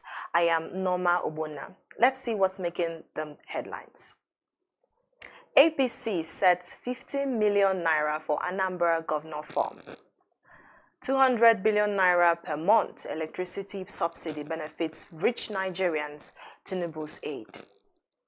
INEC to pay 1.12 billion naira to family of man killed by driver. Ihanacho completes medicals ahead of unveiling. To begin the news, the All Progressive Congress announced that aspirants seeking to run on the party's platform must pay 50 million naira to obtain the nomination and expression of interest forms ahead of the November 25th, 2025 governorship election in Anambra State. The party also released a detailed primary election timetable outlining key activities and dates leading up to the poll. According to the schedule, signed by the National Organizing Secretary Suleiman Agunguru, female aspirants and persons living with disabilities will only be required to purchase the expression of interest form for 10 million naira, while the nomination form will be given to them for free of charge.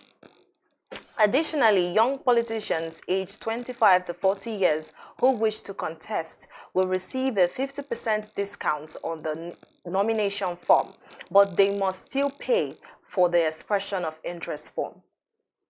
Moving on, the special advisor to President Bola Tinubu on energy, Olu Vechijen, said the 200 billion naira electricity subsidy is only beneficial to wealthy Nigerians. Vechijen disclosed this in a statement on Monday, reacting to reports quoting that the electricity tariff would soon be jacked up by 2/3 in order to strengthen the power sector. The federal government has earlier said it spent 200 billion naira to subsidize electricity monthly. According to the government, this amount benefits the wealthiest 25% of Nigerians rather than those who truly need assistance.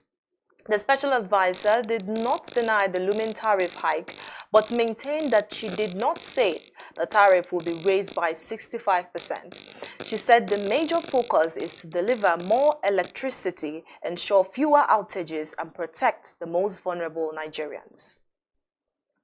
To end the news, the Federal High Court in Abuja has ordered the Independent National Electoral Commission, known as INEC, to pay 1.12 billion naira in compensation to the family of one Mike Madu, killed by an INEC driver in Imo State. Justice Iyang Eko, in his judgment, ordered INEC to pay the 1.12 billion naira with 12% interest per annum from the date of judgment until the final or full payment is made. In addition, the judge ordered INEC, its chairman, Yakubu Mahamud, and other defendants to send a letter of condolence to Madu's family.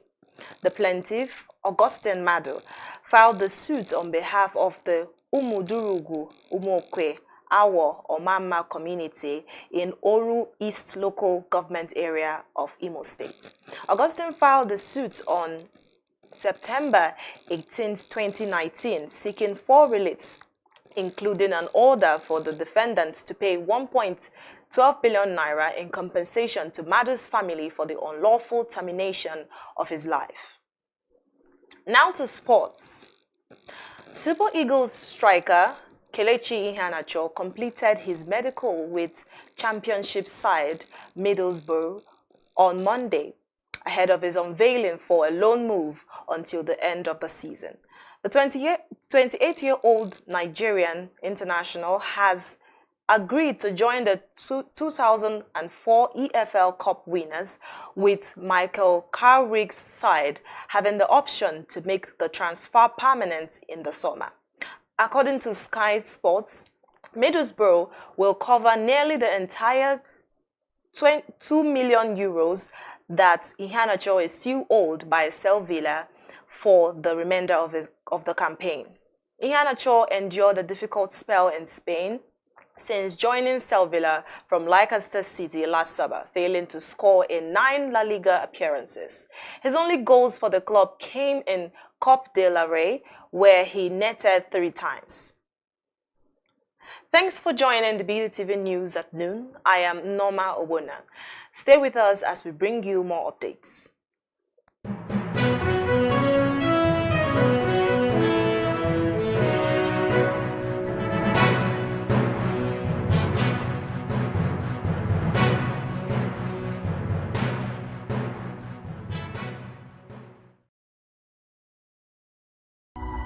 I walked into the doctor's office and there were 2 doctors. So I thought, okay, maybe trainee doctor, normal doctor. But it turned out the other doctor was like a counselor. And they sat down and said, we're sad to tell you, but your tests have come back and you have cancer and it's stage 4. Wow. And of course, fear, panic. I started to cry. And I just stopped talking. And I was like, no, God, I cannot be your child and then go through this. Give me a word now. And this sudden, strange peace just came over me. And so I sat down back in the chair and said to the doctor, okay, what's the plan? Wow. And they were shocked. This is where I'm going to advise people. Whenever you go and get results and there's more than one doctor, know that there's fire on the mountain. I'd had 2 lumpectomy surgeries. I'd had 9 months of chemotherapy, 12 months of Herceptin. I had 4 rounds of radiotherapy. Wow. And to God be the glory, we're now, 2014? So I've been all clear for 13 years. And by God's grace, that's all behind me. Where cancer is concerned, don't cut and paste somebody else's treatment. Right. Because every single diagnosis is different. Pray every step of the way.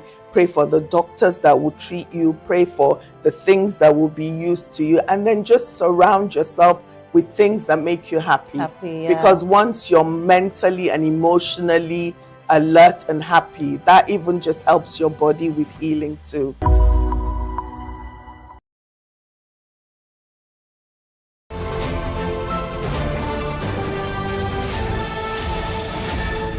You are watching Business Day Television.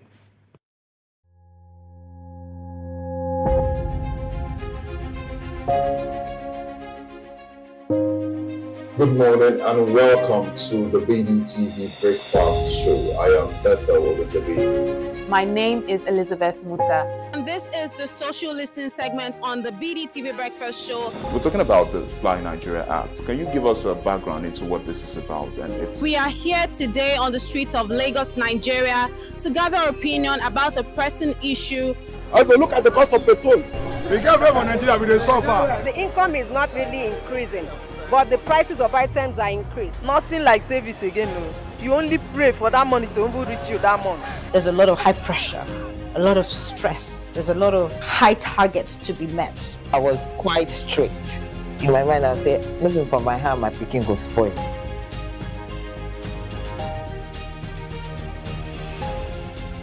To allow all banks and all the players in the space 15% inflation target achievable in 2025.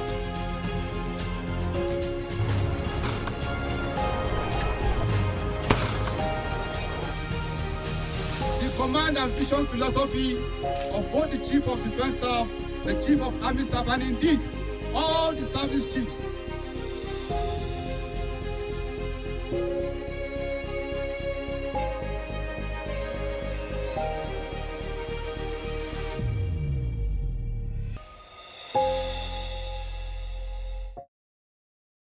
Attention business leaders. Want to make informed decisions? Join the ranks of the best with Premium Business Day.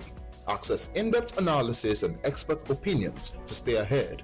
Subscribe now at premium.businessday.ng and unlock premium content. Plus, you get 50% off your first subscription. Don't miss out. Make smarter choices and seize new opportunities. Sign up now and elevate your business game. Visit premium.businessday.ng today. Good day, viewers. My name is Elizabeth Musa, and this is Social Listening. Today, we are hitting the street to find out what the public think about the sensitive issue of divorces prevalent in our society. Should matters like divorce be shared publicly, or should they be treated with more discretion, especially as a public figure? Well, let's hear what the streets have to say about this. Are you single or married? I've been married for 14 years. I'm married. I'm about to. I'm single. What's your take on divorce? Well, I will not have... Is it okay? It's not okay. Should divorces be kept public or private? Divorce should be kept public and private in two ways. One, if the divorce, let's say for instance, a man almost killed somebody. Should I mention name? There was a musician, I won't mention name, that died because of molestation, a Christian musician that was beaten till she met her death. She didn't leave the marriage, but she's dead. If you have gone out of that marriage, you would have also seen a way to take care of your children. That is the only one I support. Don't stay where they want to kill you. Please. Nobody should sit and be panicated as if you're a car that had accident. Okay, molestation, and you want to divorce, keep it private. How will a young one that is suffering the same fate know what to do next? That's why I told you, it can be this, I can. And if you're doing it because of promiscuity, you better shut up your mouth and do it quietly. We don't want to hear it. Why do you think that there is an increasing rate of divorce these days? I think people rush into marriage. Even when they see red flags, they do not care, probably because of peer pressure. Their mates got married, they want to get married. And also people that are already in marriage, not being able to compromise and tolerate their partner can cause divorce. First of all, I think the major reason for divorce is insincerity. People are not sincere to each other. That is one. Secondly is competition, right? People like to compare themselves with others and also compare their spouse with others. You understand? And also, you know, that human syndrome of human wants you can never satisfy all human wants. I can't really say because divorce is not in my dictionary. I've been married for 14 years. I don't think I want to divorce anyway. But for those that are divorcing, there must be something that's making them divorce. It might be molestation, abuse, violence in the home and all that, And sometimes you never can tell why somebody wants to divorce. If you come to the female part, maybe this man is not paying attention or not giving me enough money, or you're seeing another person outside that you will think you can impress you more than the devil you know at home. So I don't know. People divorce for so many reasons. There are so many reasons why somebody can divorce.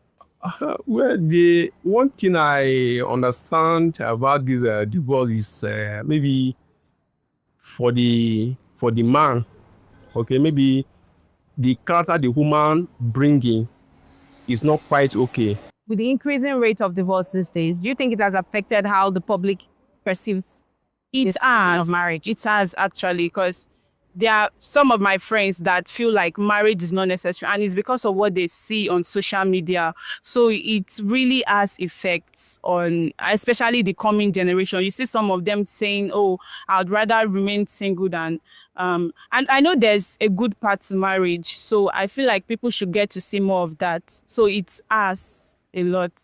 Well, yes, to a good extent, yes.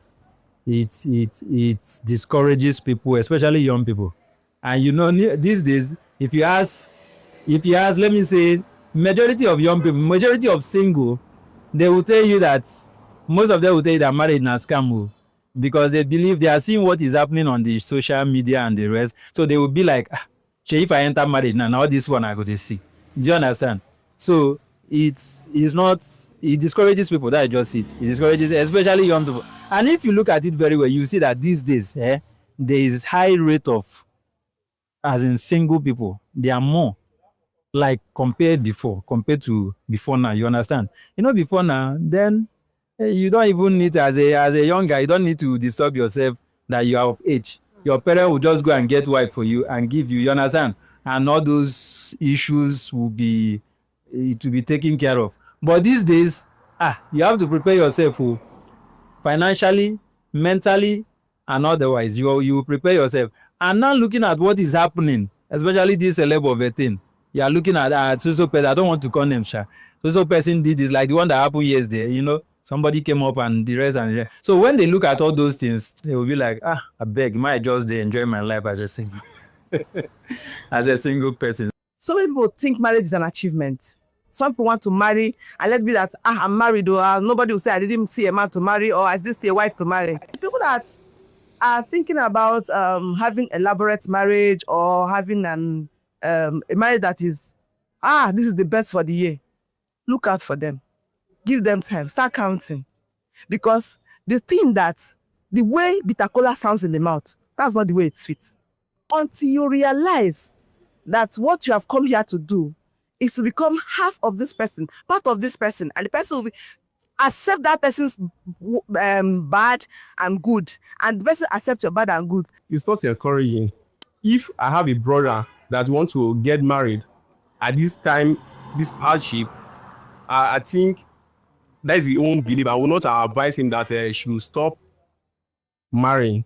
He should go ahead, because I believe everything is going to be fine. Do you think that public divorces, especially from public figures, do you think it inspires people to be more open about their struggles? Or do you think it inspires more people to go for divorces regardless of whatever situation they're facing? I think any divorce that is public or private, as far as the divorce is based on two people separating based on their mental health, okay, we can't cope with this, we can't do, they are not. Somebody wake up one morning and say, I don't want to marry again. Coming publicly to come and say, I am saying it, I'm not marrying again. Well, when you agree to marry, we are not there. Please keep it quiet, keep it on your own. When you said that you want to marry, you didn't tell us. It is when you now came for the wedding, you gather everybody, you wasted our time. That's what I'll call it. We came for the wedding, we buy Ashebi, we saw Ashebi, all of that. Then if you want to divorce, the fact that you should be doing that. If people that you want to divorce, those who that came to your wedding, call all of them one by one. Let them go down when you're doing that divorce. Because I don't understand. It doesn't encourage anybody. Do you understand? The only thing I know that if somebody is being molested, being abused, you understand, and you come out and speak, and people will even help you and tell you, please, run away, run for your dear life, because nobody wants to lose their child. So on the issue of public divorces, do you think it's okay for celebrities to come on social media to announce publicly of their divorces? Well, like you said, they are public figures. Whether they announce it or not, we are bound to know about it. But I just feel like before announcing it, they should come to a mutual agreement on, okay, are we ready to put this out? It should not be one person putting the divorce thing out. The two of them should have a mutual agreement before putting it out. Because whether they put it out or not, they are public figures. We are bound to know. Well, when you already call them celebrity. So celebrity is all about showcasing. It's all about letting people know that, as in let people know that you are, something is happening to you. But it has a negative impact on the society. Do you get? Because most people will look at it and start, compare, like I said before, start comparing their own family with what is happening in the celeb family, without knowing that all fingers are not equal and you can't be the other person.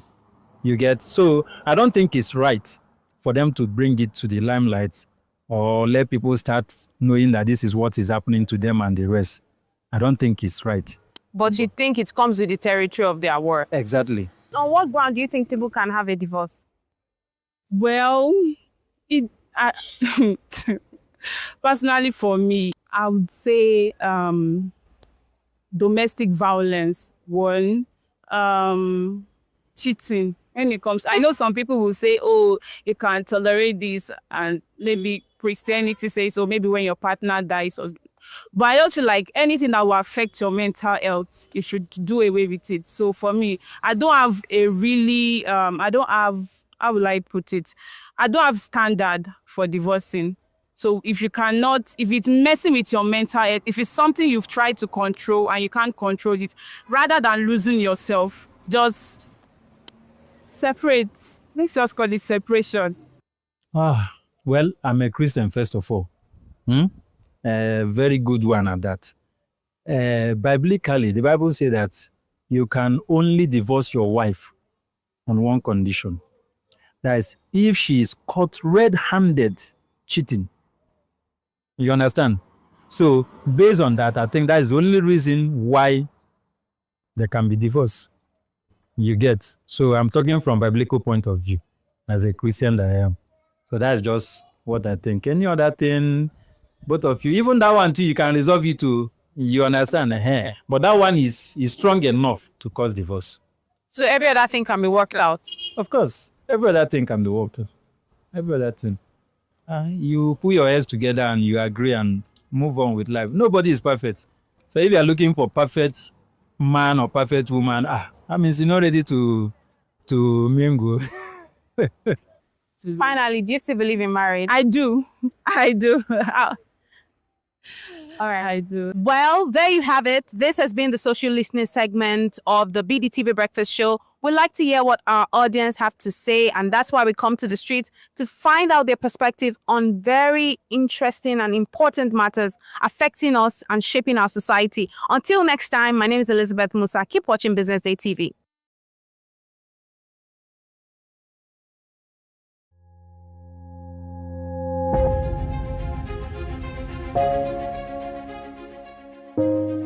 Good morning and welcome to the BDTV Breakfast Show. I am Bethel Olutabi. My name is Elizabeth Musa. And this is the social listening segment on the BDTV Breakfast Show. We're talking about the Fly Nigeria Act. Can you give us a background into what this is about? We are here today on the streets of Lagos, Nigeria, to gather opinion about a pressing issue. I go look at the cost of petrol. We get very for Nigeria with the suffer. The income is not really increasing, but the prices of items are increased. Nothing like service again. No. You only pray for that money to reach you that month. There's a lot of high pressure, a lot of stress. There's a lot of high targets to be met. I was quite strict. In my mind, I said, nothing from my hand, my picking go spoil.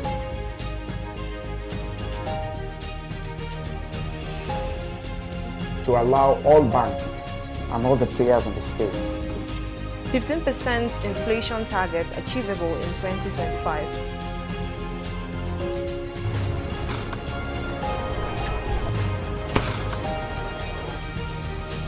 The command and vision philosophy of both the Chief of Defense Staff, the Chief of Army Staff, and indeed all the service chiefs.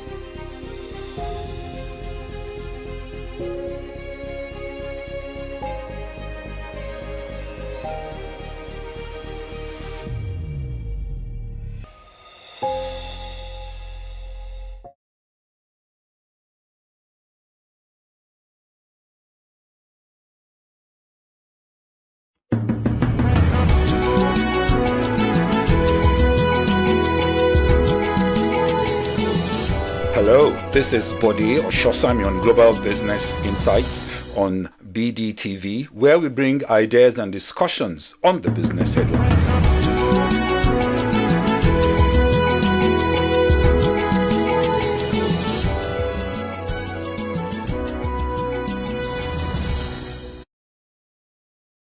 Attention business leaders. Want to make informed decisions? Join the ranks of the best with Premium Business Day. Access in-depth analysis and expert opinions to stay ahead. Subscribe now at premium.businessday.ng and unlock premium content. Plus, you get 50% off your first subscription. Don't miss out. Make smarter choices and seize new opportunities. Sign up now and elevate your business game. Visit premium.businessday.ng today.